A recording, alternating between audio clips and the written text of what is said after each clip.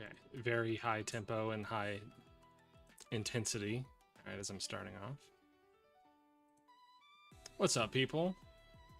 I'm Know Nothing Attorney. I know nothing, so you can too. Because it's only in embracing that we know nothing that we can actually learn anything. And that's what we intend to do every single day we're here. Just learn something new. Sam706, what's up in Twitch chat? So, you had shared, I'm going to throw this up on screen. I've got some shared stuff to get into. There we go.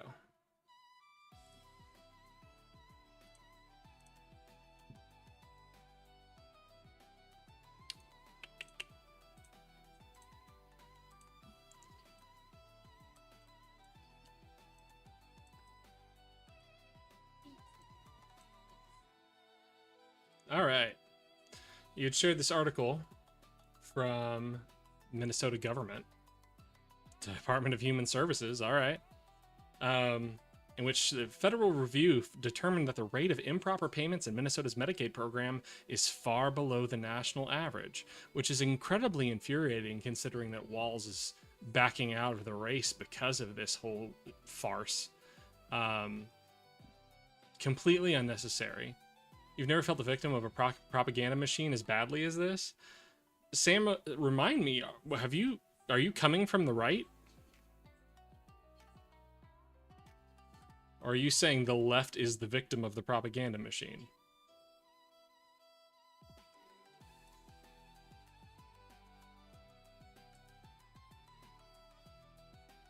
Because, I mean, the right is also the victim of the propaganda machine. They are just the ones falling for it, but I guess we all are victims, just in different ways. Some of us are victims who feel smug for some reason. They don't realize they're victims yet. Center left. Oh, that's right. You're out of Minnesota.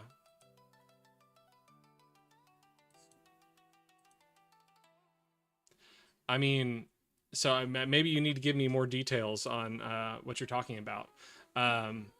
Because, like, this has been what I've seen the whole time. This is what things were looking like exactly like this when Doge was doing their quote-unquote review of agency programs. They kept making claims that they're like, look at this example of fraud, and it was an example of fraud that had been found, caught, and the money returned. The rate of fraud in federal programs is generally pretty low. And also so is like internal fraud in these programs, because there isn't a lot of opportunity with all the oversight to take advantage of a federal program from the inside. And there are a lot of opportunities for it to fuck up, and like, how much are you going to get out of it? And then you have the whole force of the American government coming down on you if you fuck it up. So from the inside, there's not a lot of fraud, and then there's not a lot of fraud with people taking advantage of these programs, because generally these programs are like, you've given examples of like how flawed the state agency is, but the federal programs tend to be pretty strict on how they run things. Like, they'll sit there and and often they push back on states on the way states want to do things. I mean, obviously in Minnesota, like, there have been some failures in the rigor that the state goes through, but like, the federal government tends to be pretty strict on these things. And maybe this is an example of where they failed to catch some holes in the defenses. But still, the amount of fraud that actually occurs is small, and of the fraud that does occur, a massive amount of it is recovered by the federal government. So the news media internal to the state has dripped information out for like 2 years, building up the message of fraud. I have one clip to show you to respond to that.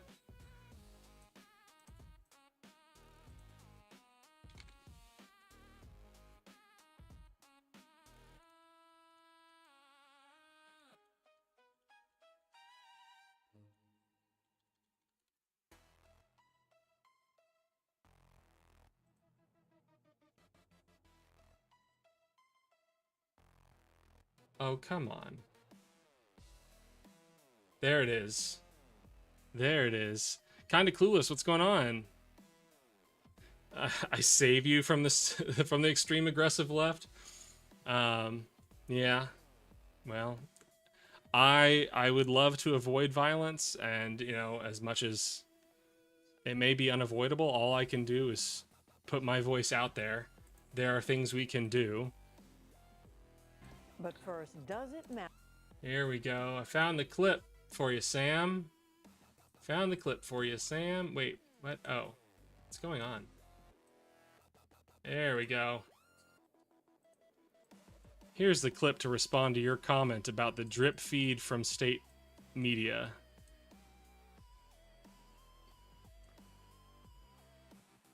It's fucking PBS NewsHour? Is this one of them? That'd be nuts.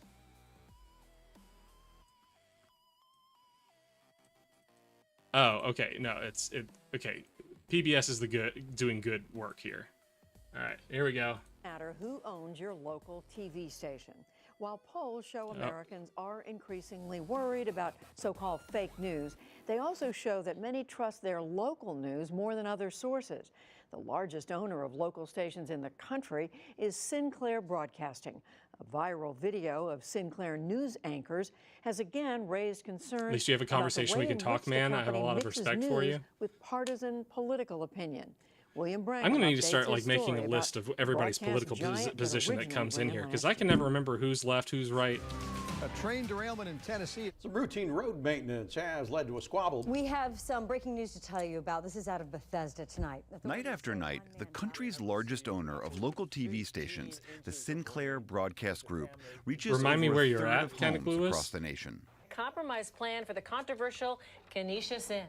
Most of us think of local news as just that, local. Stations run local stories produced and reported by local people. But if recently you tuned in to say here we go. My God, I news didn't want to see that whole thing. While just 27% trust national news. Sinclair disputes having any kind of a political bent. Its executives declined to talk with us on camera for this report. The sharing of biased and false news has become all too common on social media. This weekend, the online site Deadspin created this compilation of dozens of Sinclair's local newscasters recording an identical promo accusing the national media of spreading fake news. And an agenda to control exactly what people think. And this is extremely dangerous to our democracy. This is extremely dangerous to our democracy. This is extremely dangerous to our democracy. This is extremely dangerous to our democracy. The video spread quickly on social media. Wow, again, why couldn't I just get the fucking video? God. Well, that wasn't the one I wanted to show.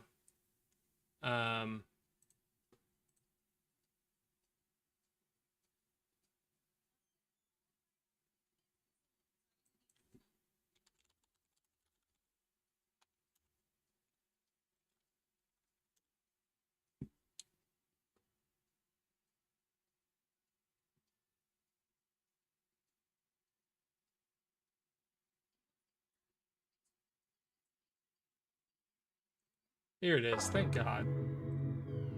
I just wanted to see the excellent goddamn clip. What is happening? Don't do that. Hi, I'm Fox San Antonio's Jessica Headley. And I'm Ryan Wolf. Our greatest responsibility is to serve our Treasure Valley communities, the El Paso, Las Cruces communities, Eastern Iowa communities, Mid-Michigan communities. We are extremely proud of the quality, balanced journalism that CBS 4 News produces. But we are concerned about the trouble and trying to get irresponsible, one-sided news stories plaguing our country. plaguing our country. The sharing of biased and false news has become all too common on social media. More alarming, some media outlets publish these same fake stories without checking facts first. The sharing of biased and False news has become all too common on social media. more alarming, some media outlets publish these stories. She might be on. I know that like within the last few weeks she was trying to get more sleep, so I don't know if she's gonna be on or not. But she usually shows up. True without checking facts first. Unfortunately, some members. Sam, are you still here for this? use their platforms to push their own personal bias and agenda to control exactly what people think. And this is extremely dangerous to our democracy. This is extremely dangerous to our democracy. This is extremely dangerous to our democracy. This is extremely dangerous to our democracy. This is extremely dangerous to our democracy. This is extremely dangerous to our democracy. This is extremely dangerous to our democracy. This is extremely dangerous to our democracy. This is extremely dangerous to our democracy. This is extremely dangerous to our democracy. This is extremely dangerous to our democracy. This is extremely dangerous to our democracy. This is extremely dangerous to our democracy. This is extremely dangerous to our democracy. This is extremely dangerous to our democracy. This is extremely dangerous to our democracy. It sure is. It sure is. That is why you saw so many headlines about Minnesota's fraud. Why I never cared about Minnesota's fraud, because it's a bullshit story. It happened, but the fact that it's a story is bullshit. It's mere pretense. It is designed to rile you up. It's designed to rile everyone up. And now they are tearing down your Medicaid program for nothing. Nothing at all. That's the entire that's the entire right propaganda machine. Is just inflating things inflating extreme circumstances or minor circumstances and inflating them to either be more common than they are or more significant than they are. Kind of clueless. We were reviewing this article. Where did it fucking go? Federal review determines rate of improper payments in Minnesota's Medicaid program is far below national average. So when you say it has merit, maybe there was fraud, but the fact that there was fraud is fucking meaningless. It's meaningless.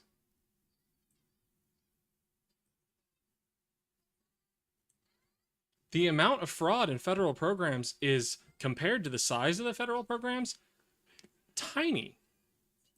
Well, we can read the article if you want to challenge it. Looks like it was CMS, the pieces of shit who are cutting Medicaid across the country. The people that are responsible for rural hospitals shutting down. New federal data released by the U.S. Centers for Medicare and Medicaid Services, also known as CMS, shows the overall rate of improper payment in Minnesota's Medicaid program is far below national averages. In the review released last week, CMS found an error rate of slightly over 2.1% compared to a national average of 6.1%. The data for the review... Damn, Minnesota! Minnesota's fucking killing it with their Medicaid program. The data for the review was compiled before the Minnesota Department of Human Services began implementing new strategies to minimize the risk of fraud and harden its systems against bad actors. And Sam, if the holes in Minnesota's program are as big as you say they are, then it's possible that the program is not seeing a lot of fraud because Minnesotans are just fucking good people. In general. That might be the case. Which part? Which part is hard for you to believe? The CMS statistics? That Minnesotans are good people?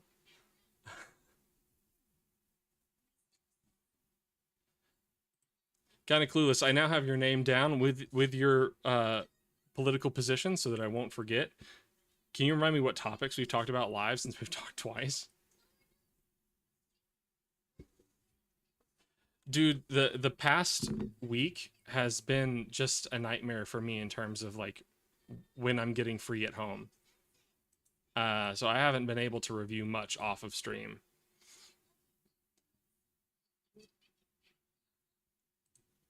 Where did you send it?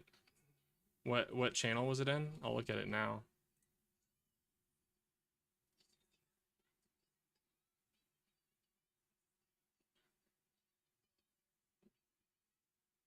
Dude, I know. Well, I mean, I've talked to multiple people on the phone, and I do this every day, so I lose track of names a lot. But right now I'm making a concerted effort to not forget your name, so it'd be cool if you didn't punish me for it. You have been the motivation for me to keep better track.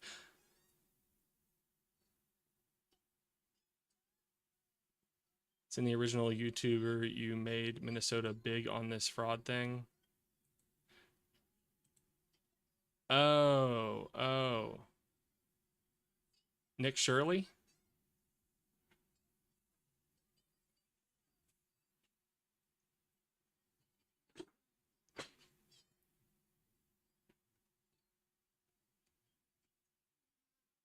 What's your Discord name?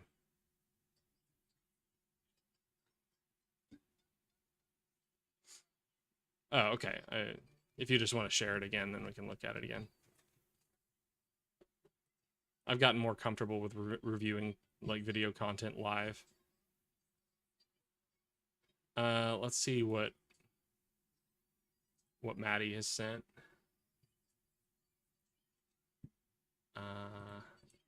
You want the usual? No. I need help. Double it is. No, I'm serious. Like, I think I might be in trouble with the law. Double would be great, though. Thank you. Well, you've come to the right place because I have a ton of legal experience. Really? Yeah, I watch Law and Order all day. I know the Amanda rights by heart. Got something to say, pal? You actually need help. You should talk to a real lawyer. What are you, a lawyer? Yeah.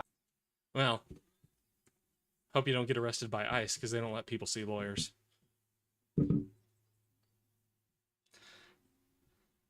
I just am still trying to make sense of that statistic with some of the things I've seen with my own eyes. I mean, maybe you're in a particularly vulnerable part of the Medicaid program. That's possible. And are you saying you have seen fraud with your own eyes, or you have just seen a lack of oversight?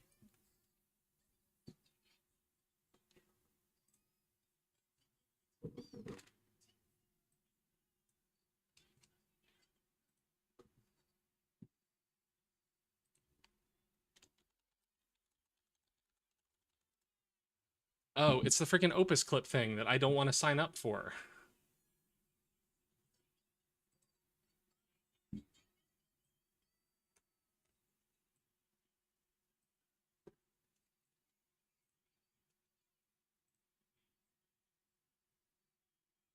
Ah, except now I've created a Gmail for it. Okay, well, that was a lot easier this time.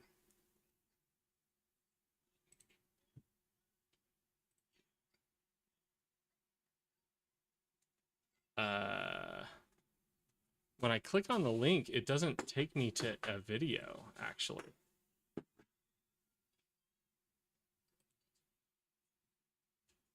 Here, I'll put it back up so you can see where it's taking me.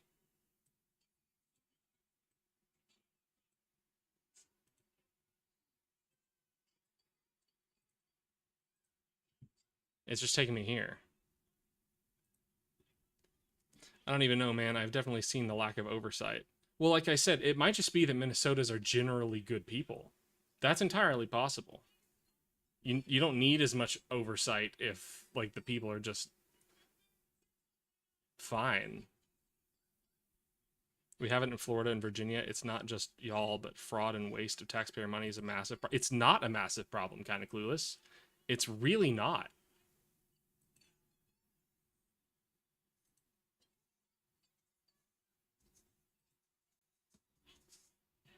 I'll try to find some statistics on Medicaid fraud.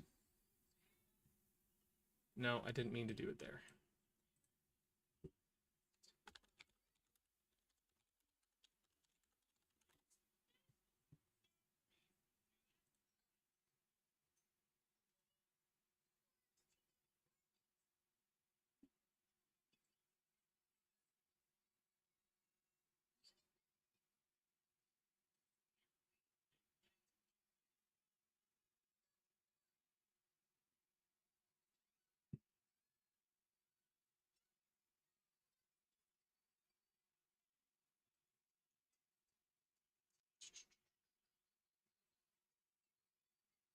That's not very helpful. Either full report.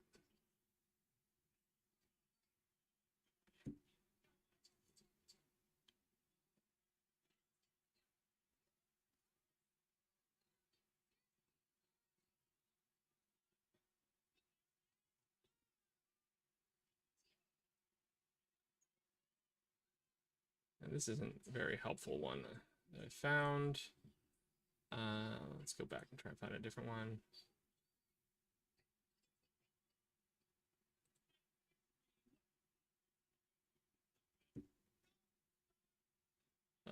Oh, fuck it. I'll do it live. Makes you say that, and also because I've heard statistics on Medicaid fraud before. I'm going to see what I can find.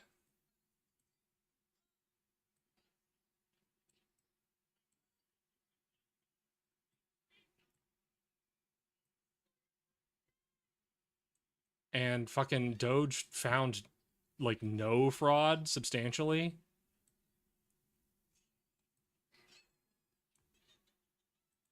We just got Abigail Spanberger here, and she's already raising taxes, which I hate, but she is touching on the supply and demand part I agree with, hoping she does some good.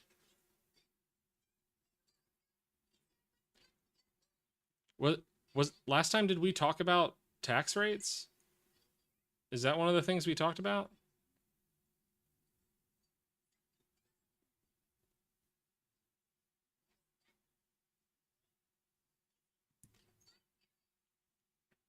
Okay. Medicaid is the primary program providing... this is from KFF. KFF is like the expert independent source on Medicaid stuff.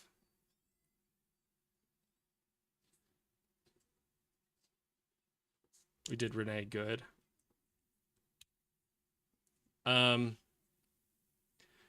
So you see my my stream title today. Let's just talk about the third bullet real quick. Do you believe the third bullet was justified?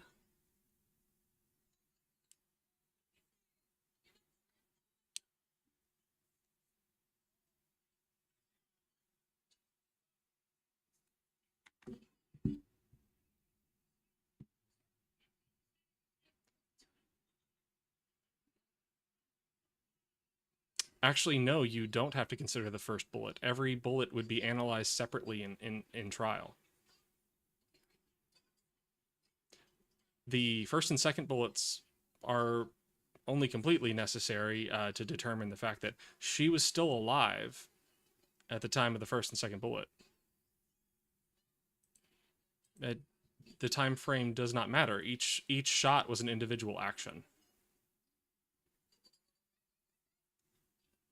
So I take it you are hesitant to answer the question of whether the third bullet was justified.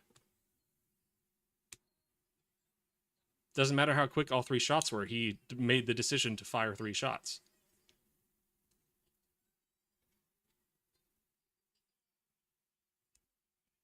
Each individual shot is a separate actus reus. That sounds good, Sam. Thank you for sharing that article. That's very good. Thanks, Sam. You rest well.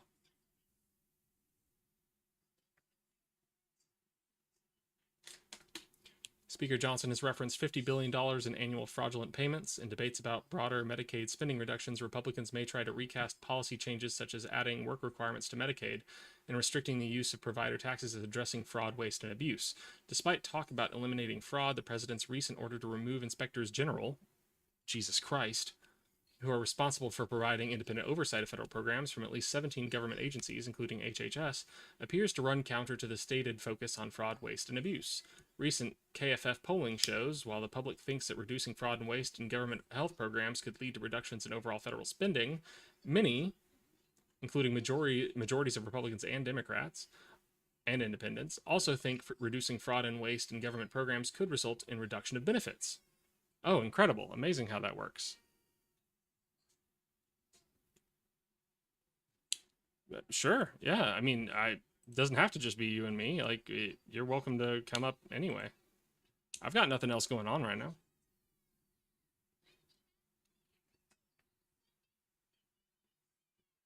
Hi, lasagna. Hi. Well, I'm sitting in the waiting room in the Discord.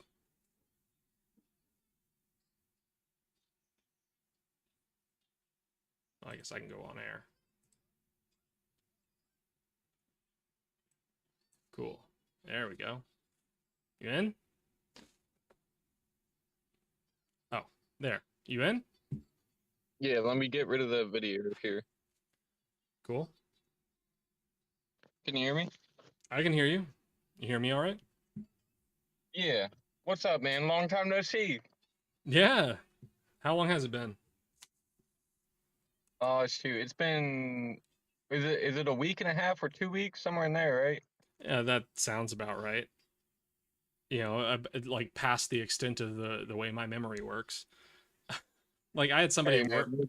I had somebody at work yesterday. I had like 2 people back to back ask me like, this is the way we did it like last year, right? Around the same time. And I'm just like, how do you fucking remember that? I don't know. I can't remember things a year ago. I've been trying to work on my memory. I have not succeeded so well, I'll admit.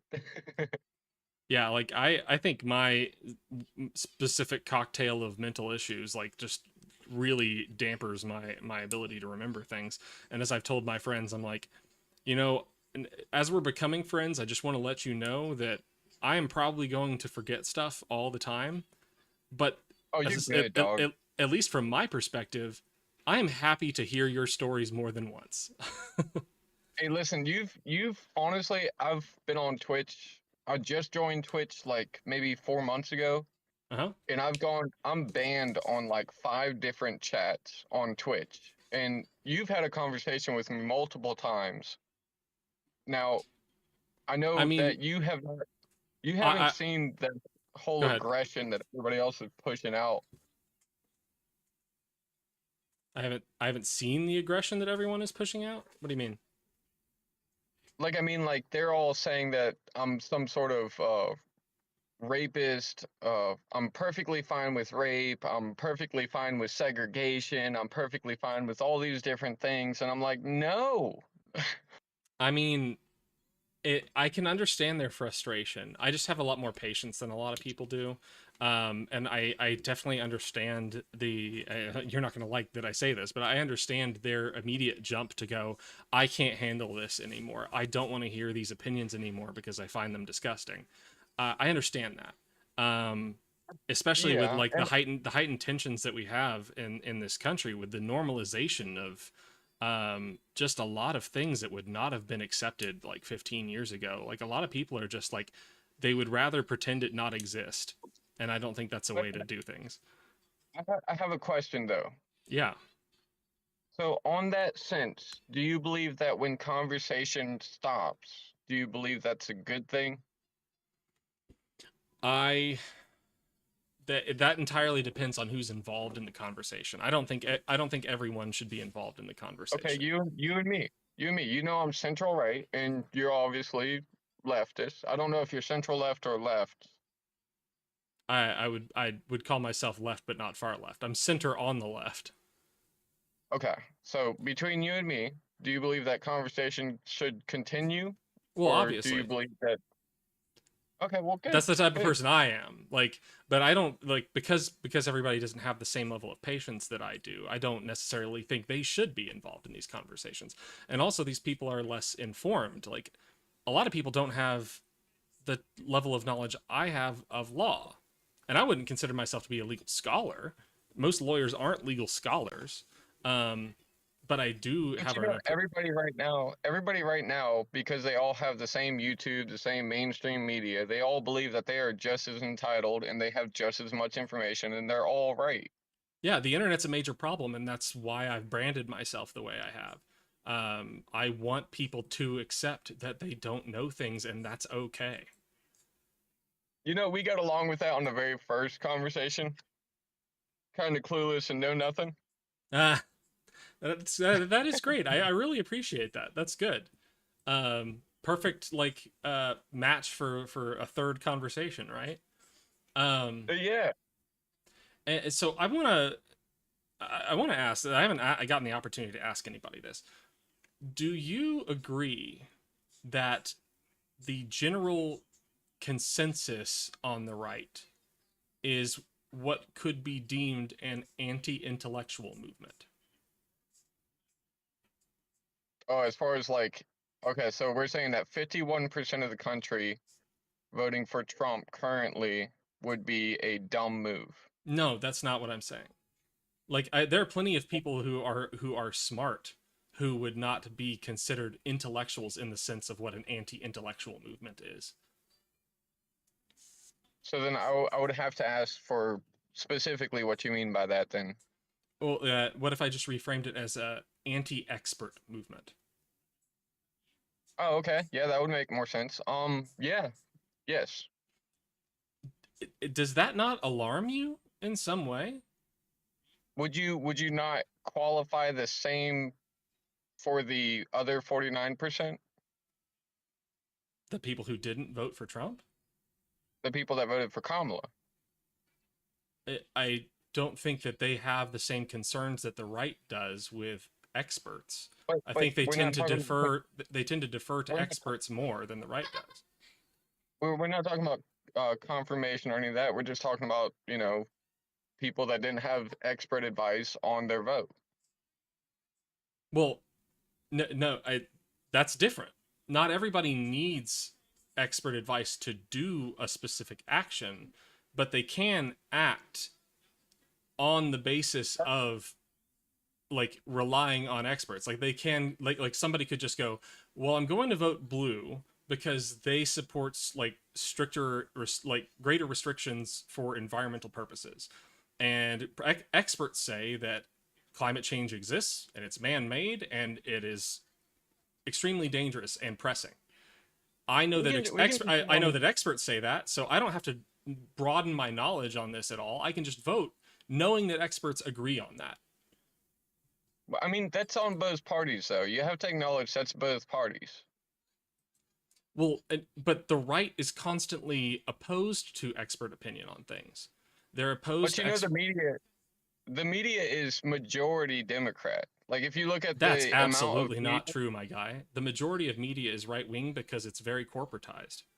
So that's not true. Look at you see like a lot of reporting, like like even the leftist views you see on the news are right wing controlled leftist views. They are dampened. That like they do not promote left ideals. Like what were you about to say? Like, give me an example. CNN? Okay, so for what you, yeah, that's a good one. Okay.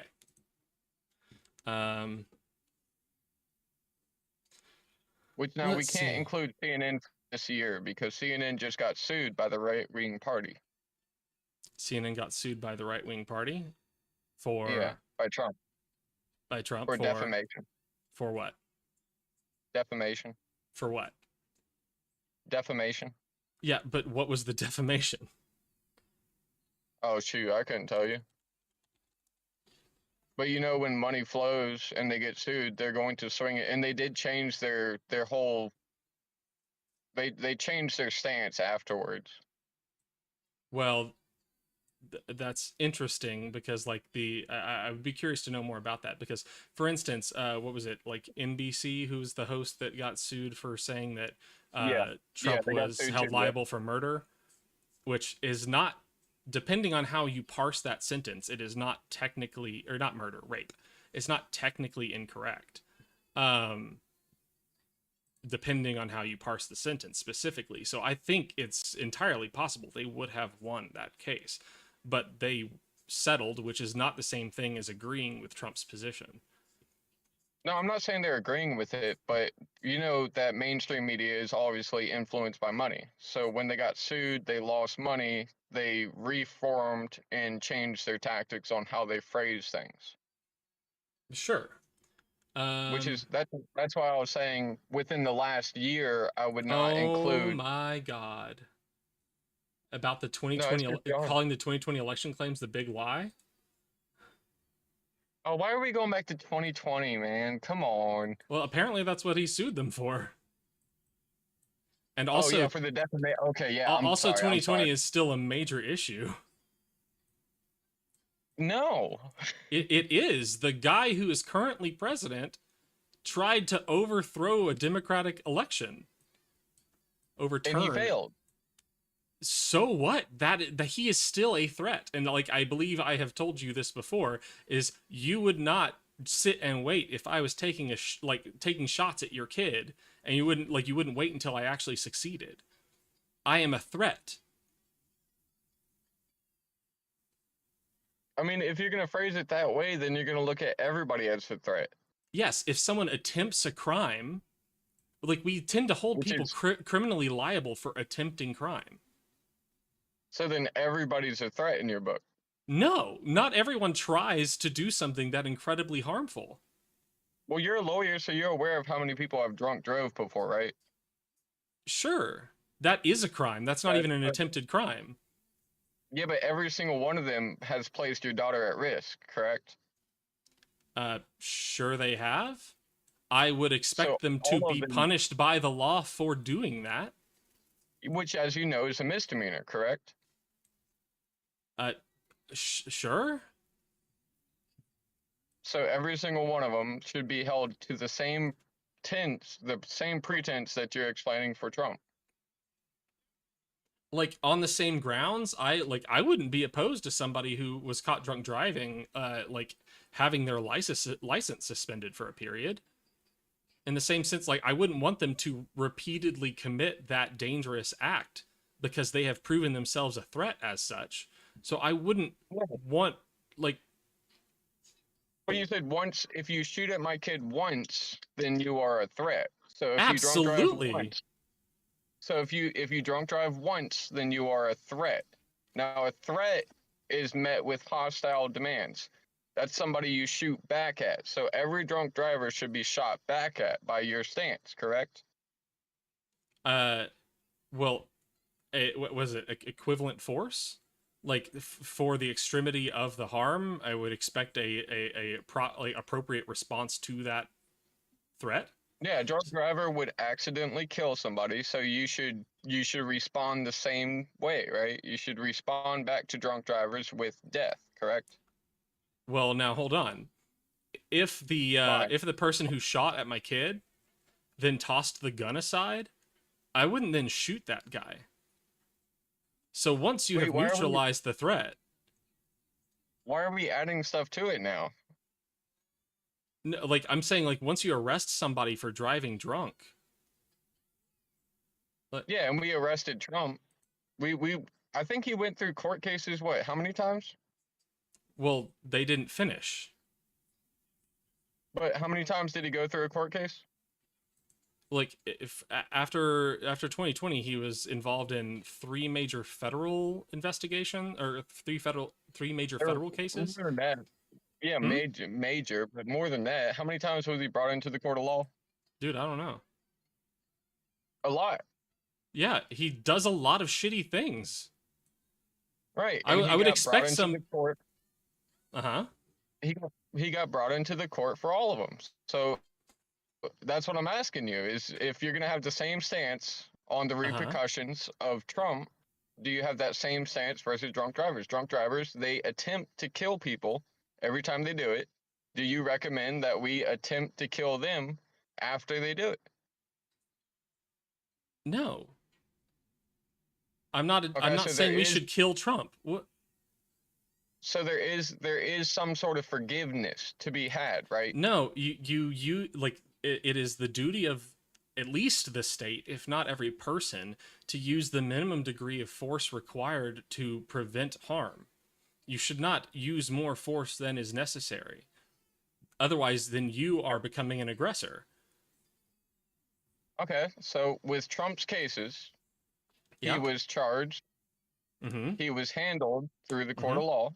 Yeah. So then we're past that then. No, we're not. Why? Because those cases didn't conclude. A lot of them did, yeah. No, like the ones that I specifically care about, like the January 6th case, did not conclude. The stolen federal documents case did not conclude. There were what? Like there were 60 cases? Dude, I don't know. But I'm talking about the ones I'm concerned with.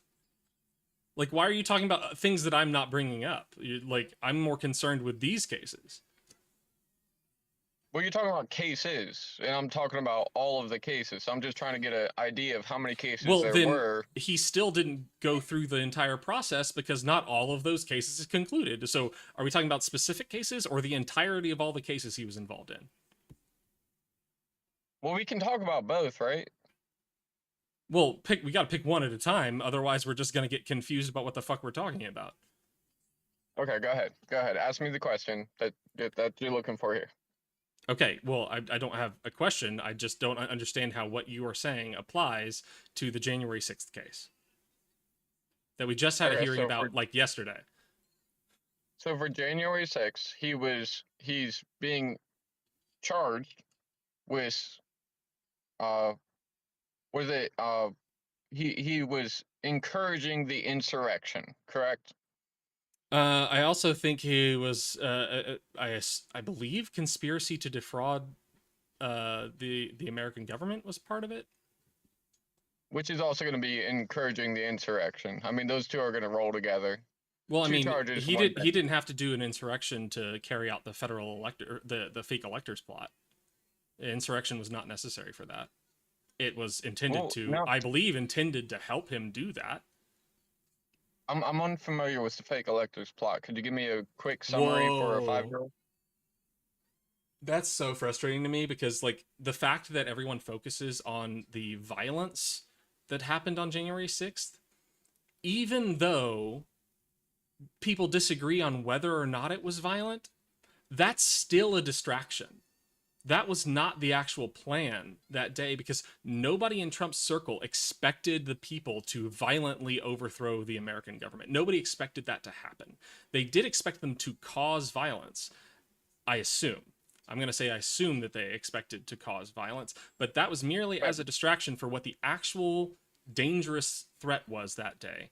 And that was the fact that for all 7 swing states, Mike Pence was handed sworn certificates of ascertainment from electors that were not approved by their states to submit electoral votes on behalf of their states. So 7 slates of fake electors were handed to Mike Pence on the Congress floor on January 6th for him to count as the actual winning electoral votes for those states. So Trump and his people... Was Mike Pence sworn into court and made this statement? I don't know if Mike Pence has said it happened, but electors have gone to prison for this. We absolutely know it happened, and even the Trump administration agrees that the facts occurred. They just say that these were alternative slates of electors. But that doesn't change the fact that they were illegal and that they committed fraud. So I have a question. Would you compare this? Now I know we had brought up Tim Walz. If you don't mind, could I bring Tim Walz back into this? Yeah, I don't care. I don't see how it's related, but go ahead. Okay, well that's where I'm getting at. I know. If Tim Walz is going to be charged with sitting there and providing Medicare, illegal, frauded Medicare to Somali immigrants, which is definitely going to be hard to prove at this point. Well, we'll see where it goes. Yeah. But if that does come out true, then that would be that he is buying votes with taxpayer money. You would realize that, right? I don't necessarily think that would be buying votes. There could be other forms of benefit that he could seek to attain by, like, fraudulently giving money to people. But you would acknowledge that if you were getting the majority of your salary on a yearly basis from having a Democrat in office, who would they vote for? Probably him, but I feel like vote one way. They would vote for Democrats, I assume, but like that would be like tangential. It wouldn't be like it would be unlikely to be the intent behind it because the number of votes that you would get from that would be incredibly low. Now, do you see where that gets fueled by the ideology of Biden's open border policies, California's sanctuary state policies, I'm still confused what Biden's open border policies were. So where he just did not fund border control and just let everybody run through the border? You mean Congress didn't fund border patrol? Under whose presidency? That would be his presidency, but he's required to enforce the laws that Congress writes. Well, then how come Trump got it closed? Trump got it closed through political pressure on his whole right wing. He controls the right wing. It's crazy. Okay, so we agree that the president could have closed the border, correct? Not necessarily. But Trump closed the border. Hold on. Let's see. I think at best, the Democrats had a tie in the Senate.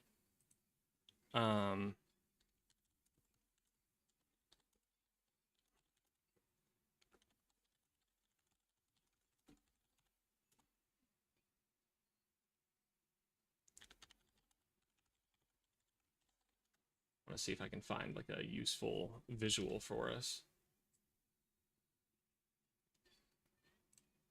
What is your mainstream of researching? Are you doing Google or? Well, this wouldn't need like a. I know Maddie's great. I've seen what Maddie's been posting. Or I'm assuming it's a she, right? Yeah. Okay. Okay, this is perfect. This is perfect. I don't tend to like be super concerned with like I want to see what the data is, and then if there are questions about the data, then I'll go to the source of the data. And then if there are questions about the source of the data, then I will look up analyses of the source and make a determination from there. Like, I don't understand the concern about the data up front. Okay, so I grew up in Florida. So my data is growing up in Florida. It's not necessarily on paperwork. It's just on meeting people. Well, then you can't trust any of that. Which, like, do you trust science in general? That's a tough question because I am a Christian. Oh boy, then we have like you and I need to go back to absolutely fundamental basics of thought. Well, now hold on, because we can get through this pretty quick. So, do you believe in evolution? Yeah. Damn. Okay, so we're gonna have problems. So you just don't accept science? I don't accept evolution for one. Yeah. Why? Well, because the creator of evolution was Darwin. Nature? No, Darwin only wrote about what he observed, dude. And people have found flaws in Darwin's findings like since. Yeah, but what did Darwin do after his findings? What? He confessed that evolution is wrong, and he was wrong. Okay, but even to the extent that that may be true, which like if we need to get into it, I can like research that and we can see what we can find. But even to the extent that makes it true, his opinion of what he observed doesn't change anything about what he observed. He is not the arbiter of truth on evolution. Again, he just wrote about things he observed. Are you religious at all? I used to be. I was a fundy Christian up till like 2018 or probably 19. So what do you identify as now? Atheist. Okay, so you don't. Okay, got it. In the sense that I don't believe in a God, and as to whether or not I believe there is no God, I don't feel very strongly on that, but I lean toward there probably not being one. But you would acknowledge that Nikola Tesla believed in God, Albert Einstein believed in God, Thomas Jefferson believed in God. Okay. I don't know why any of that matters. Well, we're talking about science, and I'm just referencing some of the great scientists of our generation. But even they would tell you that those beliefs are not premised on science. If they're scientists, of course, They're the belief scientists. is premised on science. No. You cannot premise a theistic belief on science. Science purely operates on empirical data. There is no empirical data on theology, on the supernatural. Otherwise, it would just be natural and you could study it. It's only theology if it has no historical bounds, but the Bible has all sorts of historical bounds to it. But to the extent it's anything that can't be measured, then it's not, you can't make any scientific claims on it. We can measure it. We Measure found what? plenty of evidence that we've measured on carbon dating. Like what? Okay, for instance, when we found what is the nails on the cross from We have the not man found that, nails on the cross. What are you talking about? Yes, we have. No, we don't even know for a fact that he was nailed to a cross. Yes, the we Bible do. the Bible tells us that. We don't know for a fact that's true. Okay, I'll send you a video on Discord.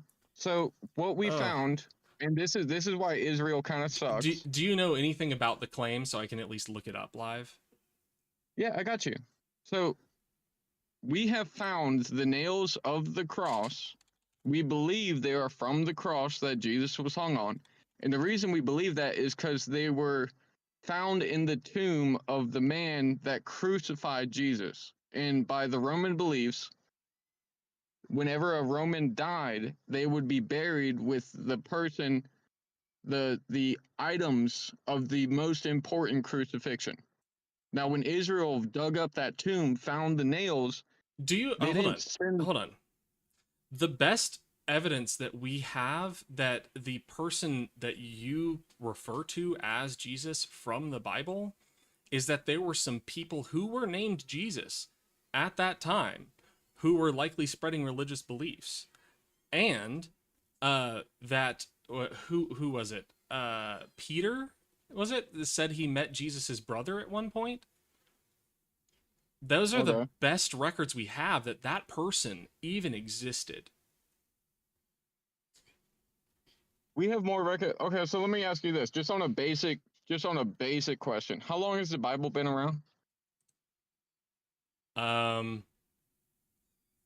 Gosh, the texts, the first texts came out 60 to 70 years after Jesus's death. Now, New Testament, Ethiopian Bible. I mean, we're going way back to the Dead Sea Scrolls. But New Testament text didn't come out until like 60 or 70 years after Jesus died. 1400s. 1300s, 1400s, somewhere in there. And I could be wrong. Are you talking about like the Gospels? So, if you don't mind, I'd just like to jump straight into the point. If we have not proved it wrong in the last 2,000 years, why do you believe it has no merit? Wait, hold on. What? If you believe the Bible has been around for 2,000 years, and it has not been disproven, why does it have no merit? Because you can't disprove something that isn't founded on empirical claims. Yes, you can. If you can disprove fiction all the time, we do it all the time with every different story. How do you disprove fiction? How do you disprove that Spider-Man exists? Vampires. We can show you the direct relation of where Dracula was born and what created Dracula. Right, but in that case, you're talking about a physical person that existed named Dracula, and you could prove that he. Well, I mean, like, depending on records of the time and place, like, for instance, if it was in a place where all of the like governmental documents were burned, it would be hard to establish a lot of facts in that period. When we see the movie Twilight, and we know it's based on vampires and werewolves, we can understand that that's a fictional movie that was based on, whether they know it or not. Only because you have no evidence in your life that vampires exist. And only because you have no evidence in your life that werewolves exist. If you had ever seen a werewolf or a vampire before, suddenly Twilight becomes a lot more believable. It could be a fictionalized version of a true story at that point. Okay, well, that's an argument for why I believe in God. Okay. But so what evidence do you have that God is possible? Okay, so when you look at, and I'm trying not to go into my personal stories because I think we're still a little bit too new for personal stories on this type of stuff. Well, also it wouldn't be evidence of anything. Well, evidence to me would be evidence to me, right? Sure, but that wouldn't be proving anything. Like it could only prove it to yourself. That's it. It wouldn't prove anything to you, but that doesn't necessarily mean that it doesn't prove anything. I mean, it still wouldn't prove anything because, like, I could point out to you that, like, how many times have you seen another person or been aware of the fact of another person having a hallucination? Do hallucinations exist? Do other people experience hallucinations? Both auditory and visual? Can you see air? Yes. Not with my naked eye, which is a great example for why we can't do, like, we have to have science for these things. Like, we can't just rely on our personal experience. You can't see air, and science didn't exist 2,000 years ago, but they knew air exists.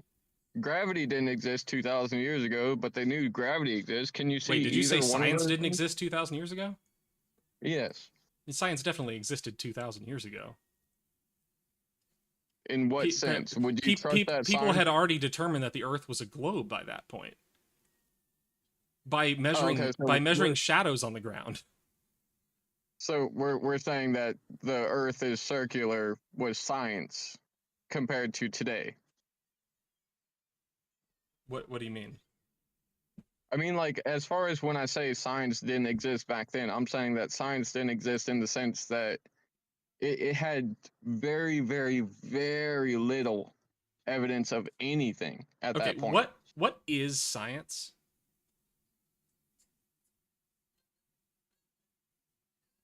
I couldn't answer that directly. Science is an epistemology.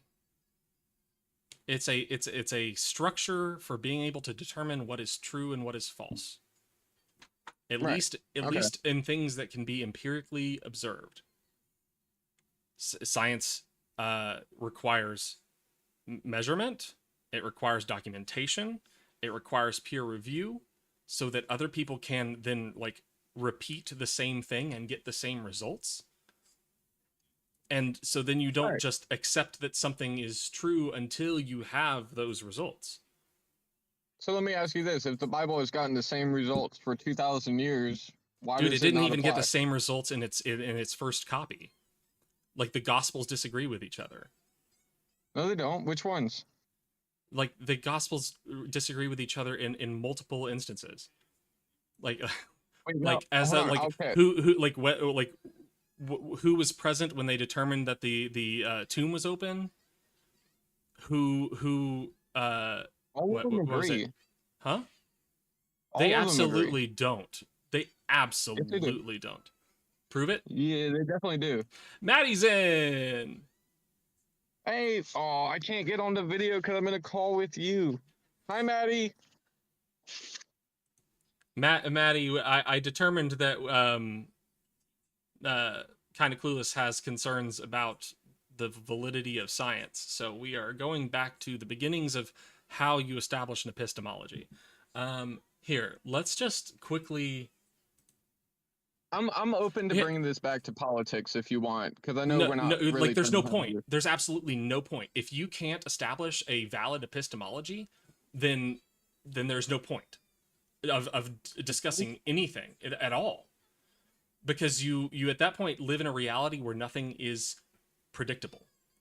So first let me ask, what does the Bible help you predict in the empirical world?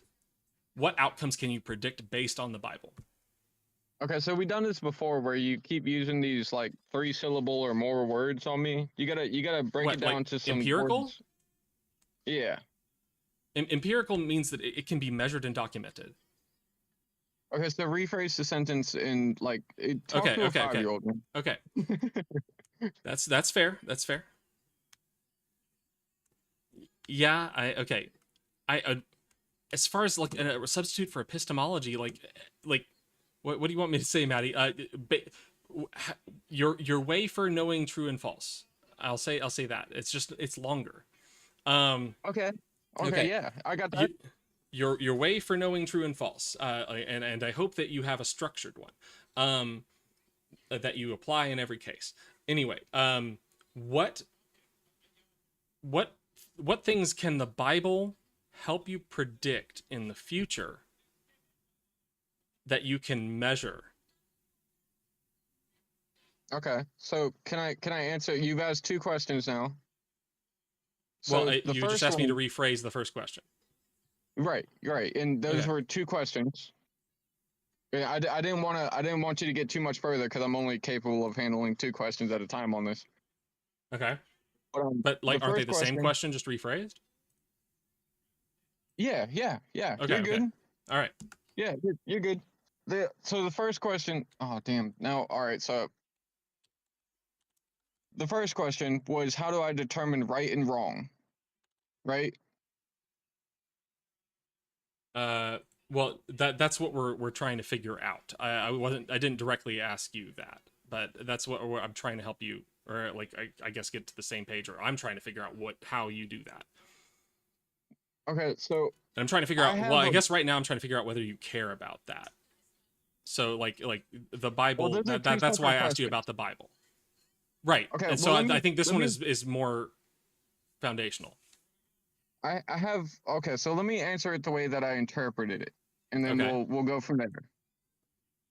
So what I interpreted was, how do I determine right and wrong as a Christian? And as an atheist, you're acknowledging that there is no book for right and wrong. So I have a 2,000-year-old book that helps me determine right and wrong. I'm talking about like empirical, right? Like right and wrong. Like what is factual to like the physical world and what is not factual in the physical world. So a 2,000-year-old book is going to be factual to the real world because it's a real book. Right. But if it were to help you have an epistemology, like, or I guess if it were to be scientific, a definition of right and wrong, it helps me have a definition of right and wrong, and it's worked for 2,000 years. Well, also to be scientific, it has to help you make predictions. Like you don't understand how things work unless you are able to make predictions with those models. Right, and the New Testament specifies on the prophets and not the apostles. So the apostles also made prophecies that came true, but there are a lot of predictions in the Bible that have come true. Like what? So, for instance, the apostles made the prediction that there would be a man that was born that would be the Savior. Well, okay, well you can't use an example from the book as the book proving something that would happen in the future. Because then we're just talking about, like, potentially that could just be an author saying, like, doing foreshadowing in their own work. Okay, so the destruction of the Second Temple. Okay. Which we haven't seen the rebuilding of the Third Temple, but I'm sure we will. Okay, well, let's get back to that in just a second. I found, I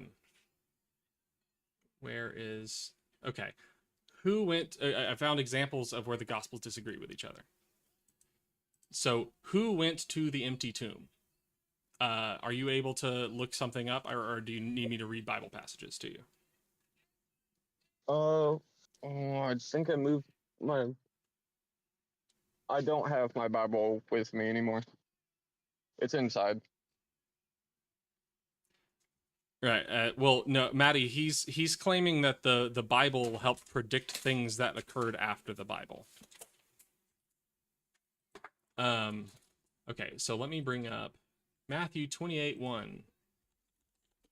What version do you want me to pull from? Depends on what context. What? Why would the context matter for which version to pull from? Because the context matters as far as Old Testament and New Testament. We're talking about the Gospels. Are you referring to Jesus? Are you referring to prophecy? Are you referring to the apostle statements? I'm talking about the Gospels. Okay, well, all of that is the Gospel.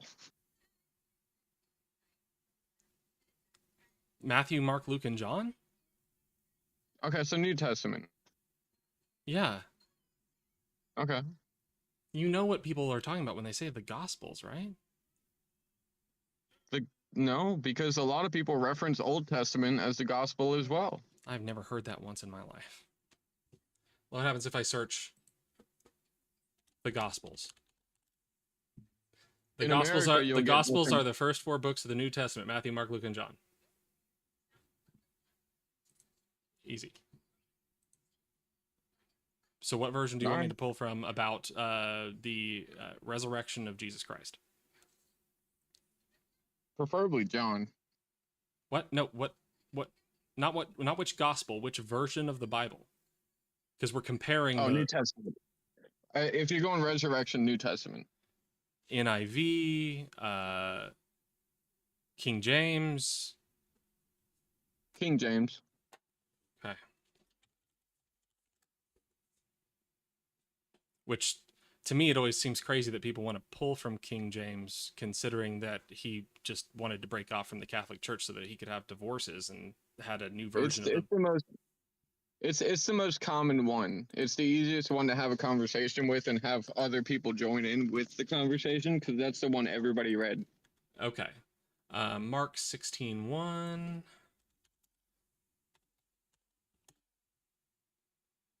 Oh, nope, King James. To remember to put King James in there. Luke 24:10.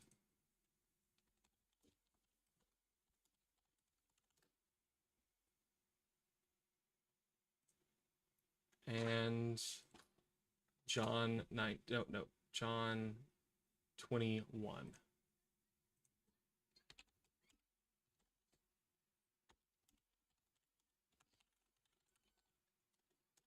Maddie, you doing all right tonight?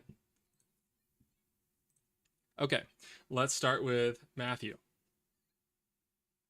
James was the bi or gay one. They were all bi or gay. It was a bunch of unmarried men living and traveling together, preaching socialism and like rubbing each other's feet. That's one way to look at it. I mean, that's how it was, right? Like, you wouldn't disagree with any part of that, would you? I mean, if you acknowledge Old Testament in that, there would be a problem, yeah. If what? If you were to acknowledge Old Testament into that, then there would be a problem. Well, I just mean, like, would you disagree with those facts? No, that's how I said it. It's one way to look at it, yeah. Sure, I mean, and I'm not.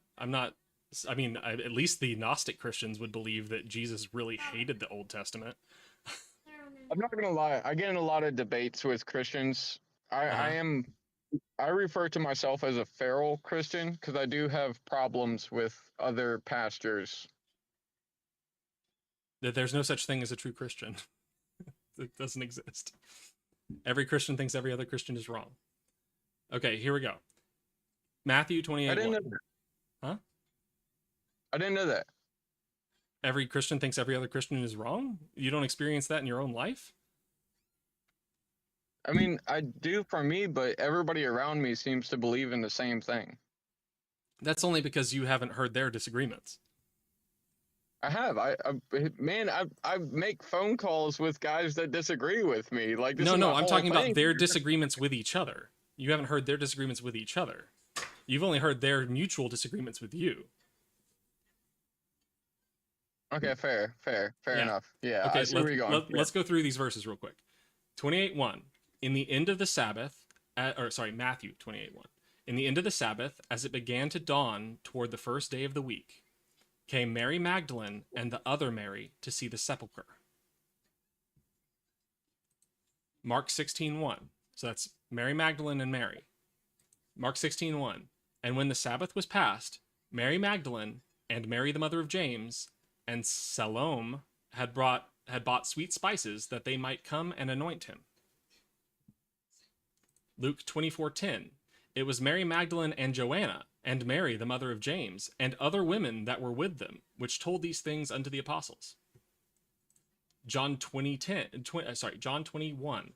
The first day of the week cometh Mary Magdalene early, when it was yet dark, unto the sepulchre, and seeth the stone taken away from the sepulchre.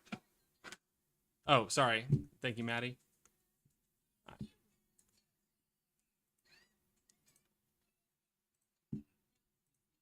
Those all had different groups of people.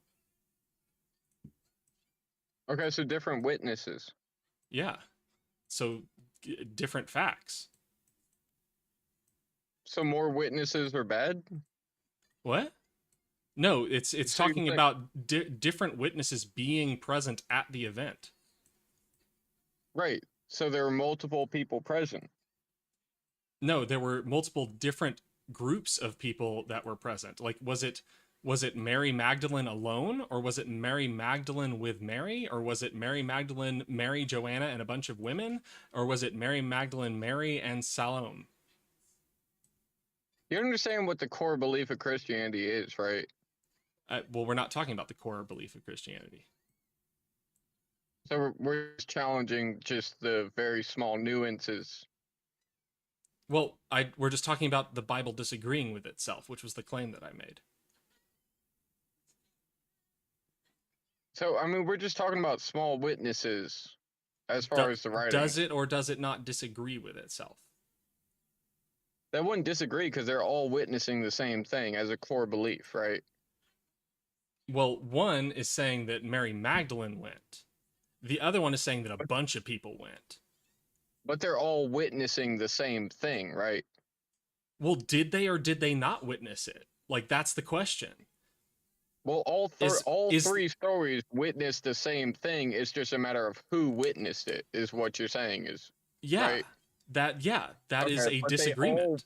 But they all witnessed the same thing. So the story didn't change. It's just a matter of who saw it. Yeah. Well, no, that is the story changing. That is a change in how we know this, supposedly. Like, basically, it would be 4 different versions of the same study coming out, and the study saying 4 different ways that they reached their conclusion.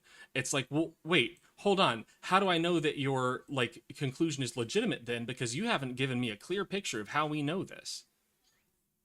You know the story is true because there are slight inconsistencies like that. The story didn't change. The witnesses slightly changed. You think inconsistencies is evidence of truth? Yeah. That, dude, would you not? That's a wild claim. Okay, so if you had a talk with 4 different gang members and they all gave you the exact same story with the exact same people, would you take that as 100% truth? No, but I would consider it evidence of the validity of each of the individual claims that they agree on. You would think I wouldn't consider it proof. I would consider it evidence. If they all had the exact same story, wouldn't you consider that kind of like maybe they conspired? If they were all a part of the same event and they all gave the same, like, I would actually expect there to be more differences if they were trying to memorize a script. If they're remembering it from their own recollection and they gave me the same answers every time, then yeah, I would expect them to be the same. No, because we opened this conversation this time with, hey man, my memory sucks. And I went, yeah, my memory sucks too. So between just you and me through the opening of this conversation. So how are they remembering the script? They're going to remember the story, but they're not going to remember who was there. Right. So anything that they disagree on in their story, I am going to consider more doubtful of a claim. But if you're gonna mention the story, which on all three stories, the story stayed the same. It's just the witnesses slightly changed. Then it's a different story. You're saying 4 different ways that we supposedly know what happened. So how can I believe any one of them? Because this is supposedly how we know this happened, right? Is the people who went and saw. And if we can't be sure of any one of those claims, then how do we know if any one of them is true? Because as far as I know, it's 4 people making it up. What action have you taken in your life that you have been 100% sure on? That's not what you need. You don't need 100% certainty. No, you're asking that this needs to be 100% true. So I'm asking you, what action in your life have you been taking that has been 100% reliable and true?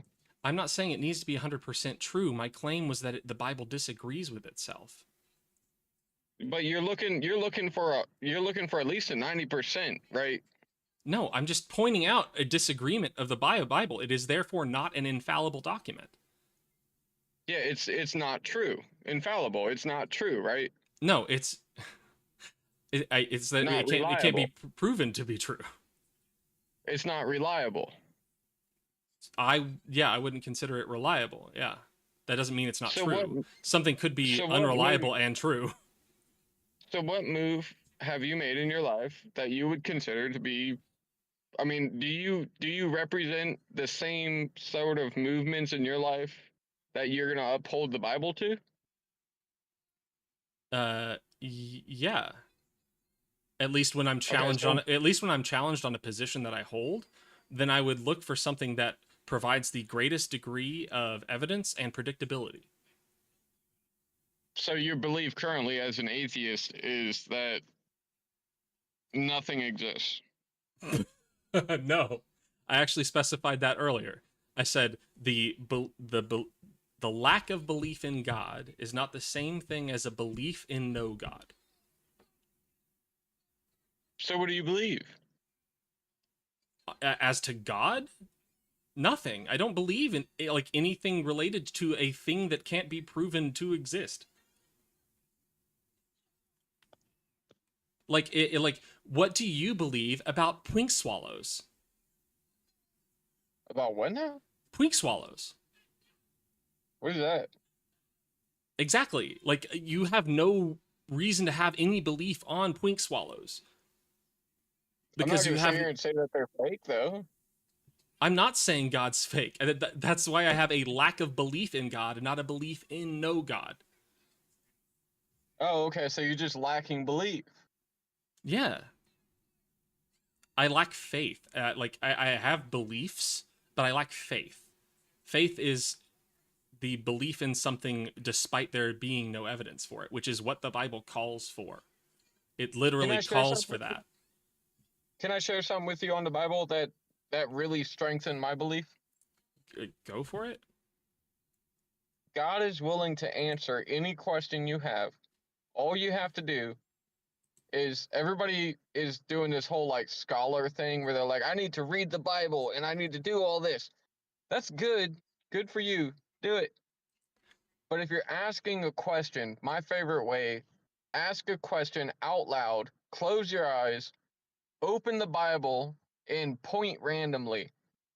God will answer by that passage you randomly point to. Okay, let me grab my Bible. Well, the first thing I found was my copy of Religious Freedom and the Constitution. Oh, that doesn't count. No, it's not a Bible. I found it interesting. Like, if I were like, hey God, I know I have a copy of a Bible here. Point me in the direction of the book I should rely on to find the correct information. It would have been the first one I would have found was Religious Freedom and the Constitution. It wouldn't have been the Bible. You're gonna point to the Second Amendment. We're gonna have all sorts of problems. Why? You said why on the Second Amendment? Yeah, why would we have problems when it comes to the Second Amendment? If you ask a question and it immediately points to, hey, guns are legal, everybody should own a gun. it could be interpreted as it was a joke. Well, I know it was a joke. Sorry. No, you're all good, man. Technically, that would be a freedom to own a gun. Not everybody should own a gun. Yeah. I agree. It just if you were to point to a and Bible technically, passage, it wouldn't be individuals' rights to own a gun. Oh man, you're going all sorts of lawyer on me. I'm gonna get pissed off. You know you're not getting paid right now, right? Huh? You're not getting paid right now. You don't have to do all the lawyer stuff on me. Well, it's the same degree of intellectual rigor I require for myself for everything that I challenge myself and others challenge me on. Oh, by the way, I forget that you can't see the chat. So Maddie is saying that the group that you identified as a bunch of like perps, alleged perps, they aren't a group that is claiming to be infallible, whereas the Bible claims to be infallible. Austin isn't claiming to be a moral authority or a kind of perfect historical recollection. Maddie, what were you saying about what you can do with a magic 8-ball or Irish mythology? Yeah, like point to a random thing, like you can shake a magic 8-ball and be like, God, give me the correct result on the magic 8-ball to help me find my way. Man, I want to you know what? I'm sure there are websites that give me random Bible passages. Okay, I am asking, gosh, I don't know whether to vocalize the question I'm asking God first. That's not how you're supposed to do it, right? Okay. I got the video pulled up. I figured out I can pause the video and that solves the double. I don't know why I didn't think of that before, but I'm back in chat and I'm also talking to you at the same time. Oh, cool. Blessed and holy are those who share in the first resurrection. The second death has no power over them, but they will be priests of God and Christ and will reign with him for 1,000 years. Well, that doesn't actually help me determine anything about how to get through to you on an epistemology as to the physical world. I didn't vocalize my question. I asked God, I put out into the ether the question of how can I best reach clueless about how to have an effective epistemology as to the physical world. And what was the answer? Blessed and holy are those who share in the first resurrection. The second death has no power over them, but they will be priests of God and of Christ and will reign with him for 1,000 years. So blessed is those who share in the first resurrection. Uh-huh. Okay, and I've been doesn't make any claim about the physical world. But what have I just told you, what is the core belief of the Christians? I don't know if you actually said that, but the core belief would be that Jesus Christ is a redeemer who saved you from eternal punishment for sins that make you automatically evil from the moment you're born. And was resurrected. And I mean, I don't think that's necessarily a core belief. I don't know what impact that necessarily has. It does. It makes a huge difference. That is part of the Gnostic core Christians. I don't think Gnostic Christians believe that. They do. So, what's your basis for making a claim about what Gnostic Christians believe? If they call themselves Christians, then they have to believe in that. Gnosticism predates your version of Christianity. That has no relevance on this. I mean, sure it does. You're making a no true Christian claim. Oh, you're saying that the Christian belief is based on Jesus. Uh-huh. And the Gnostics have beliefs about Jesus. They think that he thought Yahweh was evil.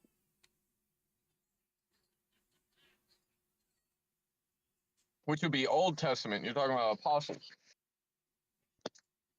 Generally, no. Most Gnostic Christians rejected physical resurrection, and this was actually one of the key theological disputes between Gnostic and Proto-Orthodox Christianity. They believe that this world is a physical prison invented by Yahweh, and that Christ came to show us the truth of the true God who is above Yahweh.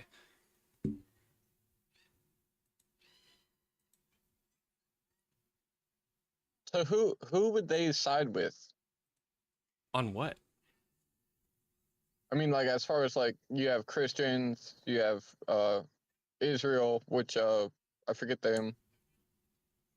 Well, they think that the Jews' God is evil, so they believe Jesus was a prophet. They believe that Jesus held secret knowledge that was necessary for us to learn to escape this material realm, to reunite with the monad, which is the single source of all divine essence. Right. So when we jump back to I know we're kind of getting scatterbrained here. When we jump back to your question on how to convince me of what you were saying, how to have an effective epistemology as to how to have an effective way of knowing what is right and wrong when it comes to claims about the physical world.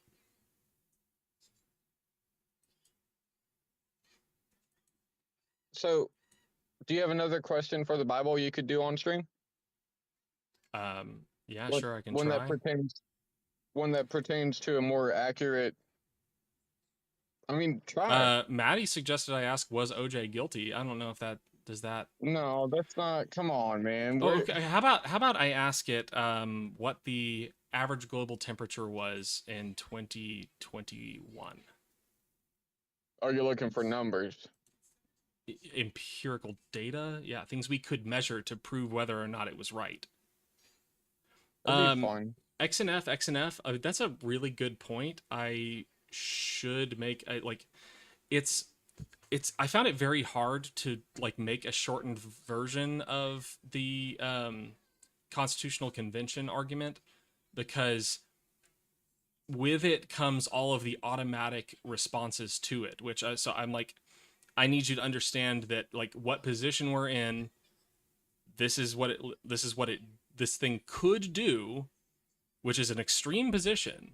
And then now I need to address like all of your concerns about it, because everybody has immediate concerns that would shut the idea down, that if I didn't address those concerns, then the idea will just flop. Because everybody has legitimate concerns about a constitutional convention. I just think once we analyze them, they don't hold up. That doesn't make them illegitimate. But I should try to make some kind of shorter form content. Like I could do a summary. Like here's the video and here's a summary. In short, XNF, Article 5 is very short. It just says you can rewrite the Constitution however much you want, except that you can't get rid of equal representation of the states in the Senate except with their consent. Otherwise, you can completely rewrite the Constitution. The states could, well, yeah, the states can completely rewrite the Constitution if they so wish.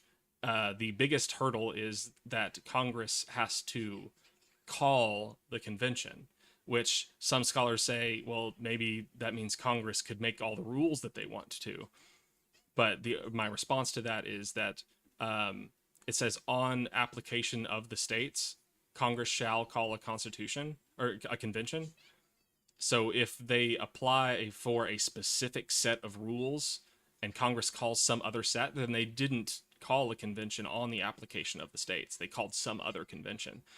And then I would have to do like summary arguments for each of the concerns. Sorry about that, Clueless. Like this is my like number one issue, so I have to respond to it. No, I was just reading Zan's, his last comment was, I'm more in favor of we should just burn the whole thing down.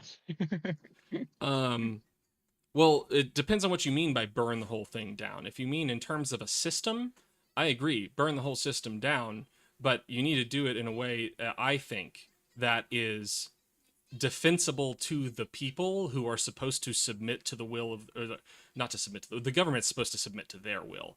But if people are going to be in a social contract as a part of a government going forward, then they at least need to have faith in the way that it was established. That's the ironic side I've been seeing. Is it is a lot safer. Democrats are very in favor of burning the system down. No, they're Republicans not. are very in favor. Oh, well, the system, sure.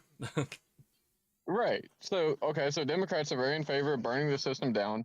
Republicans are very in favor of burning the system down, but neither party can reach an agreement where we're both like, yeah, let's fight the system. Well, your side's propaganda has you focused on things that are like both either false, like entirely false, like the DEI thing, or just my side's propaganda. Your side has no illegitimate you would have to point me to it. Like I'm willing to consider any of these things, but I'm still concerned about your willingness to listen to experts or science.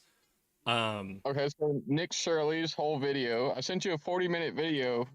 What was it? Yeah. It was Also, like Democrats aren't leftists, but yeah. Sorry. What do you call a Democrat then?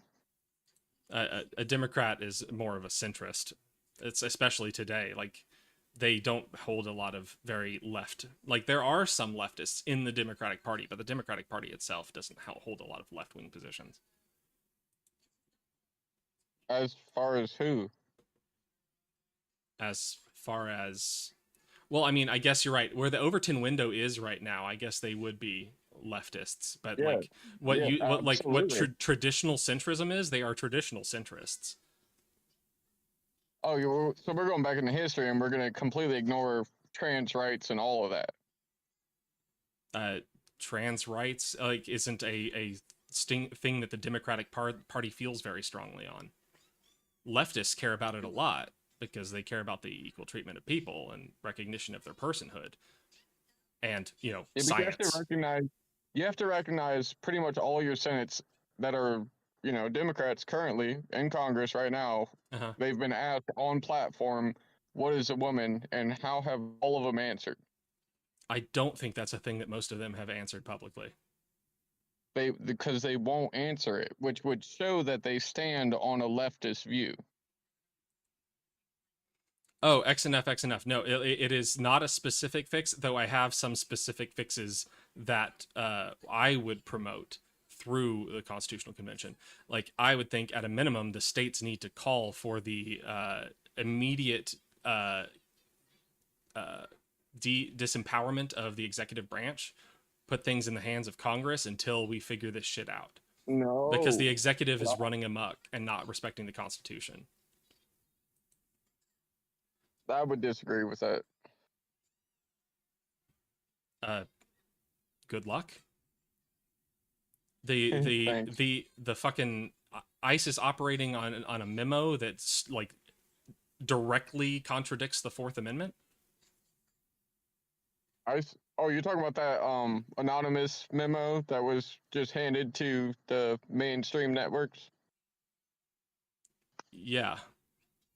The one where they're like, oh yeah, they can just jump into people's houses and they can just raid them without a search warrant. Dude, they're doing that.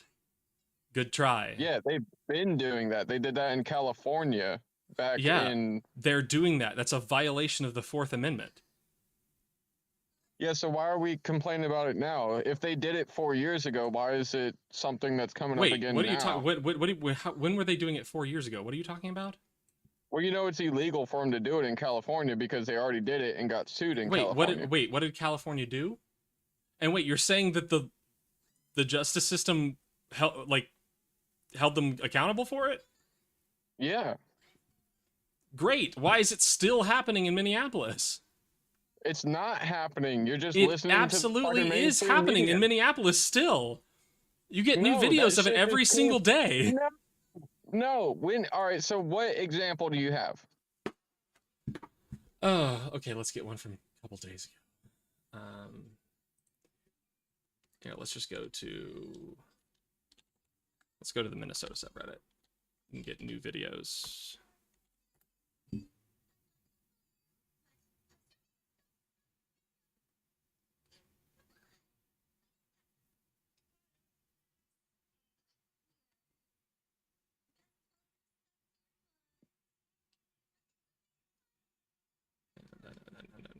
Now we're going to get a lot of stuff from today, which is mostly just the giant general strike.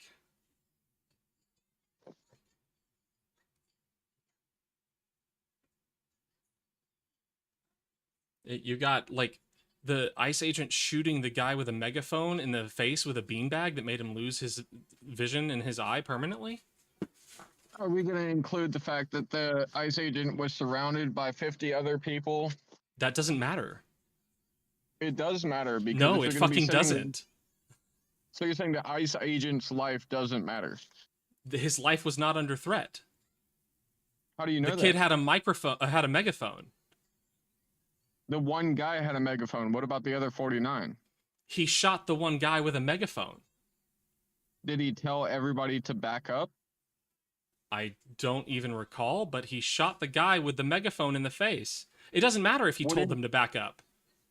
What? Now it does because he has the beanbag gun, right? If he has the gun and he says everybody needs to back up, then why would the 50 people that are facing the gun not back up?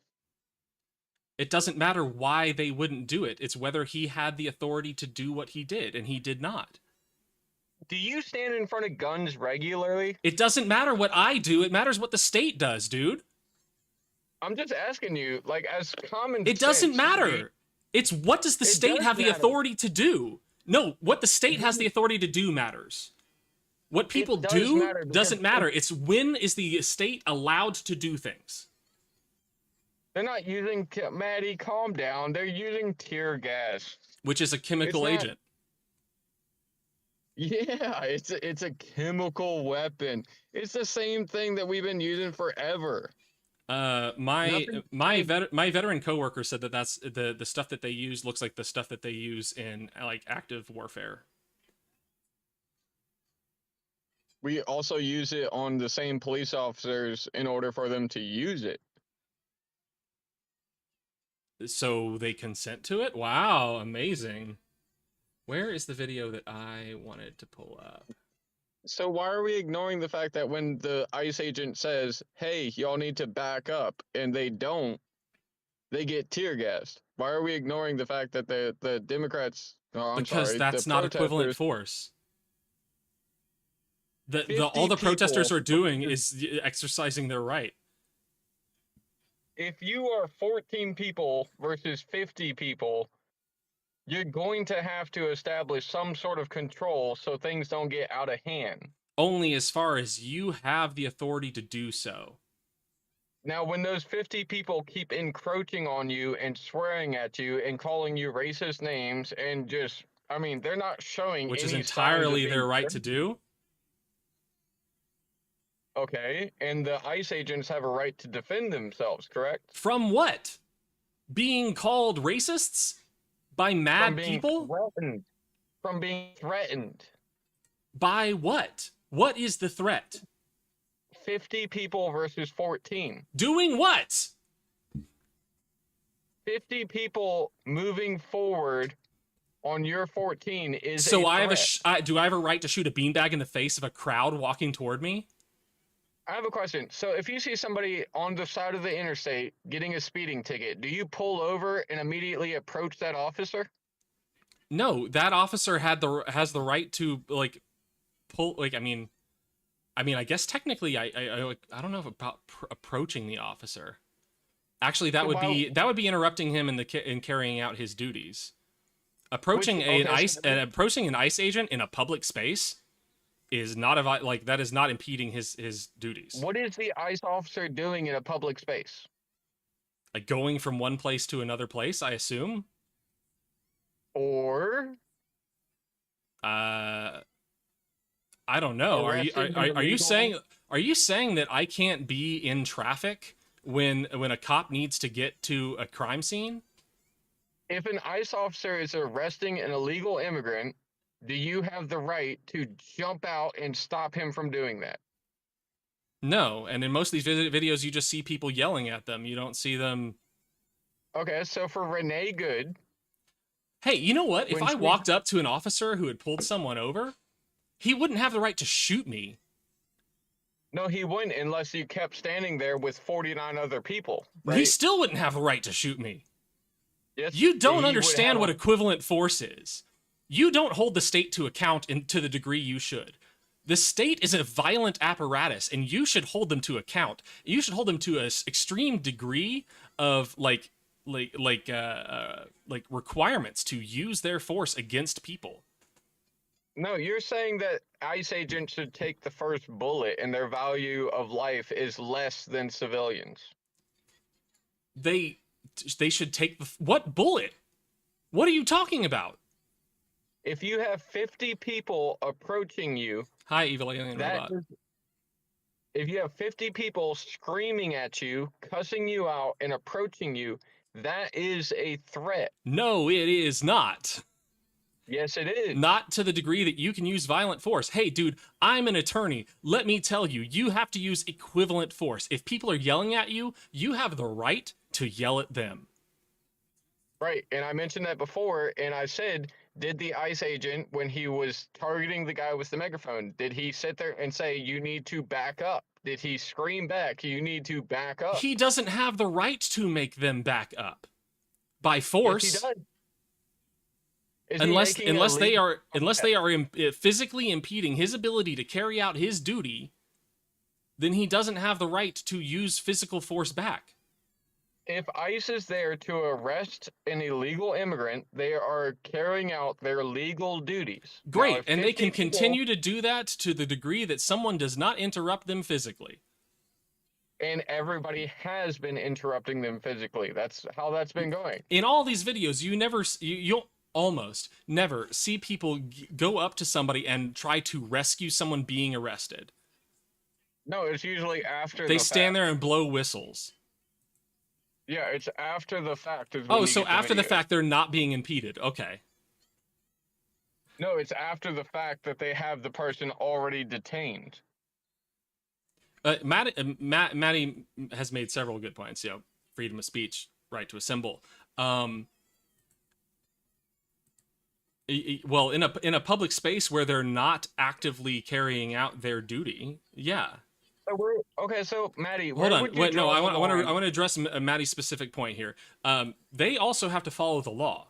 Technically, if they aren't following the law, then they are not acting as federal agents, and they don't have the right to use any amount of force to stop you from doing what they're doing.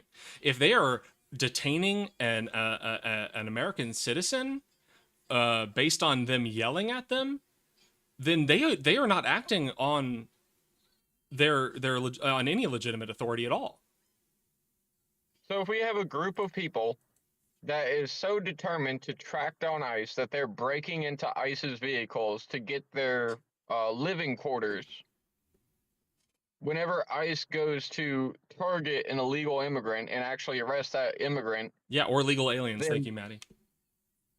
And then those right to assemble, which I agree, you have the right to assemble, but if you're using the right to assemble specifically targeting exactly when the ICE agents are going after illegal immigrants, there's going to be, I know this is a gray spot, but there's a problem. Does an American have the right to be present? At a traffic stop? No. So an officer, why not? I can't stop my car at a traffic stop and stand there and observe? Why not?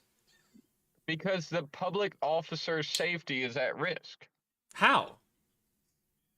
Because he doesn't know what you're capable of. That doesn't make him at risk. If I'm standing there like minding my own business, I am not putting him at risk at all. He may feel at risk, but that's not the same thing. Are you ignoring the entire fact that officers are shot every day by random people? I'm not ignoring that at all. I'm telling you what my rights are. I have the right to stop my car behind a traffic stop and record. And they have the right to defend themselves and From be concerned when there's some random person that shows up behind them and is like, I'm just here to watch. They can be concerned all they want to, but that does not give them any right to use force. But you would understand why they're on edge, right? Maddie, I understand what he means. Cops are on edge because the highest amount of accidents that or incidents that occur with officers is traffic stops. So they are on edge when they do traffic stops for sure. Legitimately so, but they have decided to use the state's force as their job that comes with certain responsibilities. It does. Now you have to amplify that by 50 protesters. And like 0 right to use force amplified by 50 is 0. But you realize every single one of them has the right to be there, to be angry, to be yelling. Okay, so this is one for Maddie. Maddie, have you looked into how many Minnesota police officers have transferred into ICE after ICE showed up in Minnesota? So the same police officers that are doing the traffic stops have joined ICE. These are the same guys. This same implication of one guy standing behind you in a traffic stop and 50 people screaming in your face calling you a racist and a Nazi. It's 1:30. This has to go hand in hand. Not every single one. No, Maddie. They have the right to call you a racist back. They do have the right to call you a racist back. That's fine. But when they say back up, that's a lawful command. You have to back up. ICE is not general law enforcement. They are law enforcement, but their authority is has a very limited range that it is applicable to. They do have control of a civilian population if need be. If need be, meaning specifically for them carrying out their federal duties. Which is what they're doing. Right, they're not cops. Right. They're there to, if they are currently arresting somebody, which is where the protesters often gather. And I'm not. The protests typically happen. Sure. And I'm not advocating for them to interrupt them. Like. But you have to acknowledge that that's where that's normally happening is, and that's in the case of Renee Good. Renee Good went there to save her neighbor. Sure. Not physically. Okay, so when she heard that there was an ICE officer acting out on his lawful duty, she drove there to counteract that. Are you sure it was his lawful duty? Because if they didn't have a judicial warrant, then it wasn't their lawful duty. I know that she was not sure, and that matters. But she was sure that ICE was conducting Fourth Amendment violations, going in their door-to-door raids. They are also racially profiling people to do their arrests, which has been made legal. That's not legal. That's what they're doing. That's what the executive branch said to do. That doesn't make it legal. Does Renee Good have more power than the executive branch? What power is she exercising? So if the executive branch says that they are allowed racial profile, which they did. The executive branch doesn't get to decide that. Right. That's gonna wind up in the Supreme Court, but that's not what we're arguing. It doesn't matter if it ends up in the Supreme Court or not. They don't have the right to do that. Again, when Renee Good decided that I'm going to drive up on the situation where ICE officers are arresting someone. They were doing their lawful duty. Did she have the right? And remember, she parked her car sideways in the road to impede traffic. Well, that's an interesting framing, considering that a car drove around her very easily. A car drove around her while she was parked sideways, correct? Sure. That's a traffic violation, and they don't have the right to stop people for a traffic violation. If they can go around her, they can go around her. Okay, so if I were to park my car sideways on any road around here, I would not have any problem, correct? Sure you would. Like, the police would stop you. Why would the police stop me? If people can get around me, it's fine, right? That's not what I said. I said it was likely a traffic violation. Right? That's what I said? Okay, is that what I said? Hey, Clueless, is that what I said? Are you arguing with me? Okay, so you're saying that if it's a traffic violation, then there is a right to approach the vehicle, correct? For a cop. This is why Maddie's saying that they're not cops. They don't have the right to carry out traffic violation stops. That is not within the scope of their authority. This isn't a traffic because they stopped ICE agents. She didn't stop any traffic. She didn't stop any ICE agents. They drove around her just fine. If you park sideways in a road, you just admitted that's impeding traffic. I didn't say that was impeding traffic. I said that was a traffic violation. Okay, so parking sideways in a road is not impeding traffic, right? Not if you can get around them. Okay, so then I could park sideways in a road and I would not have any problem because I'm not blocking traffic. It's a traffic violation that is not impeding traffic. How are you not grasping that? Those can both be true at the same time. It is a traffic violation. Like, dude, you having your tail light out is a traffic violation. Does that mean you are impeding traffic? No. No, taillight violations are not considered impeding traffic. I know. So it can be a traffic violation and not impede traffic, right? No, parking sideways in the road is impeding traffic. It's not if people can traffic. easily if people can easily drive around them, that it is factually not impeding them. Is it easily driving around if you have to go into an oncoming lane? If there are no cars coming, yeah. How would you know there's no cars coming? Because I'm sitting in the left-hand side of a vehicle, and the law expects me to be able to see oncoming traffic. You're trying to justify somebody that parks sideways in the middle of a road. That's not what I'm doing. Yes, you are very confused. You are very confused. I am not justifying them doing that. You're saying no, it's there's a difference. That's not what I'm doing. How are you this confused? I am not justifying her traffic violation. I am saying what they did was not justified. Them not being justified doesn't justify her. Was Renee Good impeding traffic? No. Okay, so you are denying that parking sideways in the middle of a road is impeding traffic. What? If you park sideways in the middle of the road, is that impeding traffic? It can. It's not always. Okay, so she impeded traffic. Now, what traffic was she impeding? I didn't say that. None.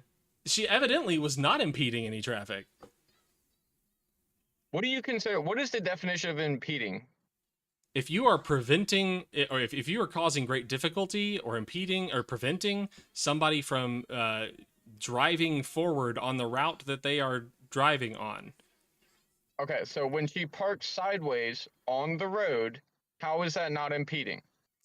Maddie, we haven't gotten to the whether it was okay yet. We're trying to figure out whether they had the right to be involved with her in the first place. We're still on the right of impeding. We haven't gotten past impeding yet. I didn't say she has a right to impede. She doesn't have a right to impede traffic. No, you're saying that she wasn't impeding. Here, you know what? For the benefit of the argument, let's just grant that she was. Let's do it. Let's say she was impeding traffic. What next? Okay, so she was impeding traffic. When she drove there willfully, because we know she drove there knowing that ICE was there and then made the decision to impede, who was she decisively impeding? Let's say it was ICE. Go ahead. Okay, so now she's impeding law enforcement of ICE agents from doing their job. Therefore, we're not waiting for law enforcement to interact. We're not waiting for law enforcement to interact with her. Arresting illegals. What illegals? Where were the illegals? Well, that's gonna be their case, right? Because she didn't know that either, right? Sure. Okay, so she didn't know that. Then how would we know? I mean, we're like what? So at this point, we're factually uncertain whether they had the right to interfere with her at all. Which would just confirm that she was really factually uncertain. So that would. Oh yeah. Please don't call people illegals. That's ridiculous. All right. Well, we do have a basis of laws, but we'll get into that. Right, but people aren't illegal. Actions are. Right. So Trump's an illegal? Is Trump an illegal? Yeah. No. Yeah, sure he is. He's a felon. Why? But you understand we have a concept of what illegals are. I don't. I think that's insane. Okay, well, you understand what I mean by a brown person, right? A brown-skinned person? I would understand what you mean, sure. Right, so there is that some describes sort of something about them as a person. I mean, we can do the dance all day long, but when it comes to Yeah, I'm asking you to good respect people. Please do that. I've been doing that. So don't call them illegals. Okay, well, your definition, are you going to respect me at the same time? Yeah, on what? If I mean, you're trying to change. If I How need do to you feel change my disrespected? definitions, if I need to change my definitions on how I frame my sentences, am I not allowed to speak freely? When you come into a person's house and they say, please don't say that, do you say, fuck you, you're insulting me by not letting me say what I want to say? Are you on my channel? Can you be a grown-up? on your channel. Man, we've done this 3 times, dog. So be a grown-up and be respectful. Jesus Christ. I've been nothing but respectful all 3 times. I am telling you that the language you're using in my space is not respectful. So if you want to be in my space, please respect that. That's how you treat people, like a normal person. No, that's how you. It's like the right doesn't know how respect works anymore. No, you don't understand how fucking insults work anymore. Everything that's said is an insult. It is classifying them as an illegal person. That doesn't make any sense. They're not an illegal person. If you come into the country illegally, then what would you call? An undocumented immigrant. Which is an illegal action, correct? Yes, it's an illegal action. They are not an illegal. How is this so difficult for you? My God, man. Trump is yeah, I'm saying if they are an illegal, Trump is just as much an illegal. Okay, so we have a basis for. Okay, so I'll change my wording. Trump is also an illegal. Why? Evelyn, I mentioned you before, Evelyn. I remember evil you. Alien. Evil alien. I'm sorry. I agree with the who cares. We're jumping base on a whole different tangent here on just trying to reform my sentences. Evelyn. Yeah, why aren't we just calling them immigrants? Like, it's not like you care whether they're seeking asylum or not. Because they're illegal immigrants, man. You would call an asylum seeker the same thing. No, because an asylum seeker, if they cross the border illegally, they're illegal immigrants. If they cross the border legally, if they cross the border without the invitation and then they ask for asylum, they are following a legal process. Well, we're kind of getting rid of that too. Which is monstrous, but that has been the law. It still is the law.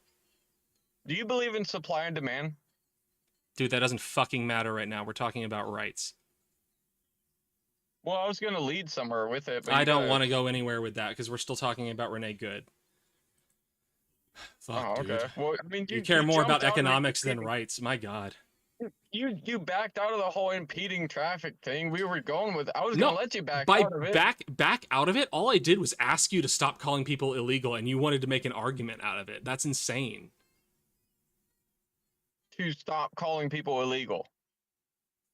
Yeah, on my channel. Okay, so you're offended by the words that I'm using. I'm not offended. I care about other people. And you're referencing that I don't care about other people. I'm saying you're disrespecting people. And I do think that equates to a level of lack of care. Are we also going on the basis that I've jumped into this discussion with somebody that opposes my views simply on the sense that we should have a conversation so we can meet a compromise here. Is the whole goal. We've done this 3 times. We're looking for a compromise between us two. So there has to When be I some ask sort of you to behave a acceptance. certain way in my house, you do not get to compromise. Either you can do it or you can't do it. Make a decision right now. Okay, so it's going to be your way or the highway. So there will My never be room or not my room. Go ahead. It's your room. Go for it. Okay, so we're done calling people illegals for this conversation. Sure. Thank you. You would not act this way in somebody's house. I don't understand. But let's move on. Okay. Let's assume they had every right to let's assume they had every right to arrest Renee Good. Let's just move from there. Let's get to the real crux of it. We're still on impeding traffic. Do you I don't agree want to that she do was that impeding anymore. traffic?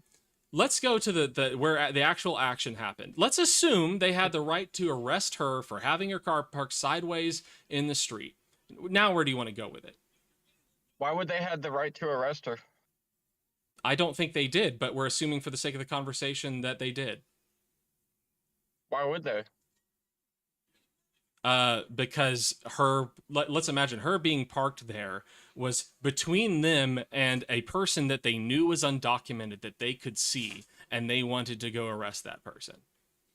I thought it was more like her parked sideways in the middle of the road when they were trying to drive. They can't arrest a person for that. Unless she's impeding their traffic. That's the example I just fucking gave, dude. Right, so we're going to get back to the impeding traffic part, right? I just granted that to you for the sake of the argument. No, you denied that you said she never impeded traffic. She's not impeding traffic. And now I'm saying, let's assume that she impeded traffic. Yeah, you're saying let's assume and not she was. Yeah. Because we disagree on it based on, we apparently disagree on the facts of the matter. Okay. All right, so and I'm saying ultimately this fact doesn't matter to the result. It does matter. Because she was murdered. So either way, whether she was impeding traffic or not, she was murdered. So let's move on from impeding traffic. Okay, so the definition of murdered is going to have some sort of motive. What is the motive? An intent to kill. Or the intent to commit an act one knows will cause grievous bodily harm or death. Yeah, so what was the motive for the ICE agent versus Renee Good? An intent to kill or an intent to commit an action that they knew was likely to kill or commit grievous bodily harm. So where was his motive? That's the motive. That is the mens rea. Okay, what you're talking about as motive is not something that actually exists in modern criminal law. Modern criminal law, a crime has an actus reus and a mens rea. An actus reus is an act. It is the criminal act. Actus reus usually are only crimes if they have the specific mens rea required. Different types of mens rea are intent, knowledge, recklessness, or negligence. Those are the usual types of mens rea. So murder is generally going to require intent or knowledge. There are some levels of elevated recklessness that sometimes jump up to murder. All right, so if you have somebody that you drive up, you're trying to do your job, arrest an illegal immigrant. Oh, I'm sorry.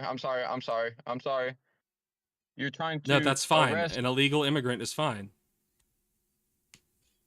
Okay. You're trying to arrest an illegal immigrant. Renee Good drives up, parks sideways in the middle of the road. Several ICE officers drive around her, and then one ICE officer stops and approaches her car. When he approaches the car, her girlfriend gets back in the car and says, "Drive." And then she drives with the cop in front of, with the ICE officer in front of her. Which, as we know, that ICE officer was, an ICE officer that had previously been drugged by a car. I know you guys are tired of hearing this, but we did talk about the fact that cops have been through this shit before, and we have to acknowledge the psychology part of it. Mm-hmm. So the same ICE officer is now standing in front of this car. We don't have to acknowledge the psychology part of it. That's not part of a criminal analysis. It is part of a jury. Maybe it could drop, like, I don't know how that would... A jury doesn't have to acknowledge the psychology? No. The jury is asked specific questions. That's how a jury form works. They're meant to determine specific like the presence of specific facts, whether those facts exist or not. Last time we talked about this, I said that this case would never see true justice. And I still stand by that. And I agree. Well, whether this I think it's likely you're correct. I hope you're wrong. Whether this goes through state court or it goes through federal court, neither one is going to wind up with true justice on the United States eyes. Well, let's walk through true justice. Let's go through the facts of the case. Let's assume that she was using her car as a lethal weapon to drive at him and then turned her car away at the last second. He, not knowing that she was going to turn away, acted in accordance with the fact that she was using a lethal weapon to threaten grievous bodily harm or death on him. He then had the right to return force with, I don't know this for sure. It would depend on the specific authority that they have. Like, they might have certain policies about what you are supposed to do. But, I know they do have. I don't know what those policies are. If you return lethal force, you'd meet force with force. Well, I know that there are different policies when it comes to a motor vehicle. Like, you don't usually shoot at a motor vehicle because if the person dies or is no longer able to drive, then you have just created a threat to the public. But he, in that moment, let's assume he had the right to defend himself. So he meets lethal force with lethal force. He shoots her. I forget whether the first bullet hit her arm or her chest. It's one of those two. After the first shot... All three shots were fired in a matter of 1 second. Doesn't matter. It does He fired 3 times. So we have to examine the facts of each time he chose to use lethal force. Because when you... No, this is how it works, dude. This is how it fucking works, and this is how we hold people to account for their actions. Here, let me ask you. If somebody's lying bleeding on the pavement, they are unconscious, and they're lung shot. You can tell there's a bullet hole in their chest. If you walk up and shoot them in the head, have you murdered that person? So you're saying I shot them the first time, and then they fell over... Right? I'm just saying, someone else shot them. There, you found them bleeding out with a bullet hole in their lung. They can't breathe. Then why would I walk up and shoot them? That isn't important. The question is whether it's murder. If somebody shot them one time and I just walked up and they're just bleeding out, am I going to consider it murder? I don't know anything about the situation. I wouldn't say anything. I'm saying you just found this person A finds person B in this state and then shoots them in the head. Did they murder them? If I walked up and found somebody bleeding on the side of the road, and then who walks up afterwards and shoots them? A random passerby. Then yeah, if you just walk up afterwards and shoot them, that's murder. Yeah. Even if they were about to die? Yeah. Yeah, I agree. So each bullet matters. Each bullet matters, and you made a choice each time you pulled the trigger. That's a terrible example. You're breaking down. You're talking about possibly a completely separate. Did he choose to pull the trigger each time? You understand? Okay, so self-defense. So if somebody walks into your house and they have a gun, they have a lethal weapon. If you were to pull the trigger 1 time versus 3 times, is that going to matter for self-defense? There are definitely facts that matter in that circumstance. If I shoot them twice and they are lying on the ground holding their leg, they can't move their leg, and they're going and then I shoot them again, then yeah, it matters. But you Facts realize matter. takes more than a second. It takes more than a second to fall over. All 3 shots were fired in a second. So when you say that they fell over and they're bleeding out, that's like 3 seconds. Did he choose afterwards. to step out of the way of the vehicle? He moved out of the way of the vehicle. Last time I seen, which I don't know if it's true or not. You know, that might be one from Eddie, but I seen that he had internal bleeding. I'm not sure I'm convinced on that, to be honest. Good. I think that's probably not true, to be honest. I think that's probably right-wing media. But I do agree that he was standing in front of the car and had reason. Did he choose to step out? I mean, in violation of policy, sure, which means that he wasn't acting within his authority.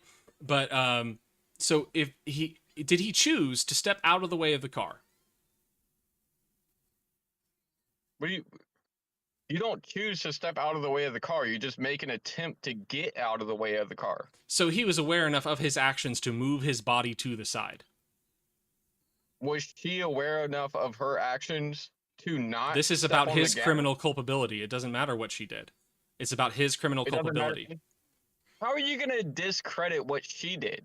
Because that would be a separate question. No, it's not. It's one criminal case. No, it's not. It would be 2 different criminal cases. No, because we're talking about murder. Right, and hers would be attempted murder in the facts you believe. So he would be committing murder, and she would be he would be charged with he'd be indicted. Attempted murder and self-defense are the same case. No, they're not. That's not how that works. They would, if both of them were charged, one would be charged. Well, I guess she couldn't be charged with murder. She'd be I mean, he would be charged with murder. He'd be charged with attempted murder. She'd be charged with attempted murder. And then his firing at her would be a defense in his case. Right. So it'd be 2 separate cases. Okay, so it'd be 2. Okay, so it would be 2 separate cases of her trying to murder him, quotation, and then him self-defensing, quotation. Yeah. Now, the problem is that for all of your actions have to be defensible with your defense. Not so within the 1 facts, second. No, the facts have to apply to all of your actions. So by the time he stepped out of when he stepped out of the way of the vehicle and fired 2 more times at her, the 3rd shot hitting her in the left temple, killing her, or at least being the fatal wound. Apparently she bled for 8 minutes after that, and they refused her a physician. I have a question for you. That's murder. Go for it. You're a lawyer, right? Yeah. Do you believe that you are innocent until you're proven guilty? Only in a court of criminal law. Right. I hate how wrong people get this. This is such a pet peeve of mine. I hate how wrong people get this. I am perfectly allowed to call a person guilty before they are found guilty or not. Even after they're found not guilty, I could still call them guilty. Right, of course. Because I'm not the state. Right, but you realize this has not gone through any sort of court system yet. Doesn't fucking matter. It does matter. How? Well, you agree with me that this is never going to see justice. I think it's likely it will never see justice. I hope that's not true. I think if it gets to court, then he will see justice. I think it's very likely he will see justice. Just out of curiosity, in court, the 2nd and 3rd bullets are completely indefensible, my guy. Yeah, like we can have an argument between the two of us as much as we want, but I can tell you, in court, the second and third bullets have no defense. In terms of legal fact, like how the law works, second and third bullets have no defense at all. Like, I'm gonna cut through the bullshit, like between like what I think is right and what you think is right. The way law works, he doesn't have a defense anymore once he steps out of the way of that vehicle. Or once he's thrown out of the way of the vehicle. Either way, once he is no longer under any reasonable belief that he is under the threat of physical harm, he has no right to use his firearm anymore. And in that case, he murdered Renee Good. He abused his right to use state power to kill her when he had no right to. If the court rules it that way, then I will back down. Now, see, this is bullshit again. You aren't the state, my guy. You have a right to judge for yourself how law works or whether law is right. I can judge for myself. I've already told you my judgment. I've told you it 5 times. So you think that somebody, once they are out of the way of physical harm, they can then discharge a lethal firearm at a person? I think if I'm standing in front of a car and somebody steps on the gas pedal, yeah, I'm going to shoot them. Great. So in that case, I could just dive out of the way, and because I know I'm diving out of the way, I can just shoot that person all I want. Well, now when we started this conversation, you said if you said Trump made an attempt to pull the trigger and shoot at your daughter, what did I didn't say Trump, do? I said me. She made an attempt to shoot at him, right? Yeah.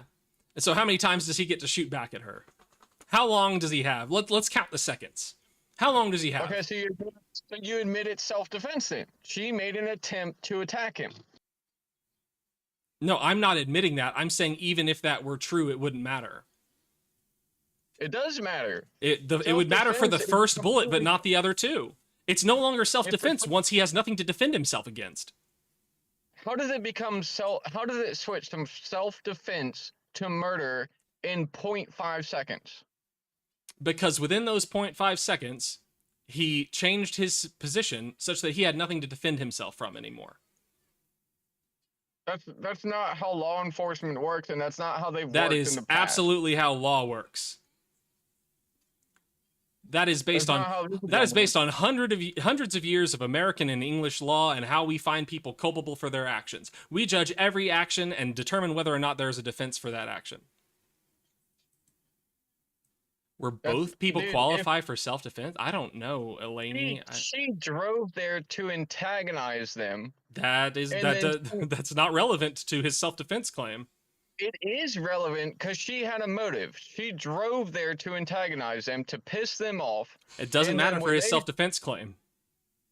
It does matter. Because How? if I sit there, if I call you on the weekly and I'm just pissing you off and I'm just doing everything I can to get under your skin, that gives you more of a right.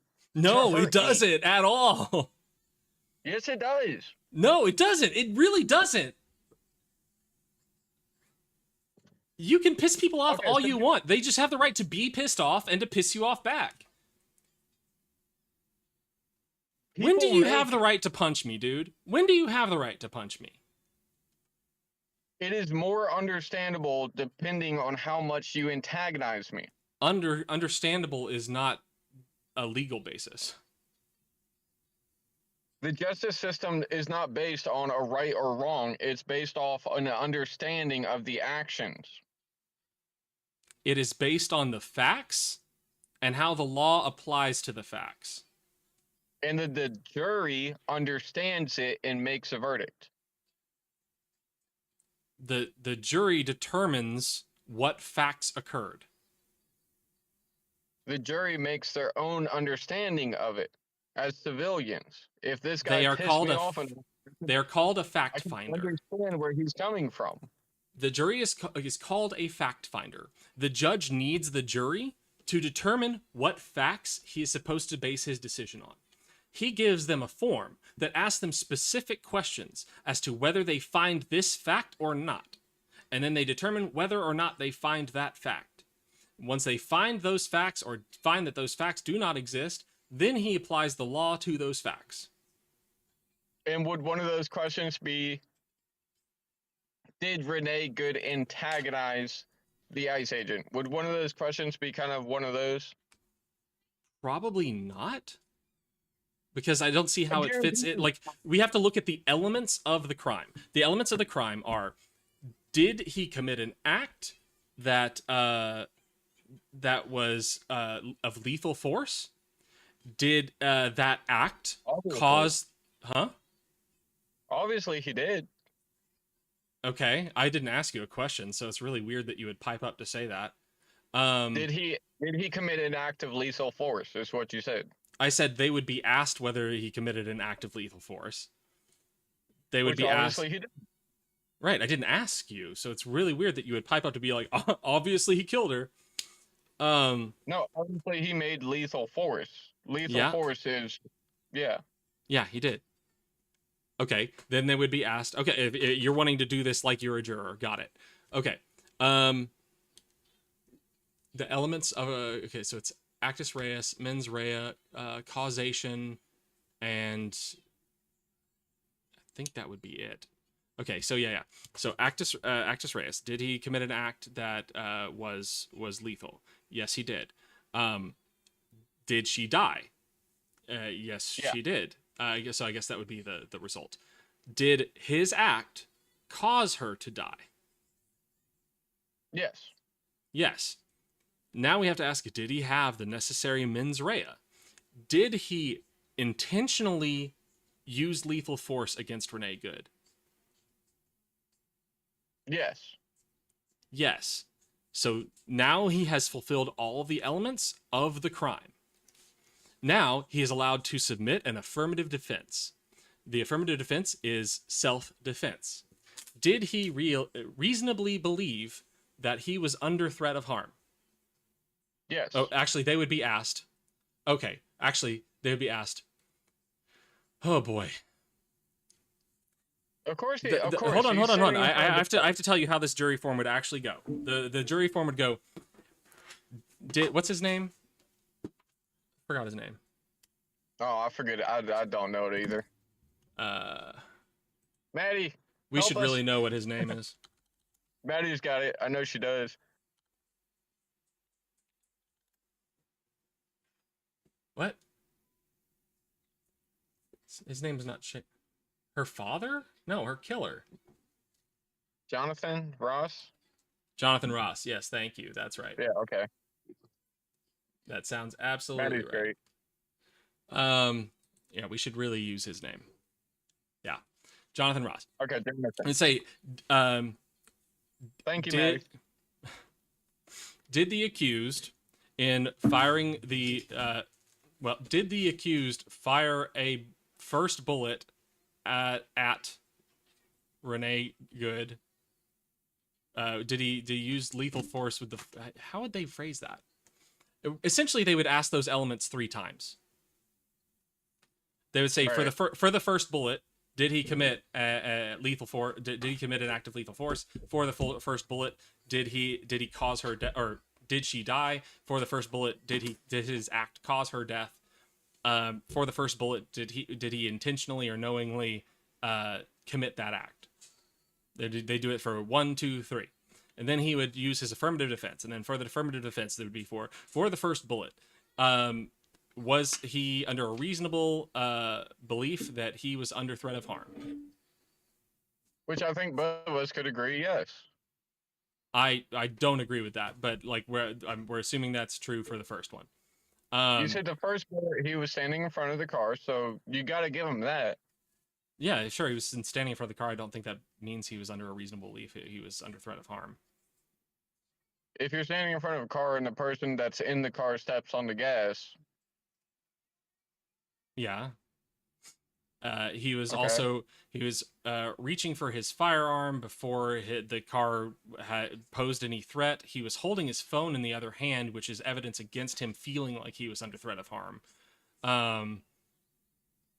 I'm not saying it's sufficient. I'm saying that would be used as evidence against him that he was under a belief that he was under threat of physical harm. I could see where that'd be used against him, but I don't think that would be credible for it because it would just show that he was unsuspecting. If he was under threat of harm, you don't think he would drop his phone? I'm saying that reaching for his gun in preparation and holding his phone would attack each other in belief. You're saying that he was so comfortable he was holding his phone, but he was so threatened he was pulling his gun in the affirmative. I'm not saying he pulled his gun because he felt threatened. That's not my claim. I'm saying that's what that belief is saying, is that he was so comfortable that he was already holding his phone and continued afterwards, but he was threatened beforehand and already pulling his gun. So those That's not what I'm not saying he felt threatened. I'm saying I'm saying he reached for his gun. But he was holding his phone. Yeah. You said both. Right, but I didn't say he felt threatened. Well, why would he reach for his gun if he wasn't feeling God, threatened? that is a good question, Clueless. That is a fucking good question. So why was he holding his phone if he didn't feel comfortable? That's why he shot her 3 times and said, fucking bitch. No, that's not appropriate, and I don't think that goes with your channel. Why? I'm stating facts that occurred. Yeah, you're quoting him. I get that. Yeah, I didn't say anything that was... Are you going to quote her too? When we get to her case, sure. We're on her case. No, we're on his case. We're literally going through the jury verdict form for him. Yeah, you're right. You're right. We talked about it. They're 2 separate cases. My bad. I forgot.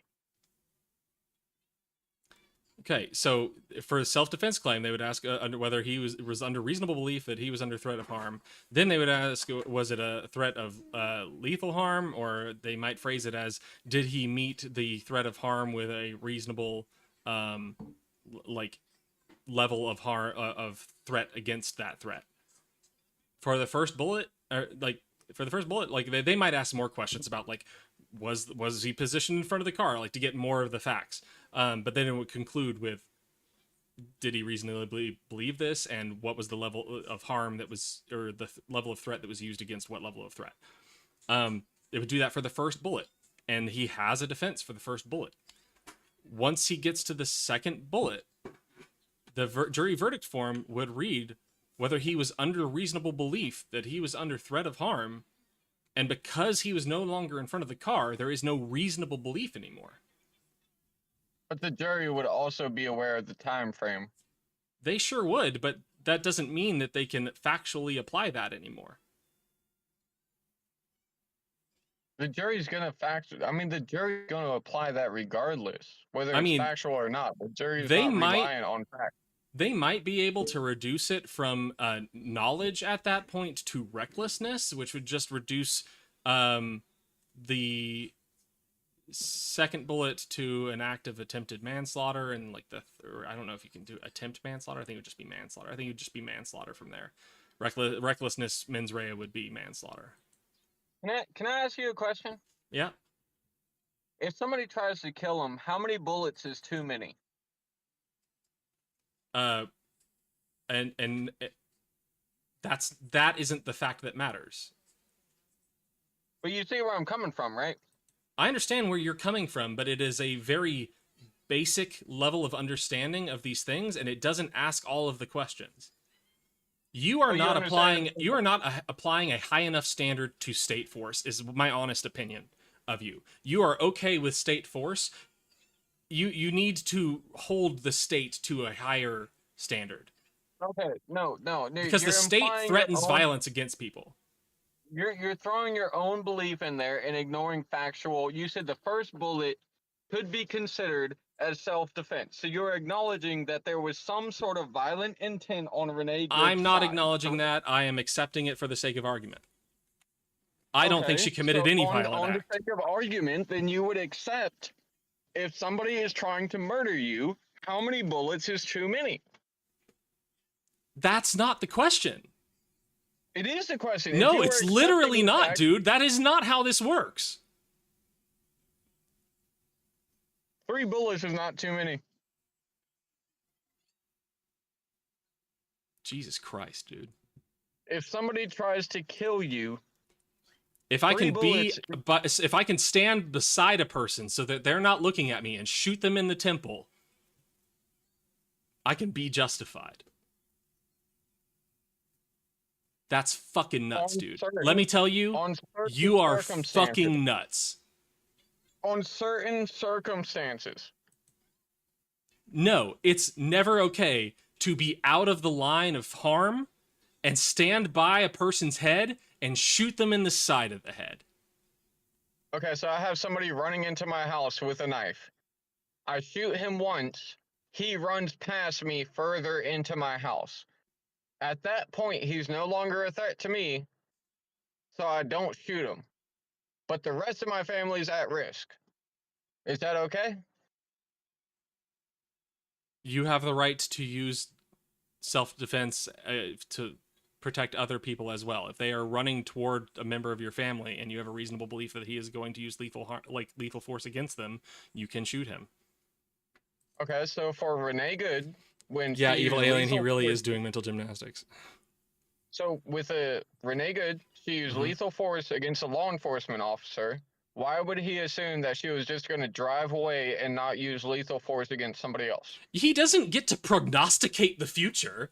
He doesn't get to go, well, she might go drive against somebody else. If she was actually actively posing a threat to somebody, that's a different thing. If he goes, well, she might drive a block and run into another guy. You just said that the first bullet was justified. We're assuming that the first bullet was justified for the sake of argument. I don't want to, I hate that you keep saying that I accept that that's true. It's not. Well, he was standing in front of the car and she stepped on the gas, right? Yeah, I mean, he you also would see watched her that turn from the the- wheel. He was recording her. He watched her turn the wheel. How would he know she's turning the wheel when he's standing in He's front of the car? recording her, looking through her windshield. Which has nothing to do with what direction her wheel is facing. Yeah, would it he does. know What the that he- fuck are you talking about, dude? The way you point your steering wheel has nothing to do with which way your tires face. So you're saying in that half a second, the way she turned her steering wheel while he's standing in front of the car and... Yeah, why turned didn't her she step steering on the wheel gas? while the car was still stopped. Yeah. Why are we just discrediting the fact that she could just stay parked? Why are we just giving her, oh yeah, it's perfectly fine to step on the gas and drive away from law enforcement. Are you okay with that? Do you recommend that? How is that relevant? Well, that's what she did. That's who we're defending, Okay, right? we don't shoot people who do that. But it's okay to do that. I didn't say that. It's not Would okay you to shoot recommend people who doing do that. I'm not here to think I'm not here to pass judgment on Renee Good. I am saying she was murdered. So you're saying that she did a stupid thing, right? Maybe. Why? I mean, I guess anything you do around ICE these days is stupid. Maybe it's stupid and justified, but... Do you think it would have been better if she left it in park and got out of the car like law enforcement demanded? Well, law enforcement also told her to get out of here. Do you think it would have been better for her to listen to law enforcement when they told her to get out of the car? Or would it have been better to listen to law enforcement when they told her to get out of there? At what point did they tell her to get out of there? That there were two people giving her orders at the same time. Yeah, one of them was knocking on the window, and she was responding to. Okay. Does that mean she Which ignores was- the other person that told her to get out of there? Gosh, Why now would it sounds they- like we've got two different things that she needs to listen to. Okay, so Maddie, she's got all we're sorts of assuming for the different- sake of argument that she was impeding their ability to detain an illegal immigrant, an Well, undocumented immigrant. okay, so we can do it the same way. So if she ignores the first lawful demand, and then she goes with the second lawful demand, at what point do we consider intent? Her intent? Yeah, because What are we charging her with? intent to murder? Wow, I think you're gonna have a very hard time proving that one. I don't think so. Yeah, you can literally watch her wheels turn. This is a different argument than saying, was he justified because maybe he couldn't see her wheels turn. We can see in the video her wheels turn away from that guy. That is obviously not an intent to kill. You know what we have on her that we don't have on him?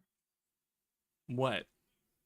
She drove out there to conflict with ICE officers, and he didn't. Okay, how is that relevant to the elements of murder or the elements of self-defense? It definitely gives a motive. She went out motive there isn't a part of criminal process. That is TV. She went out there with the intent to be a problem, and he didn't. Okay. It doesn't matter. Like whether she intended to go out there to be a problem, she has to intent to commit an act that was against the law. Which she did twice. Okay, so what are you charging her with? We would go with fleeing. He did drive out there to break the law. You're right, Maddie. She was fleeing, would be breaking the law. Intent to harm law enforcement, breaking the law. Her tires do not spin directly at the guy. She turned her steering wheel to the right. You can see her front tires turn to the right. In the original video, you cannot see her steering wheel turned.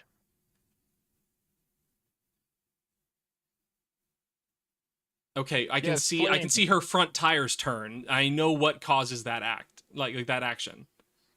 When she first stepped on the gas pedal, you cannot see which way her wheels or steering wheel is turned. In the initial gas pedal stepping, you cannot tell. And now that new video. Wait, why are we even caring about the first video? I don't know why you're raising that. Appears to show of the individual. Because the first video is what everybody had to begin with. Ross walks around okay, car with but we're talking about if they went to trial. I said go get yourself some lunch, big boy. From Ross's cell phone video, you see Becca, the woman in the white beanie, trying to get into the car again. You also see which Renee you would have to include his view on it, which he didn't have any videos. He didn't have any videos? Jonathan.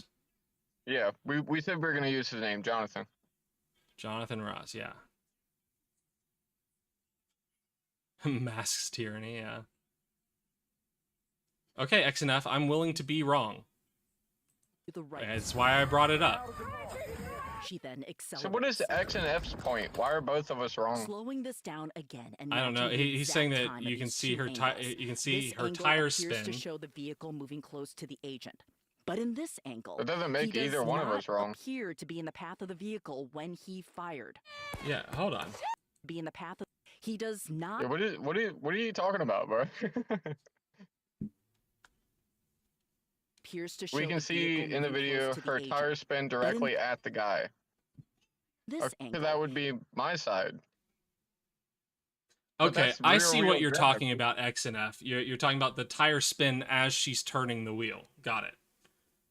And here he is staring directly into the windshield at her, seeing her turn the wheel to the right. He does not. Evelyn, state executions are fine as long as they've gone through the whole court system. Here she is still turning her wheel to the right.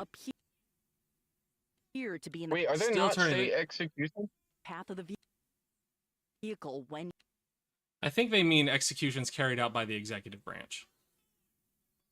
Are there? I thought they had state executions. XNF, am I wrong to say that it is against ICE policy to be in front of a vehicle like this for this very reason? No, I had this argument with a whole nother party. The ICE actually trains you to stand in front of cars, apparently. Well, they do train you to do unconstitutional things too, so to the degree to which they do train you. Maddie, you got to go to Proudly Radical and have that same argument, because I just went through that and I told all of them it was a dumb idea and I didn't believe it. And apparently I'm wrong on that. I don't know why we're arguing about Renee Good's actions, but here you can watch. Here, let's slow it down. Where's the playback speed? Okay, let's watch that left front tire. Not appeared to be. Okay, it's turning right, it's turning right, it's turning right, it's turning right, it's turning right, it's turning right, it's turning right. Where is the intent to kill? Wait, you don't have the video pulled up. I don't see it. Oh no, I got it paused. I'm an idiot.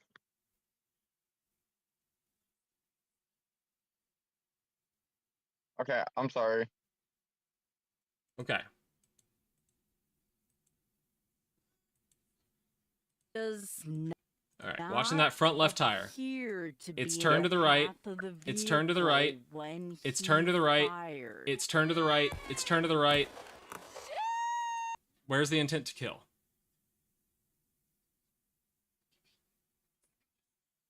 It was a fluid motion pulled all the way to the right, away from him. Okay, but would you acknowledge the ICE officer is standing in front of the vehicle when that happened? Okay. So if you have somebody standing in front of your car and you step on the gas pedal, is that not a problem? I didn't say whether it's a problem or not. We're talking about intent to murder. If somebody is standing in front of your car and you step on the gas pedal, is there not intent to murder there? There's too much gap in what you're talking about. There are some times where that would be the case, and there are some times where it would be possible that's the case, and there would be times where it's not even possible that's the case. I think you would need more facts to even say that if they were like standing directly in front of the car, like were brakes applied immediately afterward. If they were standing in front of the car and you like pushed on the gas and then hit the brake, like maybe then I just want to push them. Okay, so let's look at this through a cop size, just a local police. If somebody were stopped at a traffic stop, because ICE officers have the right to stop, they have the right to detain people, right? He also has a duty to step out of the way before he uses lethal force. By the way, we haven't even gone over that. They have the right to detain, and at that point, she was detained. So she chose to throw it in drive and step on the gas. So now, well, if somebody was telling her to go, then she wasn't detained. Yeah, her girlfriend was telling her to go.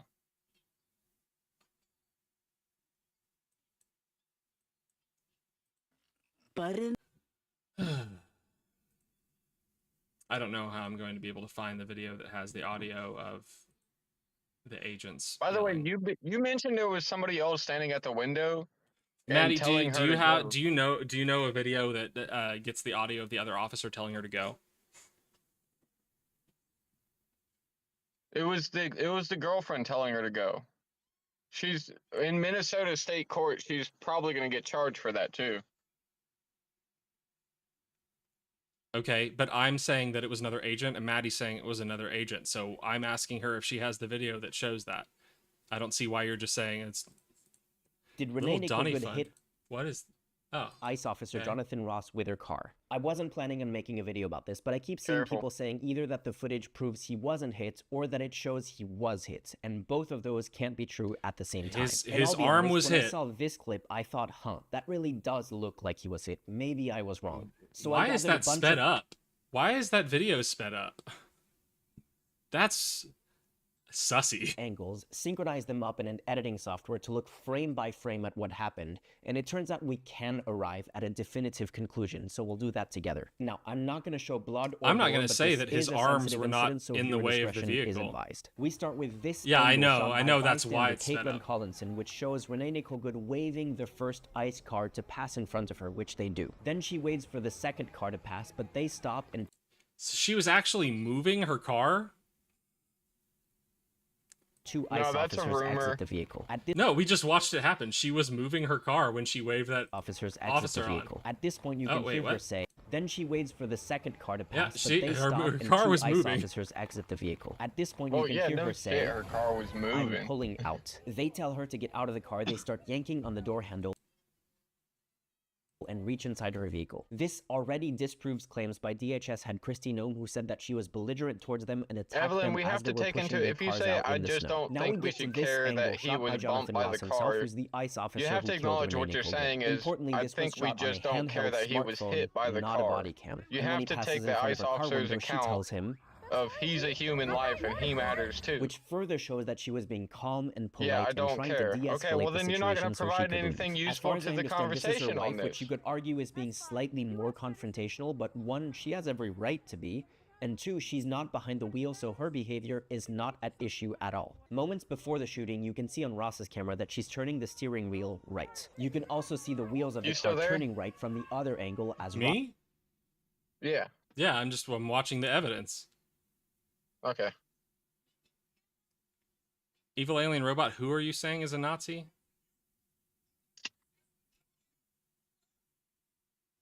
Are we doing the whole Nazi thing Like, again? what, XNF, what does it matter that the tires spin? We watched her turn her wheel. What does that matter?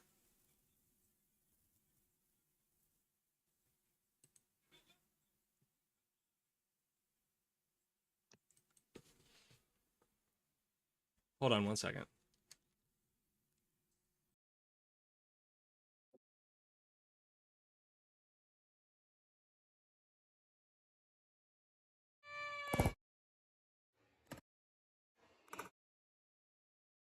This wasn't.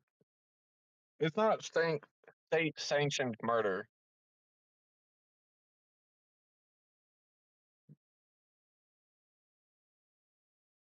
No, it's a lady made a bad decision and an ICE officer made a bad decision. There was a fault on both sides.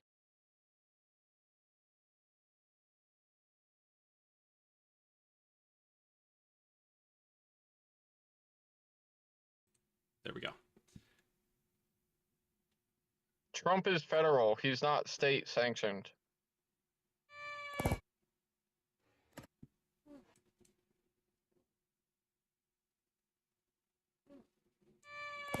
Now he did lean his torso forward into the car. Wow. What the fuck? You can't condemn him. You can't condemn him on that though. I can't condemn him for leaning his torso into the car? I wouldn't think so. No. By the time the first bullet goes off, he has already moved his feet away from the front of the car. And is leaning his arms in front of it. If you throw your upper body to the left, your lower body will go to the right. Okay. Okay, so when you say he threw his hips in front of the car, which way was his upper body? No, the opposite of that. He moved his legs out of the way of the car, leaned his arms in front of the windshield, and fired his gun at her. Yeah, he'll do anything he can to justify state power against a lib. Who? You. I'll do anything I can to justify state power against a liberal. Yeah. Okay, that's a wild claim.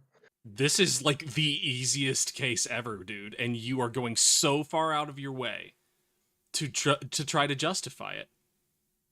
Okay, he so shot her in the side of the head when he was not under threat.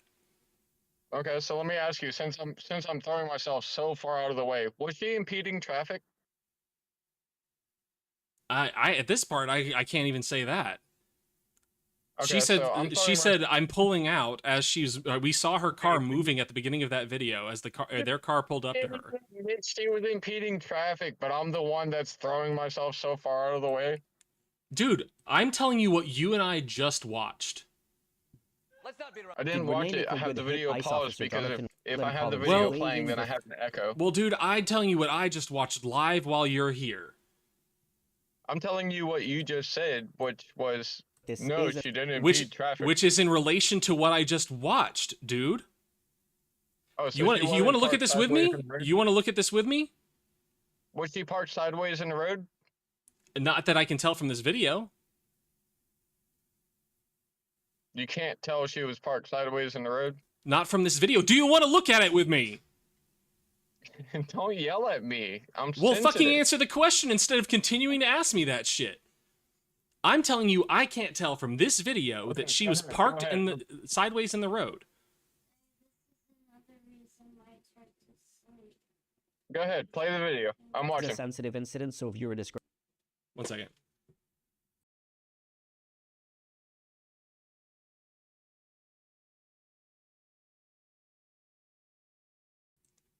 I gotta call this quits in a little bit, y'all. Okay. Here we go. Discretion is advised. We start with this angle shot by bystanders. This angle shot by... It's sideways, man. Her car isn't in park. We start with this angle shot by Her car is bystander moving at the beginning of this video. We start with this angle shot by bystander Caitlin Collinson, It's which shows not. Renee Nicole Good waving the first ICE car to pass in front of her, which they under It Caitlin Collinson, literally which shows is. the What the viewer fuck are you talking about? Discretion is advised. We start... Her wheels are moving right there. She's pulling forward and waving a guy around her. She's pressing on her brakes to stop her car from moving and waving a car around her. And she says, I'm pulling out. With this angle shot by bystander Caitlin Collinson, She's not which impeding shows Renee traffic Nicole right Good now? waving... No, she's pulling out to turn through the road. Her wheels are pointed to the left. She said she's pulling out. That's weird. Normally, I turn on my turn signal and I wait until the road is clear before I jump off. I don't care what you normally do, dude. That's not relevant. That's not law. What?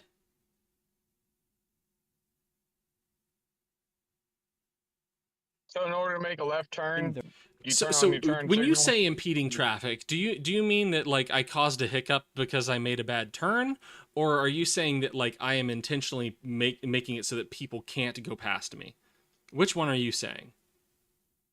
I'm saying she's currently in the middle of the road, and cars are having to drive around her. Which one are you while she's saying? standing- Are you saying that like if I make a bad turn I can impede traffic, or are you saying that somebody's intentionally preventing cars from moving? There is no right to impede traffic. Which one are you saying she did? She impeded traffic. Are you saying that she caused a hiccup because of a bad turn, or are you saying that she is intentionally preventing cars from going around her? Currently, she's intentionally preventing. That's absolutely not true because she's waving a car to pass her. How is that intentionally stopping people from going around her? She's telling someone to go around her. Why is she This there? is your mental gymnastics, dude. You are trying so hard to justify killing a liberal lesbian. That's all you care about. She is waving someone around her and you're saying she's preventing them from going. That is insane. though we That dude, already know she drove out clueless. That's insane. What you're doing is insane. I am not going to like soften it anymore. You are doing an insane thing. You're not gonna acknowledge that she drove out to the site. She could have just stayed home. She can drive out there and observe all she wants. Okay, well, she drove out there. Uh-huh. God bless she America. So she went and put herself in the middle of this situation. God bless America. And then after the ICE officers are trying to leave, she parked her car sideways. Or, I don't see that. Where is that? Where's that in the she footage? Or she pulled out sideways in front of the ICE officers. So are you saying she made a bad turn, or that she's intentionally preventing people from going around her? Well, going by the judgment that she drove out to stop ICE officers from doing their job, and then the next video we have. Who said that she is drove out her there to parked- stop them from doing their job? I Where's would that have to give evidence? you a new- I would give you a news source, which I think I'm supposed to give you another news source on a different subject as well, and I forgot that one. Do you remember that one? No. Damn, I don't either. All right, well, I'll give you the news She's source. blocking first. traffic. God bless America. XNF, what the fuck are you talking about?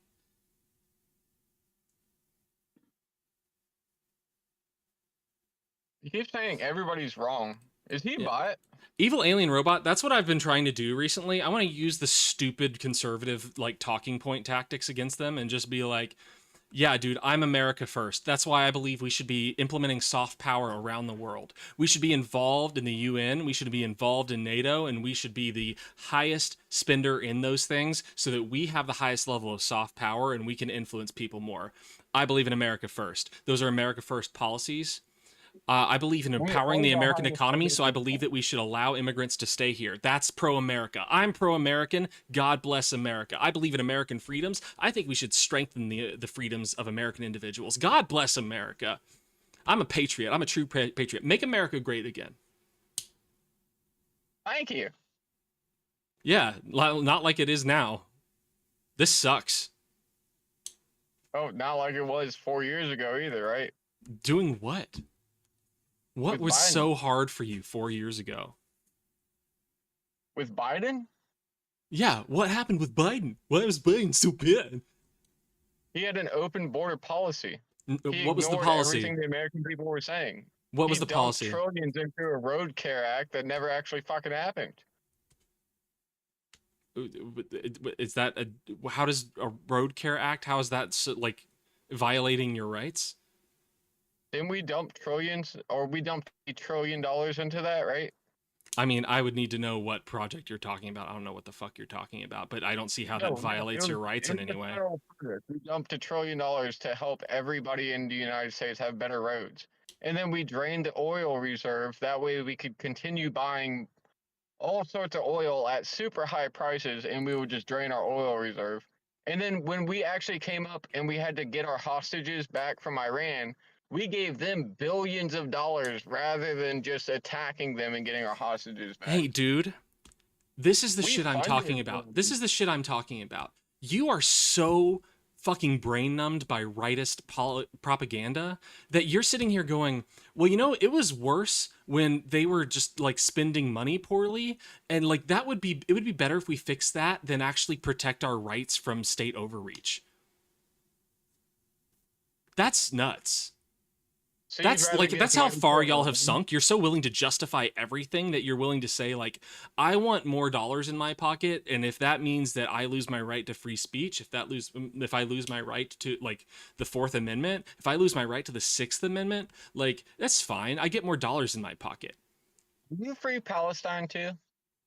What? What does that have to do with America, dude? Can we fucking stick to America for a second? Well, I'm just talking about leftist agenda. Are you free Palestine? Yeah. Okay, so you are free Palestine. Yeah. Okay, so how is that relevant? So you side with Iran? No. But you know who funds Iran? Who funds Iran? What are you talking about? Okay, so who funds Palestine? No one. Iran has no affiliation with... Some people try to fund them getting food aid. Got it. So Palestine and Iran have no relation. Got it. Not to any relevant degree. Like they are not getting any money to live on. Well, we were giving them money. We were giving Palestine money? We were giving Iran money. For what? Well, we gave them $6 billion for freeing our hostages. Soft power, make America great again, baby. Let's go.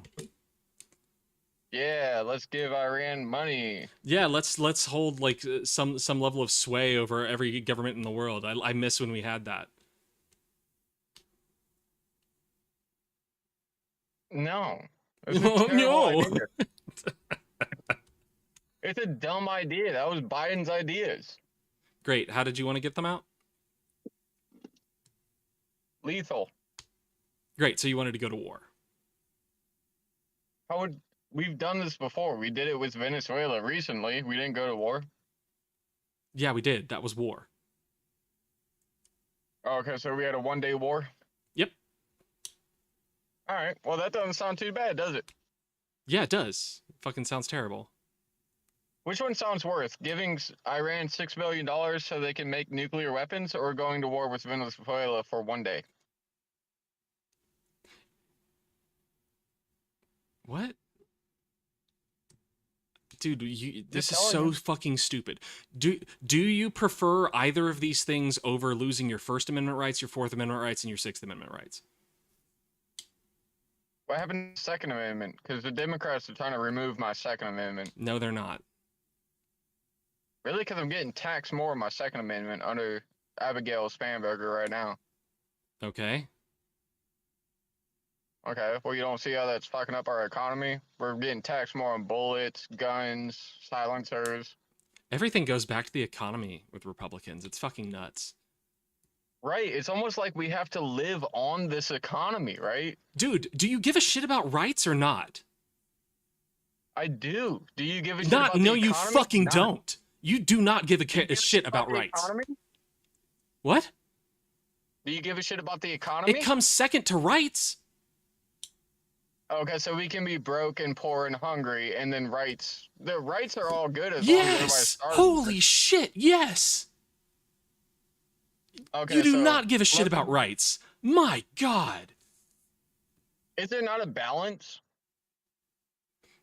Your rights always come first. Because if you remove your rights, you just don't have anything. They could take everything from you. Biden had no care about our rights either. What are you talking about? Okay, so open border policies. What open border policy? You keep saying that shit. I keep saying, what are you talking about? You don't have anything. There is no such thing as a Biden open border policy. It's bullshit. Okay, so there's nothing on that. Yeah, it's stupid. That's exactly what I'm saying. So immigrants weren't flooding into our country. No one said that. Where's the open border, though? Okay, so immigrants were flooding into our country. Yeah, but why? How? Okay, so you're saying immigrants were flooding into our country under Biden, correct? There was an increased rate of immigration in 2020.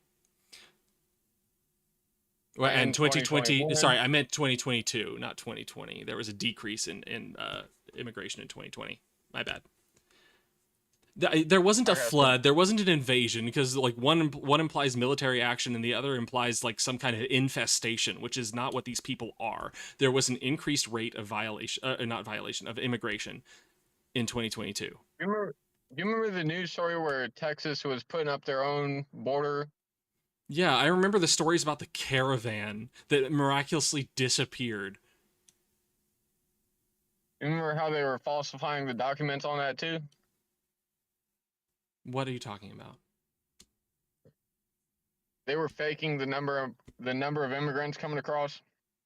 Also, how does this impact your rights?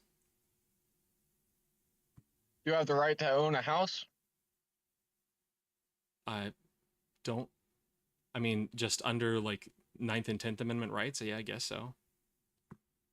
Okay, so you understand supply and demand, right? Okay, like you still have the right to buy a house. But if you're bringing in millions of people that have never lived here before. Yeah, Maddie, I agree. You don't have the right to buy a house, but if you were to make the argument that falls under 9th and 10th Amendment rights, then I mean, I guess like that's at least a defensible argument. Yeah, supply and demand is not a right. That's just the economy. No, supply and demand would be, it would be the economy. So if you're bringing in millions of people and everybody's been bitching about housing problems, which, you know, if everybody's bitching about it, Democrats and Republicans, so you would think that's something that the politicians are going to listen to. Right. And why should immigrants have less of a right to housing in America than Americans should? Why would illegal American immigrants citizens have more of a right? Yeah. They have more of a right. What? Correct. How do they have more of a right? What? Well, California, if they come to a sanctuary state, they are provided housing, correct? Asylum seekers are provided temporary housing. Okay, so if you show up as an illegal immigrant, there is a case where you are provided housing. No.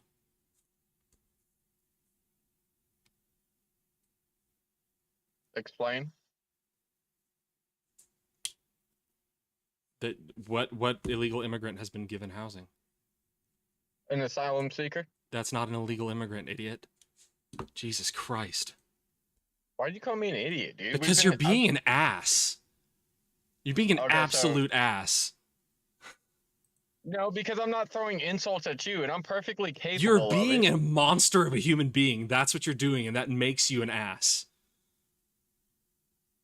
Okay, so we'll just throw insults around, and that's going to make you right on this rather than arguing any You're sort welcome. of I will politics. argue the facts with you all I want. I'm doing that separately from calling you an ass.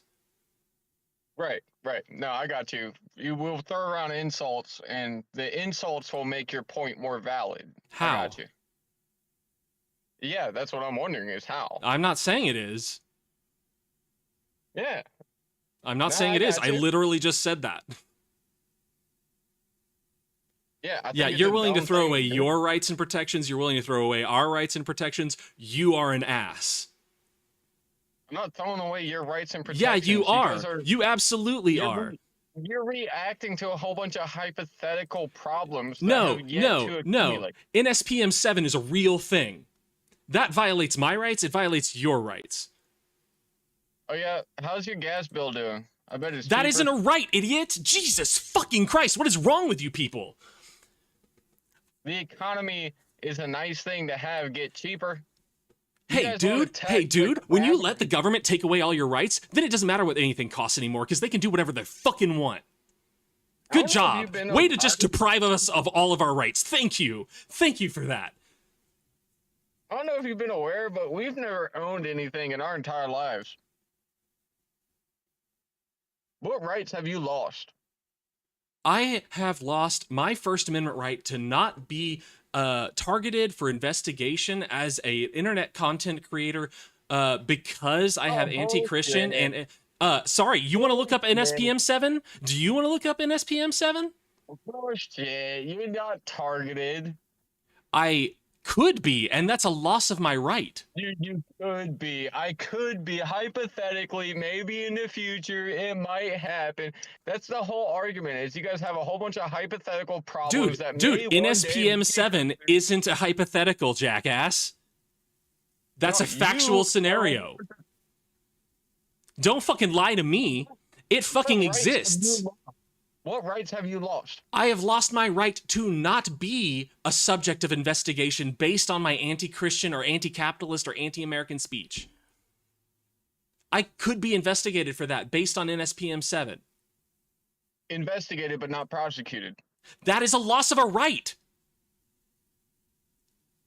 It's at this point I'm obligated to say, fuck you. That is my right. You're obligated, but not... I am obligated to say fuck you for like subjecting my rights to that bullshit. Yeah. You're hypothetical right. anti-American, anti-right bullshit. God, Jesus Christ.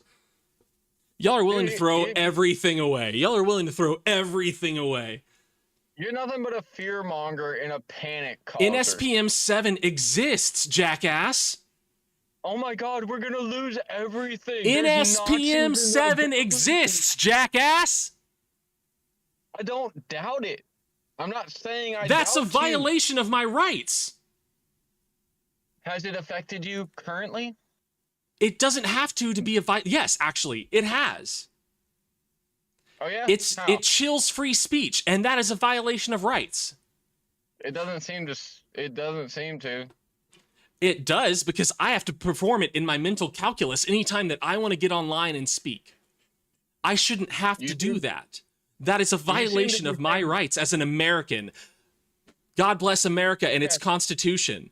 God bless my rights to free speech, to not be subject to investigation based on what I say about economics, about what I say about religion. If we're ruled by this tyrannical government you guys keep talking about, then how come you keep getting on a live stream perfectly fine saying fuck Trump, fuck this government? I don't know I'm perfectly fine. I could be the subject of an investigation. It's not working. What do you mean it's not working? apparently your rights that you keep losing, you know, you're going to be faced on these charges for Do opposing Trump. I have to personally lose my rights? Is that the only time I'm allowed to care? Yeah. That's idiotic. That is so stupid. That we're only allowed to care when we're the ones affected. Well, guess what? That means that everybody loses their rights one by one and nobody ever does anything about it because nobody's allowed to care as each person individually has all their rights violated. Who other than you have lost their rights? What? Every person who has had every person that has their home invaded by ICE when they didn't have a judicial warrant. When every time that they only relied on what is it, form F-205, 2105, right, which is that would be started. I think it was started in California back in 2022. Bullshit. Yeah, that's been going on for a while. California sued them for that initially. Well then fuck them for doing that also. Why is that? Why are you bringing that up? I'm saying it's not a new thing. You guys are acting like well, it's fuck a new anybody thing, who does it. Why do you always do this? Wow. It's been going on for a while. I don't know why you guys are bitching about it now. Because it sucks. It's a violation of our rights. Which is why they sued them for it. It's been going on for a while. Okay, so great. I'm glad we're still doing it and we're still violating our rights and we're okay supporting the government that's doing it. And they lost the case. So and they're still doing it. They lost the case. They're doing it now. They're doing it today. You know what else they're doing? What? Gas prices have dropped. I'm so glad that they violate our Fourth Amendment and First Amendment rights for your gas prices. Thanks. It makes a big difference for a lot of us. It really fucking doesn't because your calculus is fucking idiotic. Because once you lose all your rights, then they can just take all your money away. And what are you going to do about it then? Oh boy, glad we have all our rights still. Oh my god, my gas prices! Oh my god, my eggs! These are so much more important than free speech. You want to do a fun thing? What? Glenn Youngkin had a surplus last year and paid all of his citizens that lived here. You want to see what surplus Abigail Spanberger has by the end of this year? I don't give a fuck. Well, can we keep our rights, please?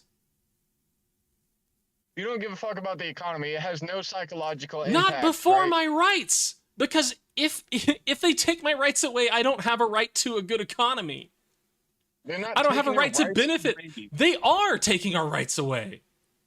No, you're jumping on this boat of this Nazi extremist problem. They are invading homes without judicial warrants. And they are denying detainees their right to an attorney. Were they doing that during Obama's term? If they were, fuck them too. Okay, so you'll admit this is a problem that's been going on for a long time. No, I'm not admitting that, but I'm saying if it were true, then fuck them too. Okay, so why is it more relevant now than it was then? Because now is now. Oh, okay, so I can't change what happened in the past. Okay, so now it's a problem. Yeah, there were no secret police under Obama. Like, what the fuck are you talking about? You are on some next level insane shit. They have tricked you. They have fucked with your brain. You are not thinking logically. Was Tom Homan not the same guy during Biden's administration? If he was he doing the same thing? As an ICE? Yes. He wasn't doing the shit then. He wasn't doing the exact same job. Got it.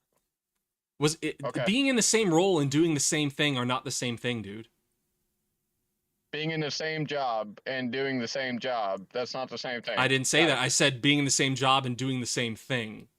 Those are different things. Incredible. Right. He's in the same job. He's in the same job. He's just doing different things. Yeah, because he's being directed to do different things. Got it. Okay. Uh-huh.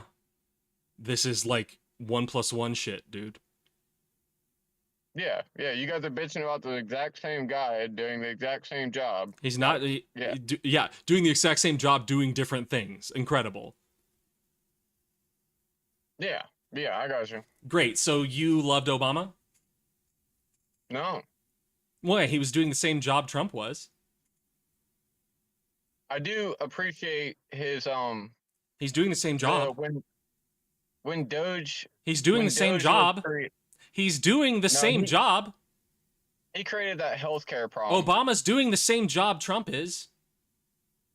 He created the immigration. He's doing the same job. He's doing the same job, Clueless.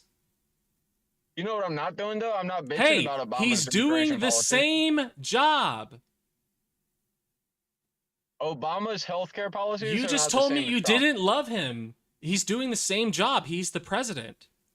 Yeah, I don't love him because of healthcare policies. So you agree then that it's a stupid point to say that he's in the same job. I'm glad you agree that's a stupid point. It was the same guy. The same guy can do different things in the same job. Just the same way two different people can. Can the same guy be racist now?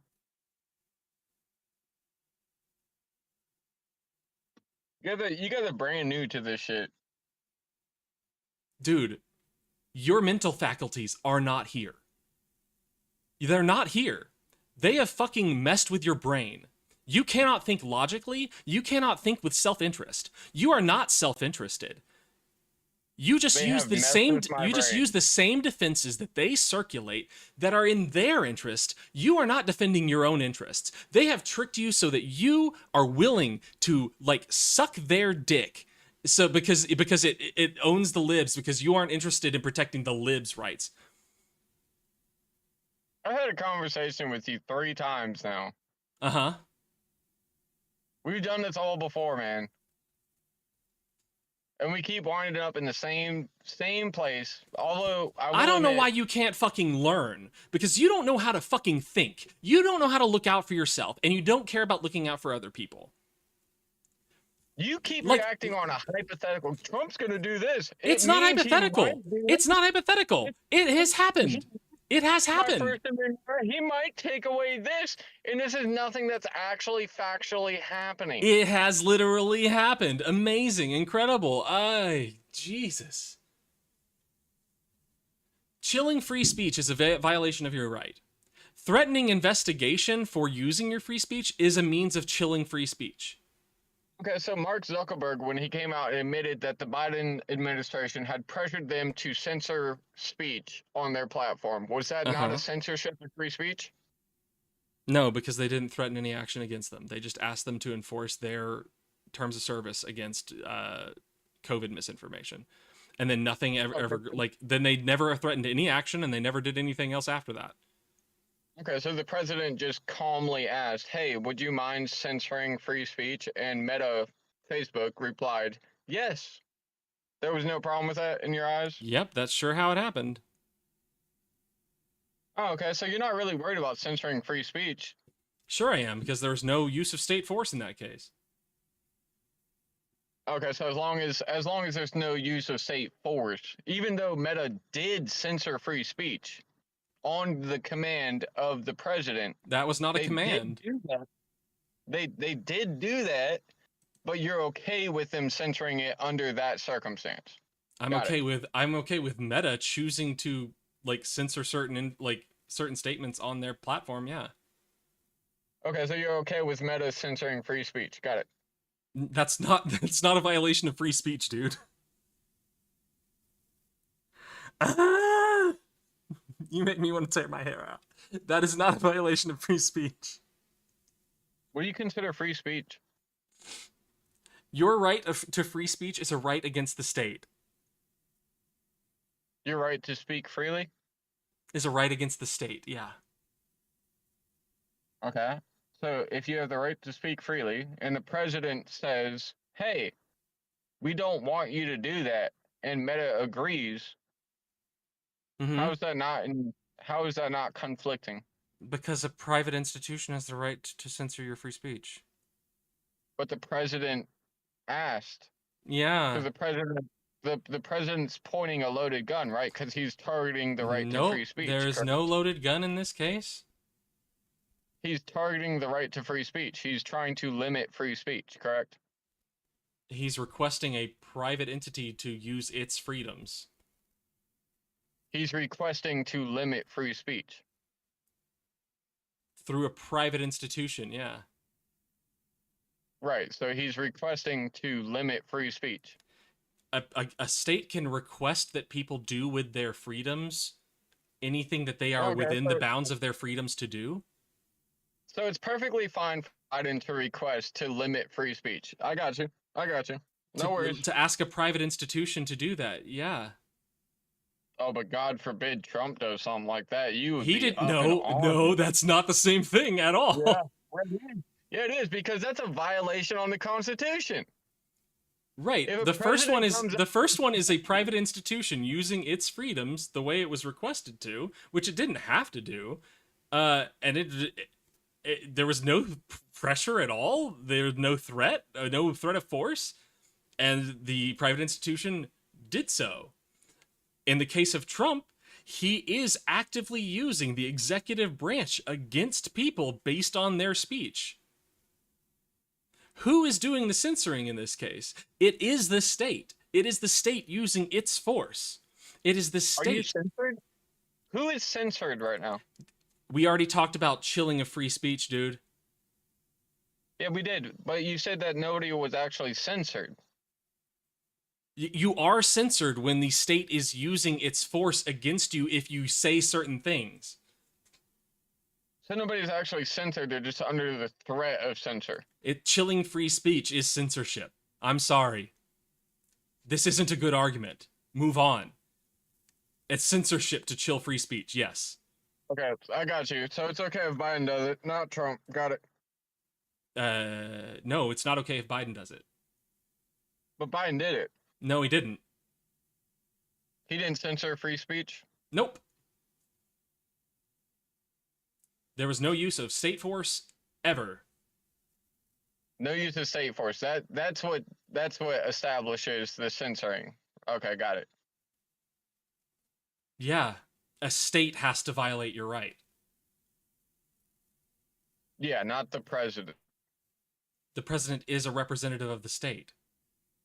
Okay, so if the president were to do something like ask, a private entity, hey, which is we not should force. Censor free speech. The president asked to censor free speech. Is that not a problem? It's not if a private institution uses its rights in the bounds of what it's able to use its rights to do, then that's not a violation. The president asked to restrict your speech. That's not a problem? The president can ask me to tell you to fuck off when you enter my home, and if I choose to do that, that's my choice. That's my freedom.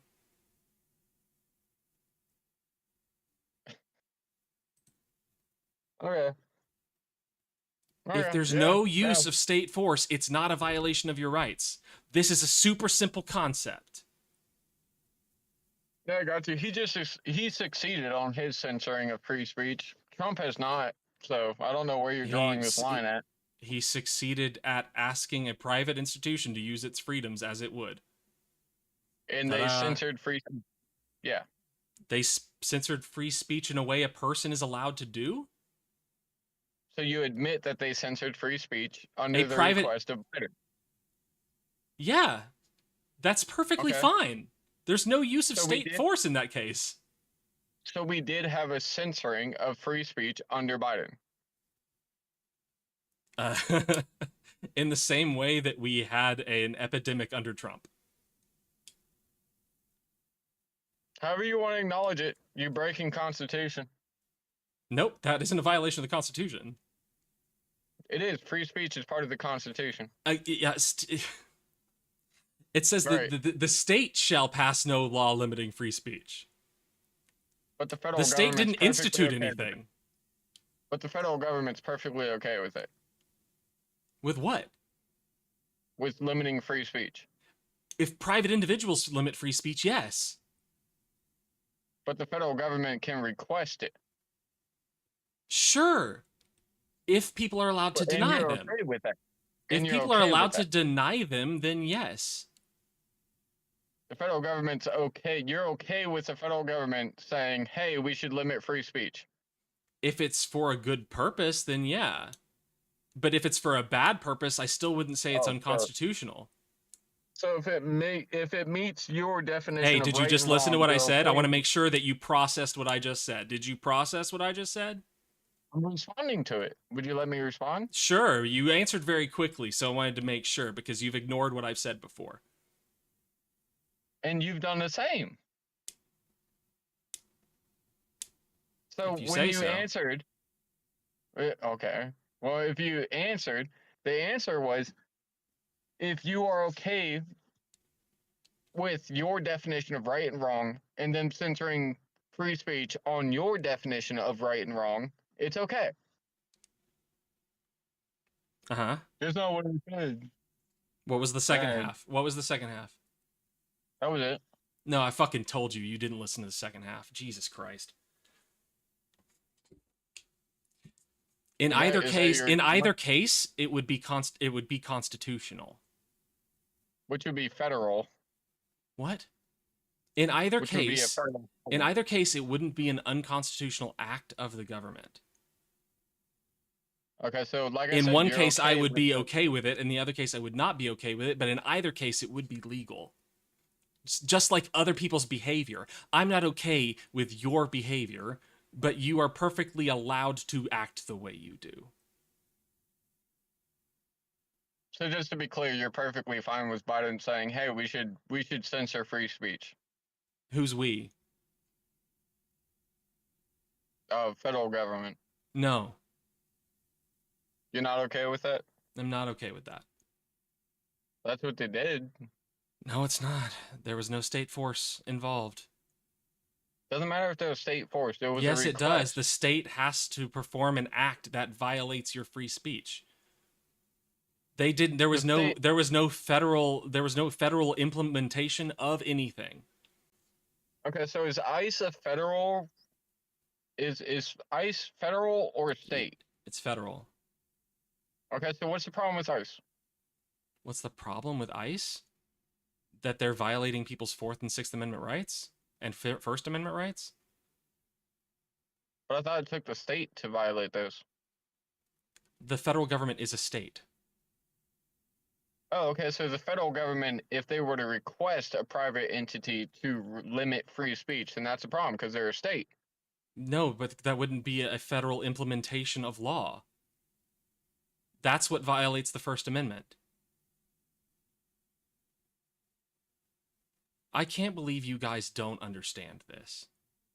Y'all use these arguments about free speech all the time, and y'all just don't understand what the right of free speech is. You understand private institutions can't violate your right to free speech. Free speech means I can speak freely.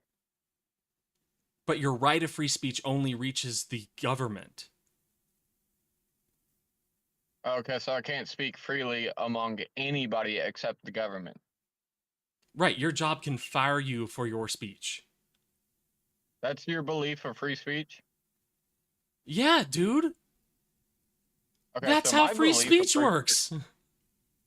So my belief of free speech is I can speak freely among everyone. So you're against your boss's right to free speech? No. Yeah. No, they speak freely to me. Well, they are using their right to free speech to say that they don't want to employ you for your free speech. Yep, we've done that in the past several times. Right. So private citizens can violate your ability to speak freely. People have also gotten sued for that. And won. For what? Well, for instance, if for you defamation? If you were to quit a job and then go to get hired at another job and use the previous job as a recommendation, they're not allowed to speak badly about you, correct? Not if it's a lie? I don't think there's a law against them giving you a negative review to another employer. I think there might have been. either way, I think you're biased on Trump is. Dude, it's literally a factual implementation. Like I'm implementing facts to the law.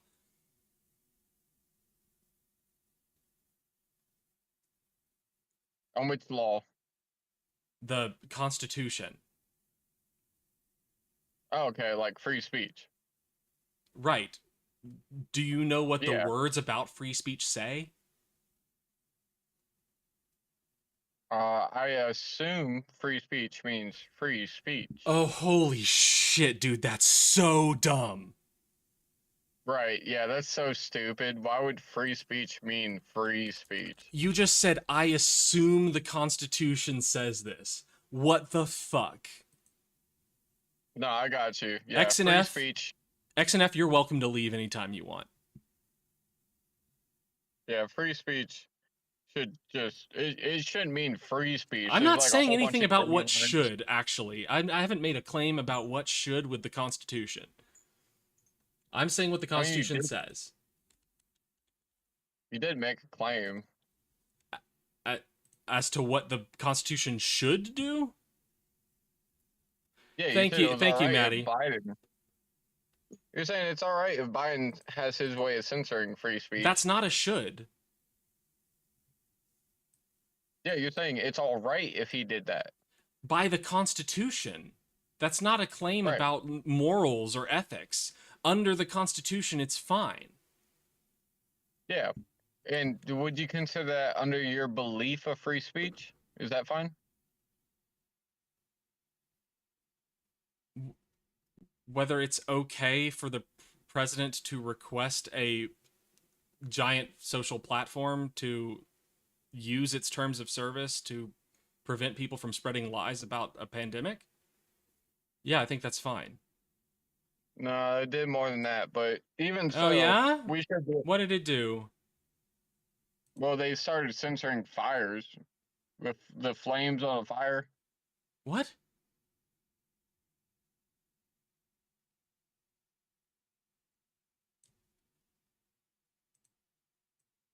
They started censoring flames of a fire? Yeah. What are you talking about? Okay, can you look at the screen? Can you look at this screen? Oh, yeah, but it's going to do the whole echo thing. That's fine. We need to do this for a second. Okay. All right, I'm here. Okay. What does that say? Amendment? Amendment 1. I've highlighted some text. I can't see that. That's small. Okay, let's zoom in. Okay. Oh, I'm on the wrong screen. There we go. I think we can get it just like that. Oh. I can't believe you're just like making assumptions about what the Constitution says. Okay. What does that say?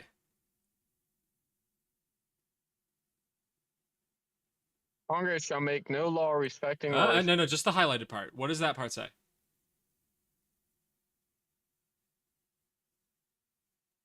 The highlighted part, what does it say? I feel like they're respecting an establishment might have something to do with this. It doesn't. I'll show you the part that matters. Read the highlighted part. Congress shall make no law.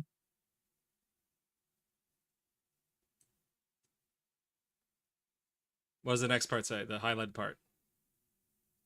Abridging the freedom of speech. That's what the Constitution says about free speech.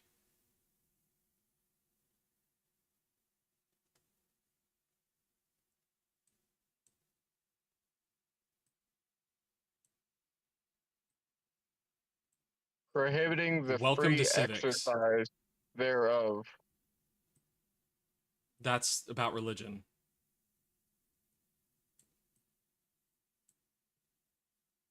Yeah, Welcome to my right to be an atheist. Welcome to my right to have anti-Christian speech, which is being violated by the executive branch of America.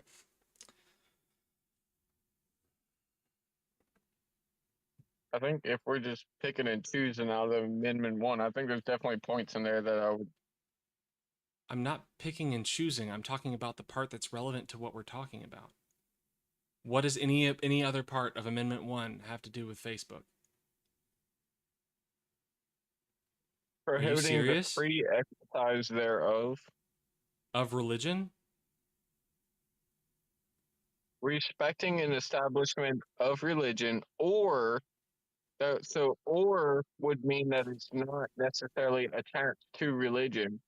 What does thereof mean, dude? Prohibiting the free exercise thereof. What does thereof mean? Thereof? Uh-huh. Go ahead, tell me. It's a referent word. It refers back to the subject, or like the direct object. The direct object being establishment of religion. So it's talking about religion. You can't prohibit the free exercise of religion.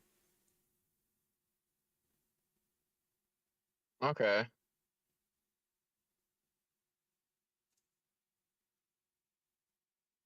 What about freedom of the press? What about it? So at what point are we, you're saying that Facebook's just a private entity, even though it's a public platform where it specializes and its entire economy is based on just talk? Yeah.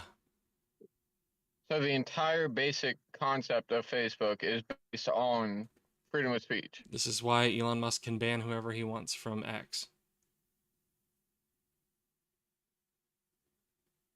He bought Twitter on the basis that he was going to allow a freedom He bought Twitter platform. saying that he was going to make it a platform for free speech. You guys just believe people when they say shit when it agrees with what you like. Well, it's hard to argue with him when the basic concept was coming Yeah, well, from he lied. Facebook. Thank you, Maddie. Facebook literally censored free speech, and then Elon Musk bought Good. X It was for the afterwards. benefit of everyone. I'm glad they did it. Okay, so when Elon Musk buys a platform and he's like, I'm going to get free speech going again, and you guys are like, wow, that's a nut job. You have to acknowledge I don't think he's a Facebook nut was job for literally saying that censored- he wants free speech. Okay, but you're saying he's a nut job for blocking people now? I'm not saying that. I think he's a nut job for You're other acting reasons. like he's controlling the platform. He's blocking people on free speech. Well, Facebook was sitting there. I'm not censoring free complaining speech. about that. Why do you think I'm complaining about that? I was just saying that's why he's allowed to do that. What the fuck? That's why he did that. That's why he did that. The whole That's reason why- he did that was because Facebook was they were He's locking everybody on free blocking speech. and removing people from X for free speech. He opened X and bought X for free speech. Uh-huh. That's what he said, right? Right, and he did that against Meta because Meta was blocking free speech. Right, and then Elon Musk didn't censor any free speech. He didn't remove anybody who was criticizing him on his platform. But let's attack Elon Musk. Let's not attack Meta. I'm not. Even though Meta did it. I'm not attacking Elon Musk. What are you talking about? You're saying Elon Musk is doing all these things wrong. He bought. I didn't say that. He bought Who are you X. arguing with? I'm not saying that. I think if you're going to limit social media on the request of the president, that president should be condemned. Maybe so, but it remains constitutional. All right, well then we need to hold that same standard. We are. It is the same standard. All right, all the way through president. Yeah, I'm not holding Biden and Trump to different standards, dude. I think you might be. Congress shall make no law abridging the freedom of speech that extends to the president, because the president is the executor of the laws passed by Congress. So actions done by the executive branch can also be unconstitutional for the abridgment of free speech. This requires that the federal government implement some kind of policy that or perform some action that they do that prohibits free speech. If they ask somebody to do something and then that person is free to do one thing or another thing, then it is no longer an action of the government. It is an action of the private individual who is free to act of their own accord. So you're saying if Trump were to come out there and he So were you to should criticize just, Facebook. if Trump were to come out there and be like, hey guys, I think Facebook, YouTube, all of them should just stop hosting Democrat platforms, you'd be okay with that?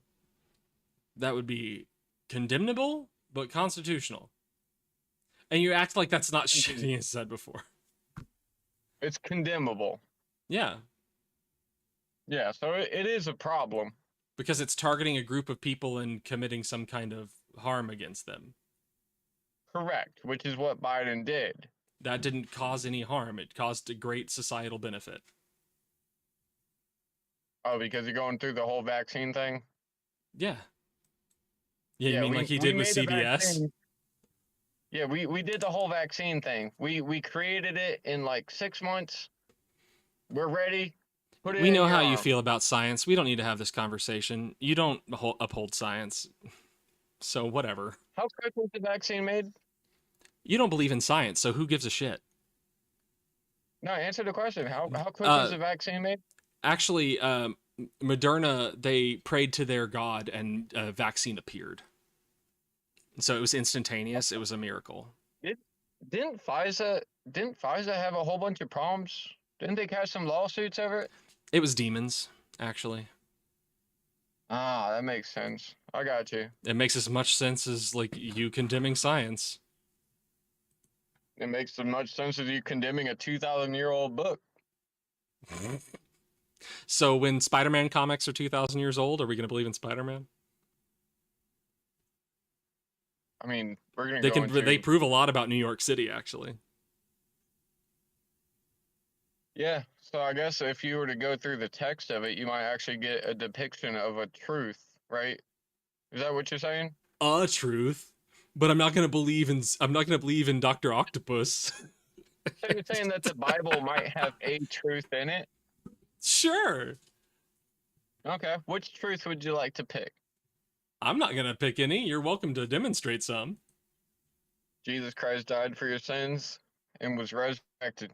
I have no evidence of that whatsoever. Sorry. That's a 2,000-year-old claim that doesn't have any evidence supporting it.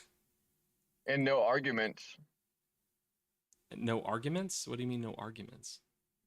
The gospel You're according saying to it J. has no- Jonah Jameson. You're I saying it's believe got that no Spider-Man is a support. menace. You're saying it's got no support. I'm saying it's got no enemies. It doesn't have to. Anything that is presented without evidence can be dismissed without evidence. After 2,000 years? Where's the evidence? Yeah, I'm asking you. Where's the evidence it's wrong? I don't need any because it doesn't have any supporting it. That's not how logic works. It's been 2,000 years. Prove it wrong. Prove that pink swallows are wrong. Prove that pink swallows didn't create the universe.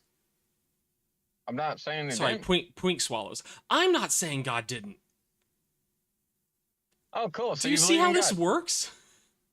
What the fuck?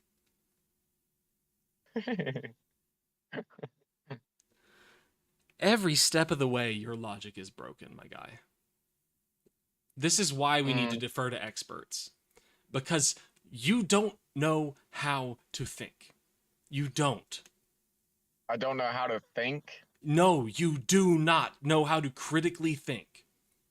You understand? Like, I don't know if you were you must be a city boy. So I actually grew up in a rural community.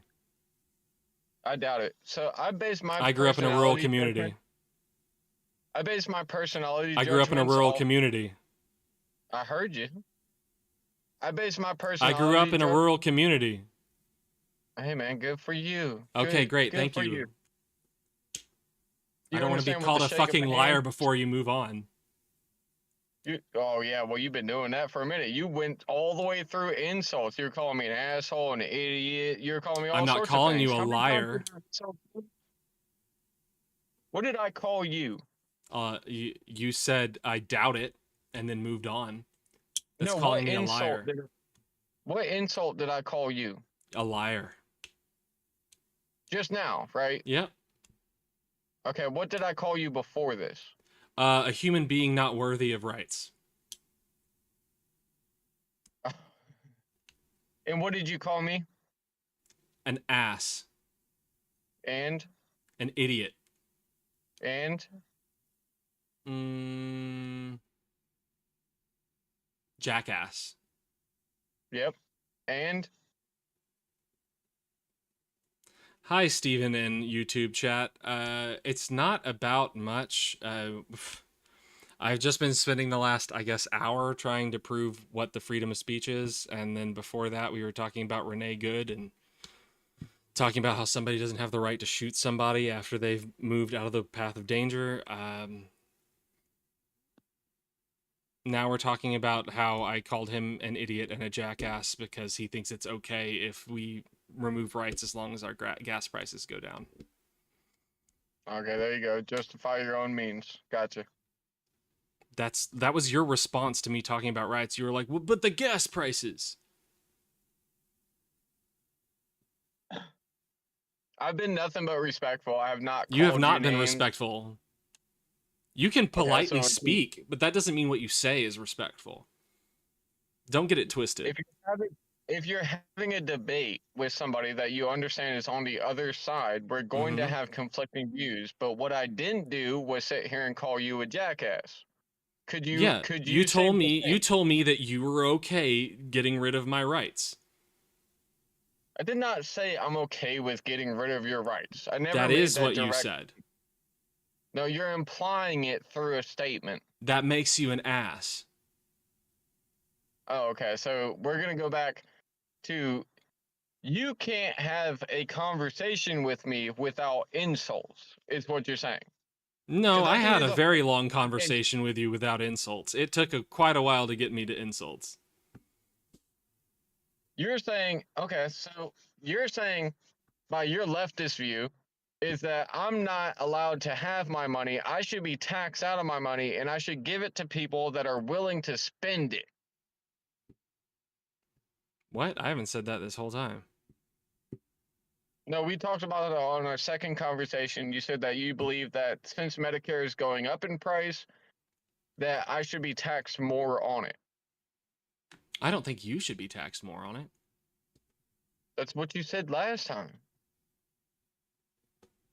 Oh, I see what you mean. I think you should be taxed more on it only if that means you pay less in private premiums on it. I only want you to pay more in taxes if it means you pay less in general. So hey, okay, well, here's good looking out for you. Medicare. Shame on me for hoping you pay less. I pay nothing now. Well, great. I want the average person to pay less. Which would mean that I want you to pay some fair share, yeah. Okay, so I need to pay more tax, correct? Yeah, I want you to pay a fair share. So taxes would go up, correct? Your personal taxes? Sure, I want you to pay a fair share. Okay, so my fair share, even though I'm not using what's going on. Yes, you are. You want me to pay more? You absolutely are. I'm not using any sort of insurance. You're using the federal government. And you're using the state government. I'm not. Yeah, you are. I'm not. You're a fool if you believe that's true. On what account? You have the defense of the American military. You have you have American infrastructure. You have property rights. On Medicare. You don't get to pick and choose which things you get to benefit from. No, that's not how this works. You get the benefit from all of our taxes. We get to benefit from your taxes. If I've been paying for the American government before, why are my taxes going up now? What's up? If I've been paying for all that before, why are my taxes going up now? If you paid for all of that before, why are your taxes going up now? Because I want you to pay your fair share. Have I not been paying my fair share? I don't know. I only want your I've been taxes paying to my go up taxes. if you haven't been. I've been paying my taxes. So if I've Okay, been I paying only my want your taxes to go up if you haven't been paying your fair share. You want everybody's taxes to go up to pay for more Medicare, correct? Nope, specifically didn't say that. Specifically said the opposite of that earlier. So what do you consider your fair share on taxes? More from the rich. You understand that's not how that typically works. That is how our tax system currently works. We get a decent amount from the rich, and then the middle class is taxed. Okay. The rich are at least in a higher tax bracket. If we're not collecting those taxes, that's a problem. We are collecting. I mean, they pay for like, I think it's like 60%. Then they pay a higher rate than the middle class. You're talking about volume. So why do you want to raise taxes for what?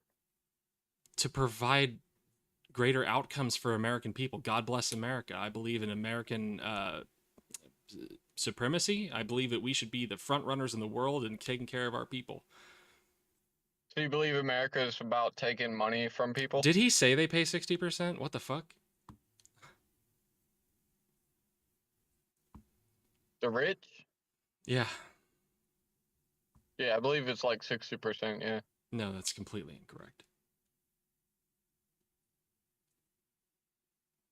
What is it? What did we talk about last time? Isn't it like 33% is the highest tax bracket? I'm talking about net revenue. Didn't we talk through all this stuff and we ended up proving that a lot of things are not taxed? Everything's Yeah, I was taxed. right. It is 33%. No, not everything's taxed. We talk about this. Rent's not taxed. Sales tax. Rent's Property not taxed. Insurance tax. Rent's not taxed. Interest. Rent Okay, is so the you can look at- highest share of most people's income. And what about everything else? What about gas? What about That's groceries? the highest What about portion insurance? of people's income, dude. We don't need to go through everything else. Okay, and the Let's highest just knock share this is stupid everybody- argument out with one thing, and then we can move on. No, This guy because you is don't just wanna- saying shit, little Donnie Fund. He's just repeating things that he... You don't want to talk about the other 70% of it. It's not 70%. How much is rent on average for the American? Oh my god. Okay, let's fucking look.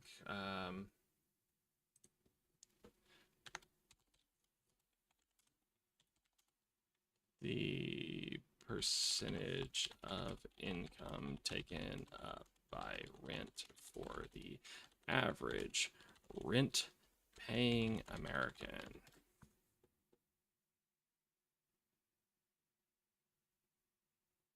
I remember back when I made $30,000 a year, I barely had any money after rent.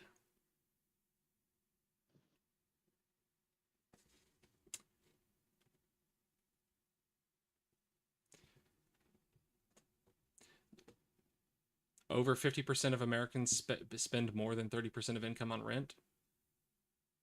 Okay, so 70% was not far off. Over 50%?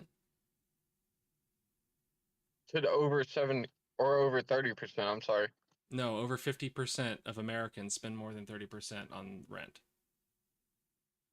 Over 50% of Americans spend over 30%. Yeah. So over 50% of Americans are taxed on 70%. Or excuse me, over 50% of rent-paying Americans. So over 50% of Americans are taxed on 70%.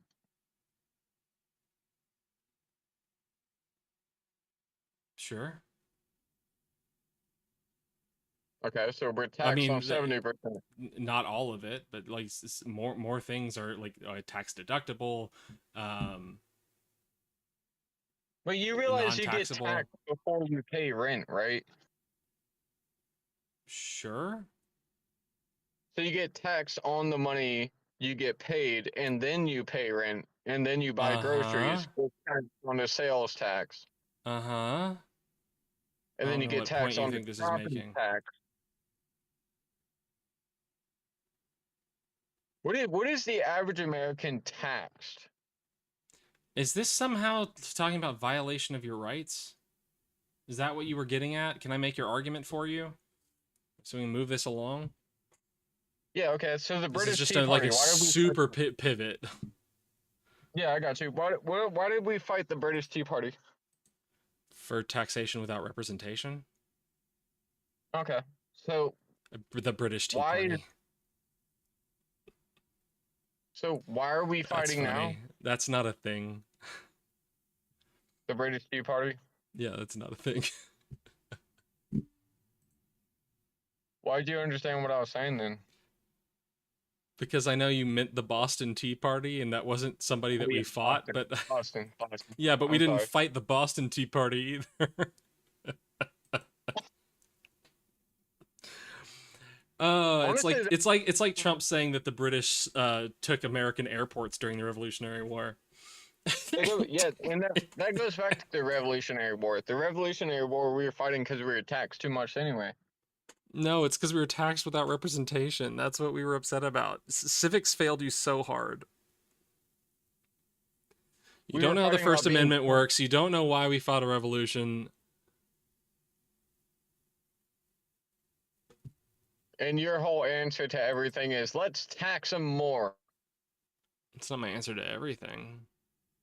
Yeah, that's what you're representing. Actually, I want a lot of reform, a lot of constitutional reform. Everybody's in debt. The entire government is in debt. Thanks to corporate and Republican policies. And yeah, okay, Democrats had nothing to do with that. They didn't. Yeah, because when you let banks like run away with like everything that they want to get away with, when you let insurance companies run away with everything you want, when you fight universal health care, everybody ends up in debt. Everybody ends up like poor. Nobody's able to afford anything. This is decades of conservative policy. Universal health care is a driver in national debt. Dude, every modern economy other than us has universal health care. Every modern economy other than us relies on our economy. That's horseshit. They're trying to move away from our economy right now because we're unreliable. They are. I agree. They are currently trying to do. Fuck this administration. America first. Dude, are you in the stock market at all? The stock market is a very poor indicator of how people are doing economically, as like the average American. No, the stock market is actually a great indicator of the economy. For the wealthy, yeah. I'm not wealthy, and I'm in the stock market. Well, you're wealthy enough to be in the stock market. A lot of Americans aren't. Do you have a 401k? I think we've been over this before. Yeah, I do have a 401k. You know where they invest your 401k? No, I don't personally. They put it in the stock market. You can either be smart enough to trade in the stock market, or you can just not know about the stock market. But either way, I make 6 figures a year. I am not the person to be pointing at. You're in the stock market, whether you know it or not. I am. Do you know what percentage of Americans I'm in? And when it comes to income, why are you pointing at me? That's really dumb. I'm talking to you. But I'm a bad indicator.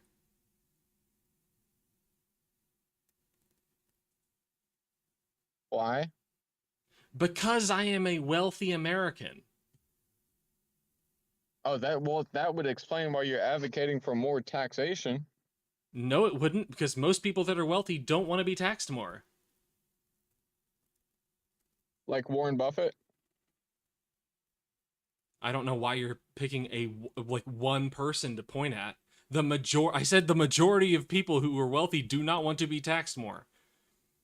Wealthy people tend to vote Republican. That's weird. I've seen a lot of people that were The majority. God, can you work with actual logical statements? Okay, give me a name. Who doesn't? The majority. No, give me a name. I gave you I two don't need names. a Give me name. I'm talking about statistics. Wait, no, hold on. What name? I gave you two names. I don't Give need me a name. fucking name, dude. That's not how this works. So you don't have a name, but I gave you two names. I have plenty of names that people I know in my personal life who are very wealthy, who vote Republican because they want to protect their money. That's not how you protect your money. By not being if taxed? You're protecting your money, you don't rely on political affiliation to protect your money. You hedge against inflation by buying silver and gold. Oh my God. The average person picks who they vote for based on how they think it's going to impact their pocketbook. People vote Republican because the Republicans say they aren't going to increase taxes.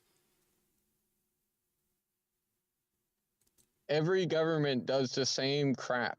No, they don't. That's a stupid statement. Inflation went up under Biden. Am I wrong?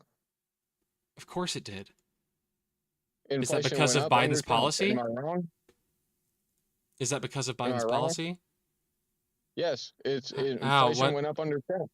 Am I wrong? No. Do you realize how simple you're thinking right now? Inflation went up under George Bush. Am I wrong? Do you realize how simple you're thinking right now? You understand what inflation means, correct? I understand what inflation means. Do you realize how simple you're thinking right now? Yeah, I'm thinking like an investor. No, you're really not. If you're thinking like an investor and it works for you, then you're getting fucking lucky. Okay, yeah, that's What it did is. Biden do that made inflation go up? You remember when he passed $1 trillion for the Road Infrastructure Act? Mm-hmm. No, I don't specifically remember that one. Okay. Where do you want me to go from here? I don't know. Like, you want another one? Yeah, provide evidence that increased inflation. That was a big one. I don't know how you're unaware of that. Maddie knows what you're talking about. Maddie, can you? Oh, the big infrastructure bill. Okay. Yeah, I know the infrastructure bill. Hey, Maddie, did the infrastructure bill increase inflation? Yes, of course it did. Our GDP is not that fucking high. I think what is our GDP, Maddie? I have no idea. Fair enough. It's not $1 trillion. I know. Like, okay, what does this have to do with rights, dude? It doesn't have anything to do with what does this rights. I'm talking. That's how we got here. You started asking me about taxes because of rights. Yeah, how much money has Trump spent on absolutely nothing? How much money did he waste on Doge? I would say the same thing about Biden.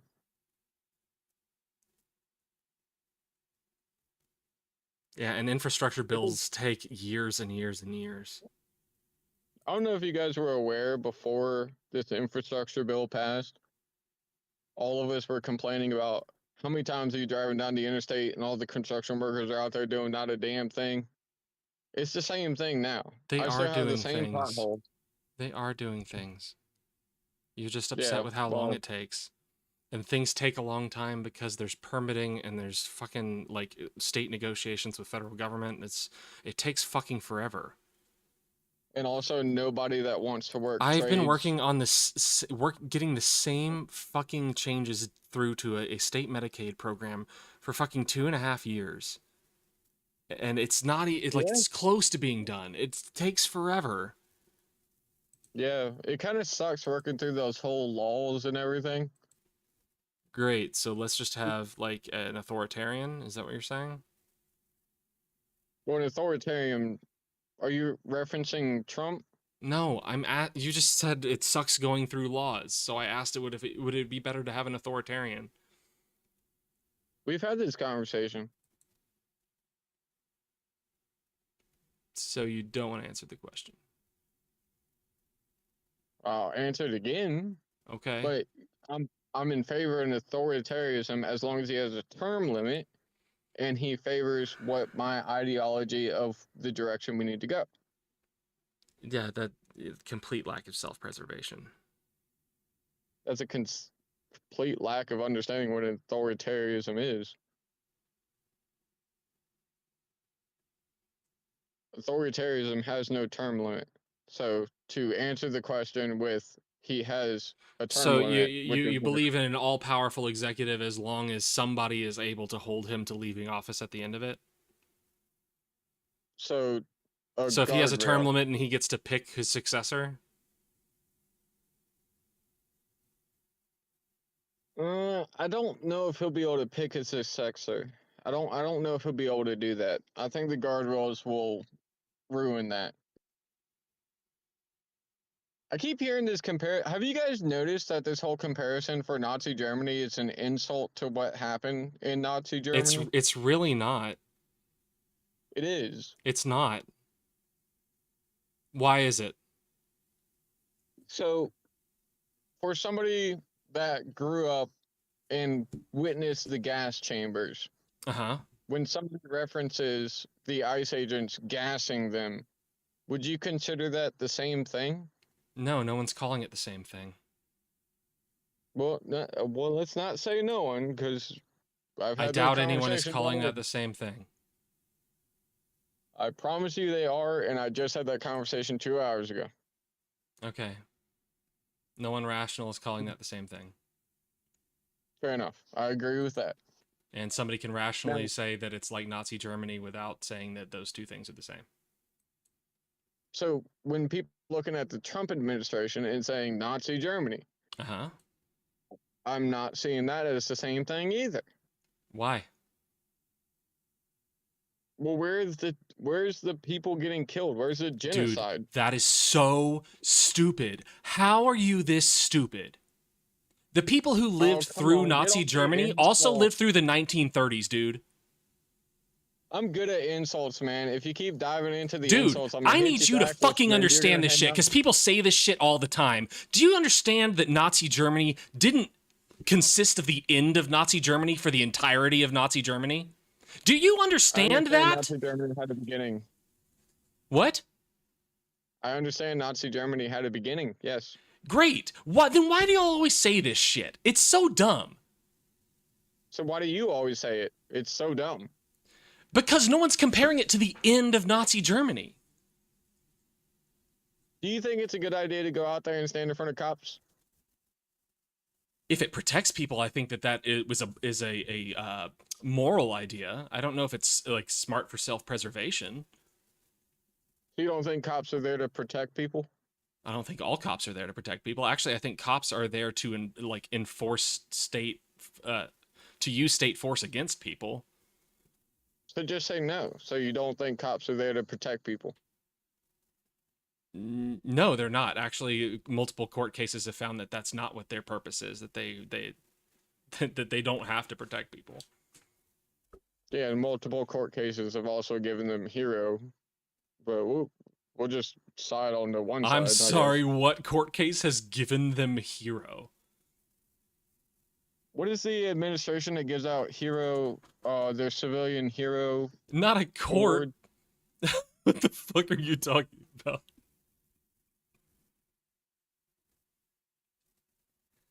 Everything you say is just so propaganda brained. How is that propaganda? What propaganda is leading me? What? Because you're sitting here wanting to grandstand to say that cops get hero awards from courts, and that's like. Okay, so I misspoke on the court cases, but they do get hero awards, right? From other people in the executive branch? Sure. Sometimes from a legislative branch? Okay, what does that have to do with what their responsibility is? To protect and serve, correct? That's a slogan. You guys love slogans. Right. You believe slogans. Facts say they are not required to do that. Yeah, I believe in hope. You guys believe in hate. I got Oh, you. I we know. love hope, and you just try to crush it all the time. Everything we want is for the good of people who hate us. Riddle me this. How come I'm on your platform talking to you and you're the one doing nothing but insulting? That's your perspective. You're being incredibly insulting all the time. You just don't see it because you think it's justified. You think everything you say about supporting state force against people that in defiance of their rights is justified, but really it makes you a really cruel person. And you just think you're being nice because the way you're talking is sweet. Oh, I love the way that you remove the Fourth Amendment rights. I love the way you remove our First Amendment rights. I love the way you remove our Sixth Amendment rights. It makes you so sweet and nice and polite. Okay, well, I can change the way I talk and see if it goes over better, but you guys typically don't handle it better. You just hang up and then end the conversation and ban me. So you getting more rude wouldn't change you being rude. I don't know what you're proposing here. Hi, Haley. Welcome to chat. I could respond the way you're responding. And based on what? What am I doing that is cruel? Based on your responses, I could respond the way you're responding. What am I responding doing that's cruel? When you insult me, calling me a jackass, doing all these different things. Now, see, that's in response to your cruelty. See, this is where conservatives get so confused. They want to say that the BLM riots were like leftist violence. That was because violence was being enacted on people. That's how this works. The whole thing in Minneapolis is because, like, if there is any violence, it's because violence is being enacted on people. It's not left crazies. Leftists respond with violence when people are violently removing their rights. I was part of the BLM riots. Uh-huh. Oh, I was? No, I'm what? I was part of the BLM riots? I didn't say you were part of the BLM riots. You support the people who caused the BLM riots, for sure. Which was who? How would I put that? Establishment use of state force that is systematically racist. Oh, so the whole system is racist. It's systemically racist. It's not expressively racist. It's not intentionally racist. Some people are, but it's systemically racist. Do you know what that means? Systemically racist? Systemically racist. Do you know what that means? I believe I have an understanding, but I'd still like to hear your definition. No, I want to hear what you think it means, since you said that it wasn't. You believe the government has some sort of prior agenda to hate? No. Okay. That's not what systemically racist means. That means systemically racist means that it has an inordinate differential in treatment to different groups of people. I believe my definition could fit in there. No, because mine doesn't imply intent. You said an agenda. Okay. Mine you could be completely unintentional about it and still cause disparate outcomes that are not based on anything other than, like, you can remove all of the variables and end up with just different treatment between different skin colors. So what rights are different colors losing or don't have? Maddie, are you saying that what I said is not systemic racism, or Boogaloo Boys were not systemic racism? Okay, go ahead.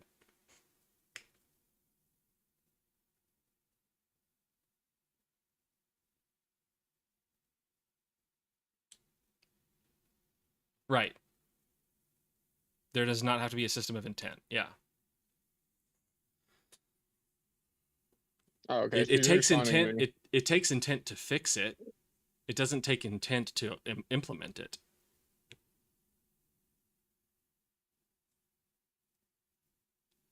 Gosh, damn the libs for wanting to fix disparate outcomes.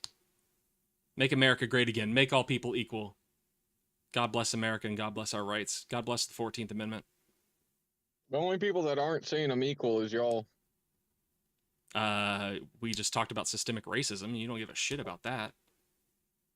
No, it's something that you're adding on, and I'm not seeing it. Dude, it just exists. All you have to do is measure outcomes. Period. That's it.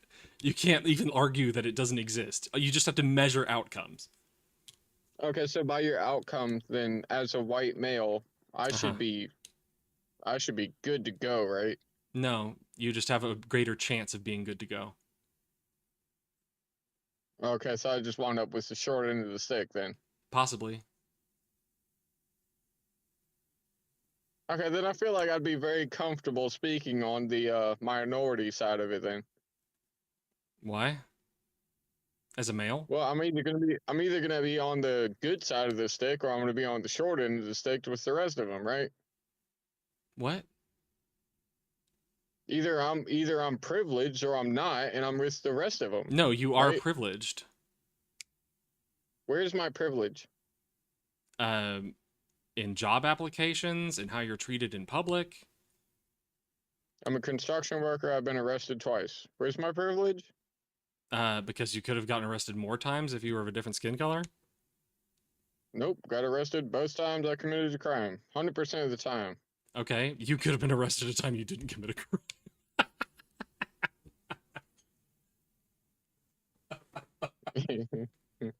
Yeah. Oh, wow. I It grew takes up in real white Florida. privilege to say you only got arrested the 2 times you did commit a crime. I grew up in Florida. You know who I grew up with? A lot of Cuban folks?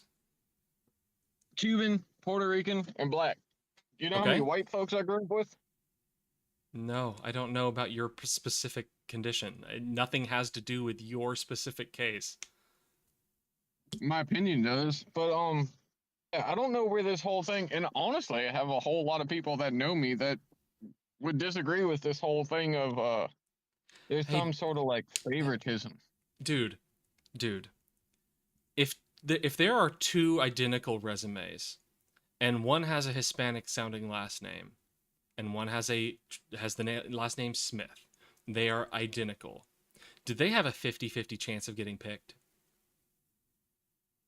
I don't know, because by your standards, if one is applying for a job for $5 an hour and the other one's It's the applying same for a job, for the $10 same an hour, resume.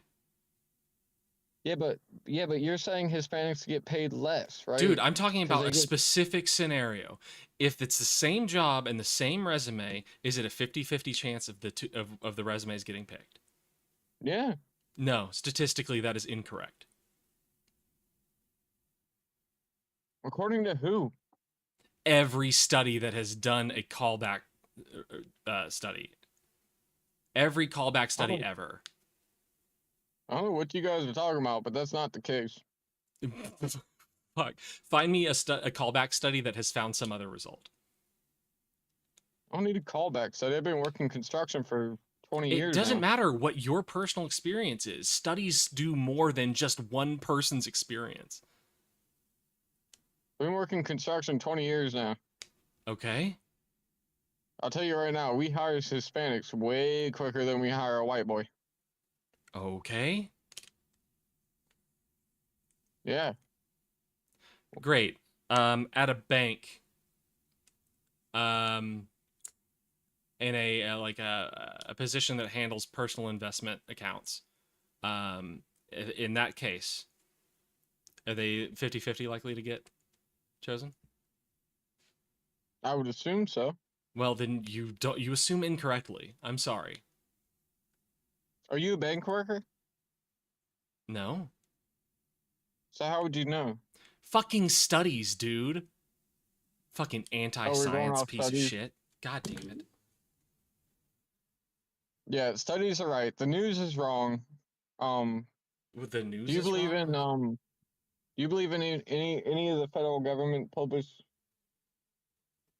currently?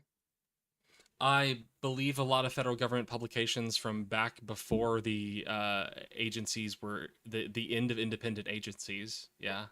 Okay, so for the next 4 years, you're not going to believe in the federal government's public. No, for the publication. rest of time that agencies are no longer treated as independent. Okay, so why are you condemning me for starting a little early? For what? Why are you condemning me for starting a little early and doubting him a little early? Doubting what? The publications. Dude, this is every callback study ever in America. What you just said, you're going to start doubting him now, right?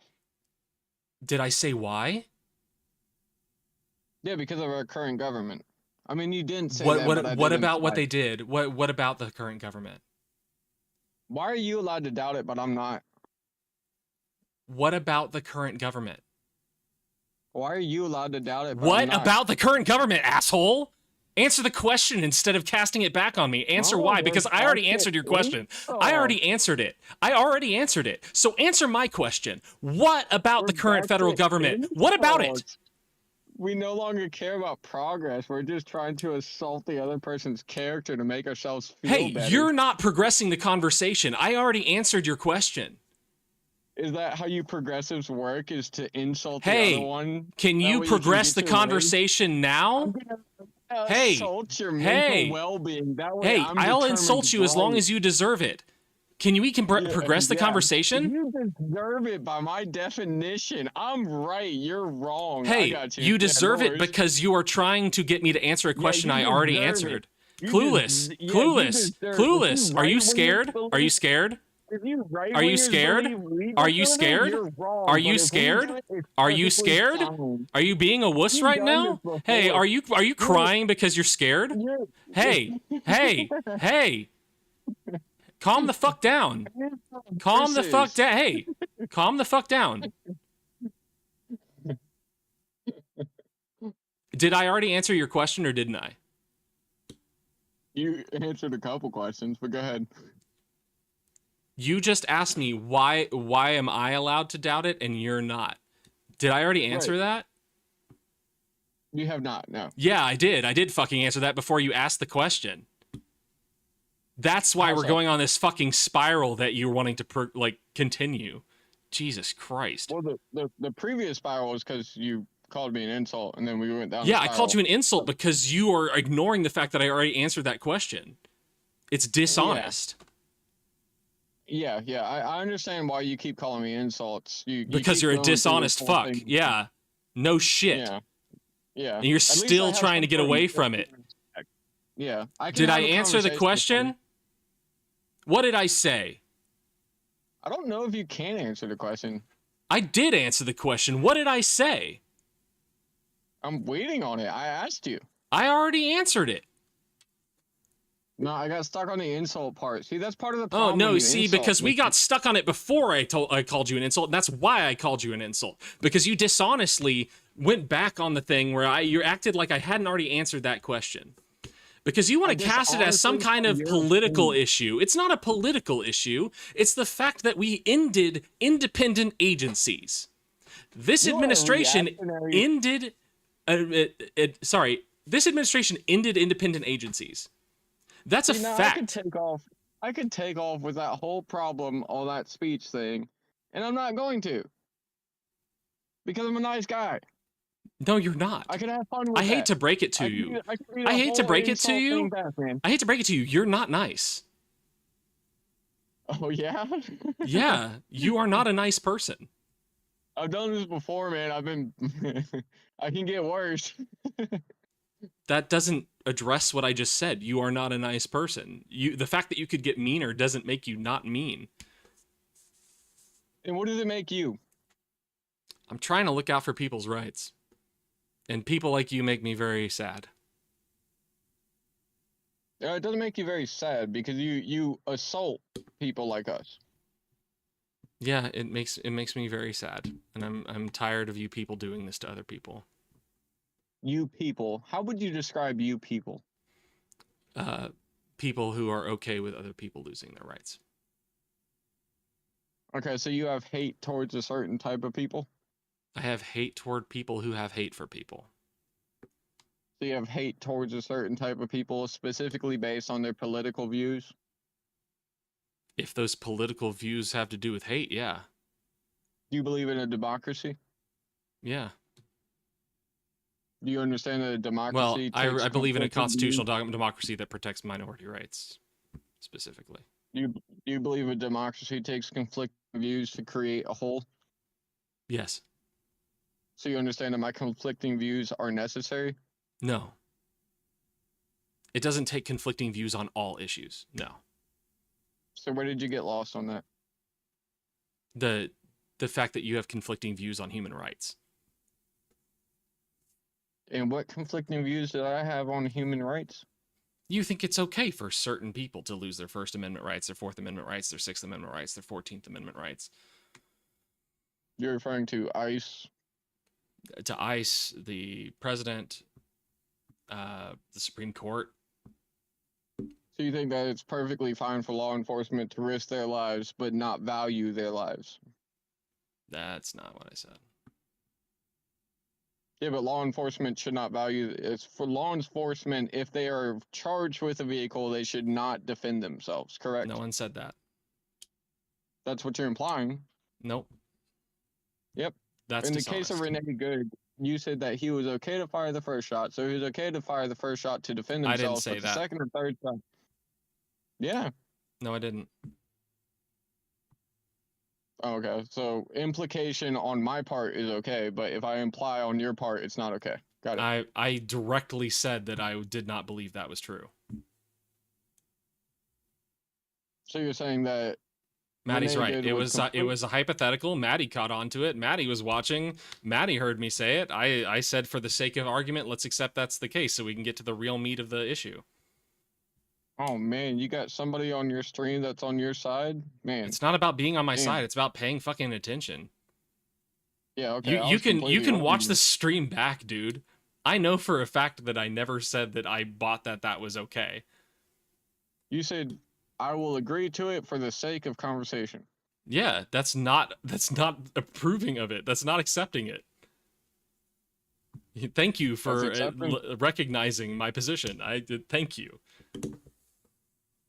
So, okay, so we were agreeing to have that conversation on a merit. Why is it different now? Because that was a hypothetical to get to the point where we could talk about the second and third bullets, which is where it doesn't matter what the rest of the Are we not still talking about that? No. We moved on from that hours ago. You okay? Yes. That was hours ago.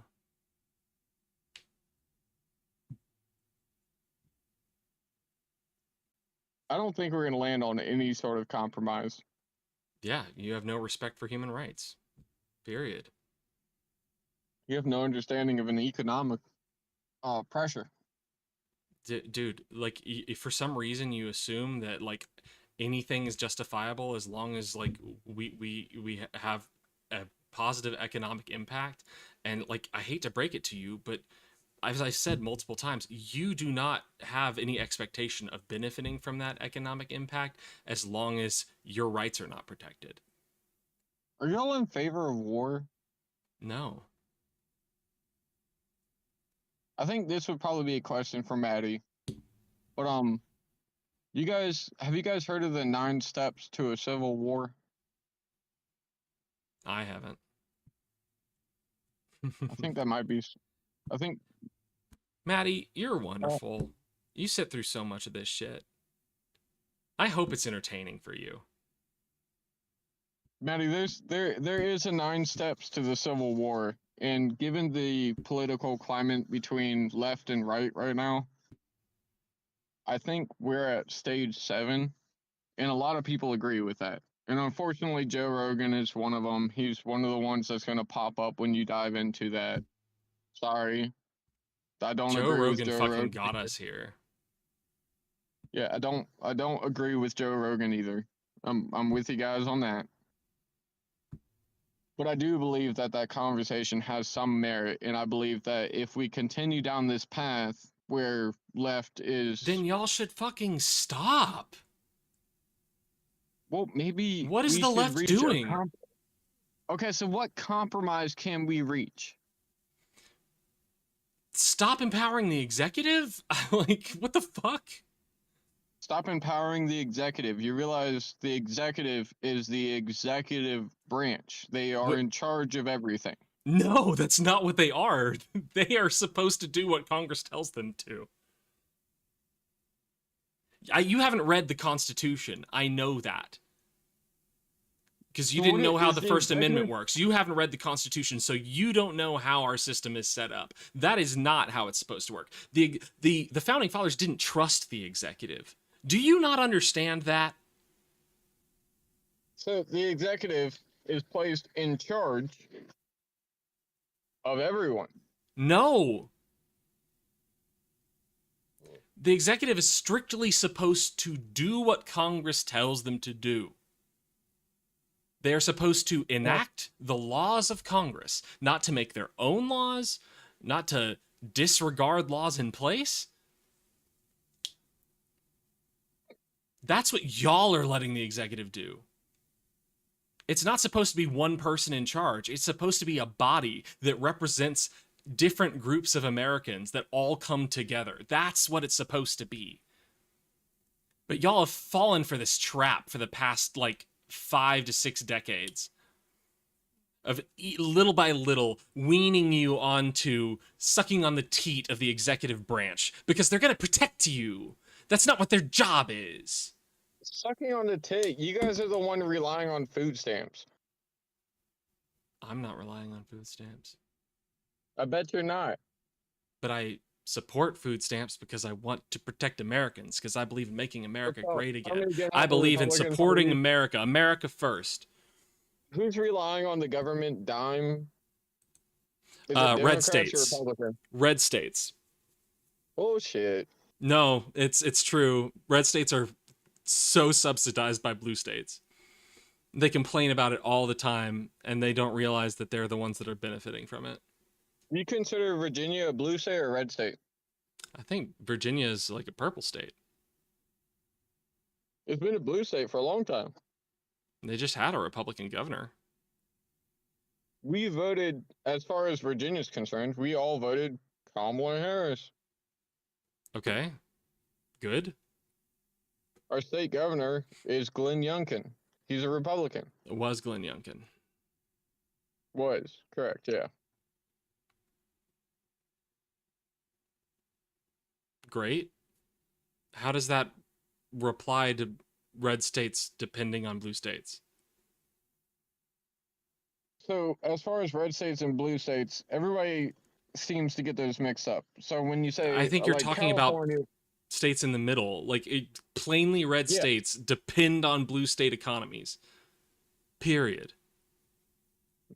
Okay, so Florida would rely on California? Alabama, Mississippi, Louisiana, West Virginia, Wyoming, Montana, Idaho.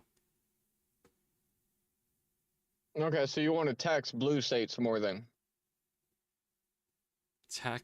We don't tax states. Well, you want to tax the rich. Yeah. Okay, so let's tax the blue states. No, we don't tax states. We tax people. Well, we can tax states. No. You don't believe in federalism? Wow, how anti-American are you?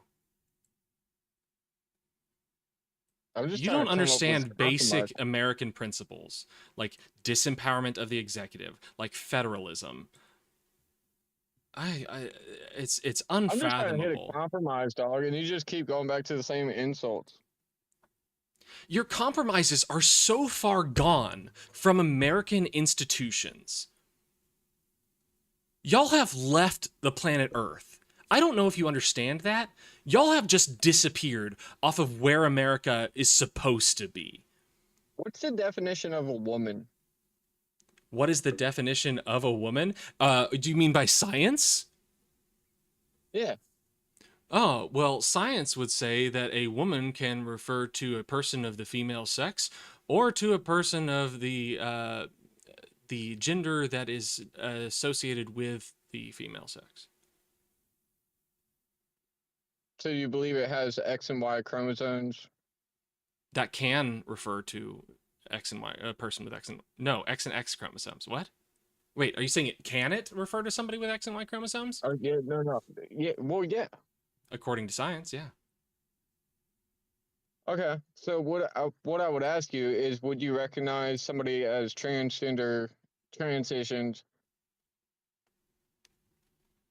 Would you recognize that person as a woman in a woman Olympics?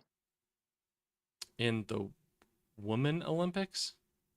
Yeah, I mean, if they're going to classify it as women, then sure, especially if they've been on hormones for years. But I don't think that sports should be divided based on sex. I think that's kind of weird. So if somebody transitioned within the last 3 years, you're okay yeah. with Why do you wait? Hold on. Why do you even believe in chromosomes? What the fuck are you talking about? Why wouldn't I? You don't believe in evolution, but you believe in chromosomes? What the fuck? Evolution has nothing to do with chromosomes. Sure, it fucking does. How so? Because evolution has to do with the replication and failure of replication of DNA. And religion. What? What about religion? Religion has nothing to do with this. So man was born, woman was made from man's rib. What? Does that? I mean, that would say the same thing. What? But that doesn't... What does that have to do with chromosomes? Chromosomes would be the way to identify the difference. How would you know? What do you mean? How would you even know about chromosomes? Through science. But you don't believe in science. I do believe in science. No, you don't. Point. Up to a point, you just no. So you're willing to rely on science as an argument against people when you support what its outcome is. When its outcome is not what you believe in, then you're willing to deny it. That's not believing in science. That's being a fucking tool. So you're saying, as a basic concept, I deny gravity? I'm saying you don't have a foundation for believing in gravity. So you're saying that as a basic concept, I'm a person that denies gravity's existence? No, I'm saying you don't have a logical foundation for believing in gravity. You can believe in gravity. If you can have faith in gravity all you want. You can have faith that chromosomes exist, but you don't have a logical foundation for any of that. You're trying to frame your argument on the sense that I can't believe in science and religion at the same time. Therefore, that's not what I said. That's not what I said. How do you always fail to understand what the argument is? So if I believe in religion, then I can't believe in science. No. That's not what I said. That it is perfectly possible to believe in religion and believe in science at the same time. Not if your religion rejects science, then it's not possible. But you could have faith in things that are not empirically demonstrable, but also believe in science when it comes to things. Everything is a sin. Everything is a sin? Free will is a sin. The fuck are you talking about? Why are you bringing sin into this? I'm very confused. You said demonstrable. Do you know what demonstrable means? I assume it's a sin-based thing. Demonstrable means it can be demonstrated. Oh, then I completely misunderstood that. Oh boy. The dude who developed the understanding of genetics was a Catholic monk. Yep. Wow. Okay.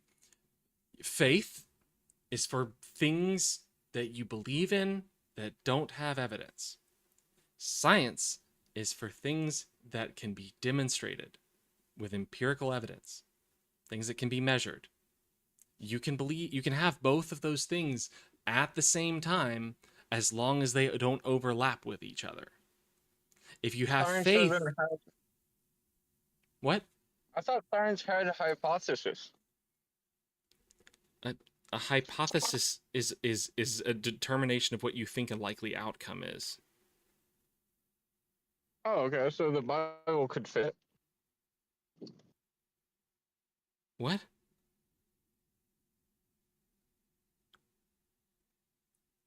What hypothesis? What hypothesis can you make on the Bible? Well, it's been around for 2,000 years. Nobody's disproven it. What hypothesis can you make using it?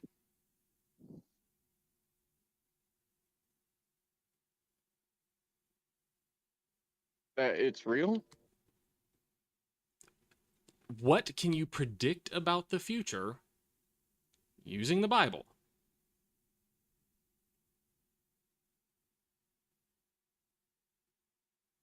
The third temple will be built. Great. So until then, we'll sit around and wonder if it is a good source of evidence. Deal. Even then, it wouldn't even be evidence. It would just be a book that contained a claim that was proven correct. That doesn't say anything about the rest of the claims. It doesn't have evidence because it doesn't have anything that in it that makes things in the future more or less likely to happen. You can't deny it before it happens.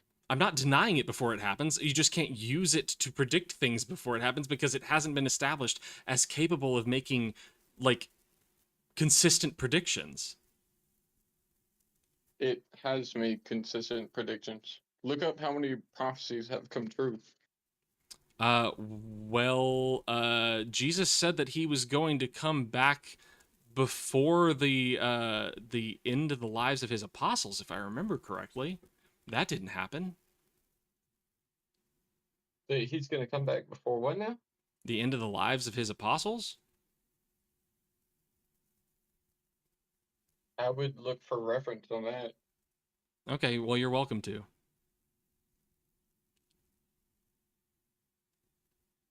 How many prophecies bombed? You've learned more about the art of language traps, Billy Blee? I'm curious what you mean by that. Well, Billy Blee, at least on my channel, you get to see people who are victims of propaganda. Do you know that, like, the evolutionary model can make predictions about the future? Did you know that? It can predict what we can expect to find in certain layers of Earth, what different body types we can expect, what developments we can expect in the fossil record that we find in different layers of Earth, and it is consistently correct. So if human evolved from apes, right? Humans are apes. Oh, okay. If humans evolved from apes... Humans evolved from other apes, yeah. Right. So where are all of our in-between ancestors? We've found tons of them. I don't know what you mean. Okay. Like, dude, if we, okay, imagine like we're just gonna like have a timeline, and we're not even gonna call it any specific number, okay? We're just gonna say it's like from 0 to 10. And if we find a body at 0 and we find a body of a different species at 10, you could say, well, where is the in between? And we get, oh, well, we found 5, and 5 has what we would expect between 0 and 10. And you'd be like, yeah, but where's 2 or 3 or 7 and 8? And you'd be like, okay, well, we found 3 and we found 8. And you'd be like, yeah, but where's 4? And where's 9? Be like, well, here's 4. And you're like, but where's 3.5? And I'm just like, well, dude, like how, like we constantly find these things. We're constantly filling in the gaps. And you've seen that, but you have not seen any of the diggings of the Bible. Have any of the diggings of the Bible been confirmed by other people who are scholars in their field? Yeah, Israel doesn't. They don't announce them. Oh, then how do we know? How are they confirmed? How are they proven correct by other experts? Because By science, documentaries, they have to go over there and pull them out. Great. So each of these discoveries, how many people do you expect have actually done, like, actually familiar with the dig itself and is able to confirm how it occurred, is able to confirm the veracity of the artifacts that are found? How many people in each of these examples do you think? I have no idea. Because I imagine Maddie just asked archaeology. I mean, yeah, archaeology is like a scientific field, and they have like systems. They have research papers. Their research papers are confirmed by other academics and experts in their field. These things get reviewed by hundreds of people at least, and I'm willing to bet that each of the artifact findings that you're talking about have less than 10 people that have claimed to be able to verify where these things are or where they're from. I brought this up before between the legendary scientists that have gone and excelled in the scientific field have wound up coming on the conclusion that Jesus Christ is real and you should believe in him. Who? You're talking about like Nikola Tesla? Nikola Tesla, but Albert Einstein. What was he an expert in? AC energy. What does that have to do with Jesus? The Ark of the Covenant could have something to do with AC energy. Could, like anything could anything, but has it ever been established to? All right, well, you saying it could or it could not does not disprove what I just said. But you're making the claim that Nikola Tesla's expertise somehow is able to support him being a Christian. Indiana Jones, right? No, I'm saying the people that have made giant strides on the society that we know and are intellectually legends in the society that we know have wound up accepting Jesus. Do you know that the thing that you're doing is a literal fallacy? It is an identified fallacy. Do you know that? Why? Because you're pointing to an expert and you're saying because an expert said a thing, that makes it more likely to be true. That is not logical. That's not logical? No. Why? Because what they say about things that are not their expertise are not any more reliable than any other person. And even things that experts say in their field of expertise can later be disproven. So the fact that they said them doesn't warrant any kind of like honor to it. Okay, so you're just gonna go through the whole deny. Based on logic, dude. You can call it logic. Yeah, dude, I just told you that's a literal logical fallacy. That is one that's taught in logic classes. You can't just point at smart person and smart person said blank. That's not how logic works. I need you to understand that. I need you to understand that you can't just point at a smart person, a person that we recognize as smart, and say that anything that they said is valid. Right? I didn't say anything they said was valid. Then what does them being Christian have to do with anything? I said that they excelled in the science academic field and they wound That's not a field. Acknowledging Christ. That's not a field. Science? Science isn't a field. Science isn't epistemology. Okay. There are many fields of science. No, I got you. Nikola Tesla, Albert Einstein, small guys, not relevant. Who cares? It's so dishonest. Yeah, who cares what they thought? No one said that. But like, am I going to trust like Albert Einstein on cooking? Nah, hell no. I wouldn't listen to him either. What did he know? Yeah, as Maddie said, they're not archaeologists. They don't know what the fuck they're talking about when it comes to archaeology. No, they were just guys that developed, everything we know today. Don't worry about them. No, they didn't develop everything we know today. Einstein developed a lot in physics. So maybe trust him on physics? Oh, Isaac Newton. That's another good one. He also came Physics? into Jesus Christ. Math? Yeah, so Albert Einstein was more math. Isaac Newton was more physics. Okay. Nikola Tesla, he was...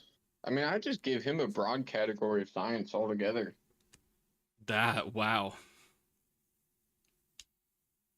But however you want to look at it,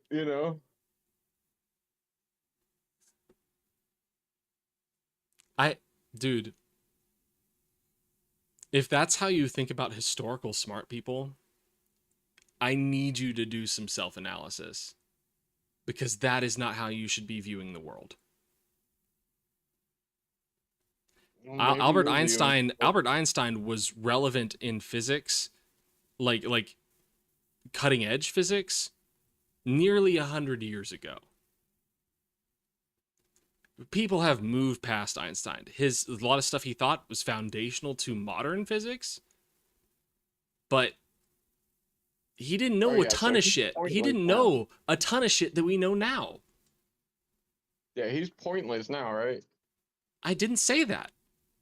Why are you always making these straw man arguments? You need to realize that you do that all the time too. You need to stop doing that. That's really dishonest, and it isn't serving you well, and it isn't helping you learn more. Like, have you realized, at least through this conversation, that you constantly do that? Because I have to spend time proving to you how what you said I said is not a thing that I said. Have you picked up on that yet? We've had several conversations. I will admit that there are several of your points have gotten lost through just being insulting. Bullshit. Oh, okay. By the time we get to insults, it's already over, dude. Yeah, never mind. Yeah, never mind. And I'm insulting you because you do this shit. I'm insulting you because you do this shit. Yeah, I got it. Yeah, that's just keep strong arming your way through. It's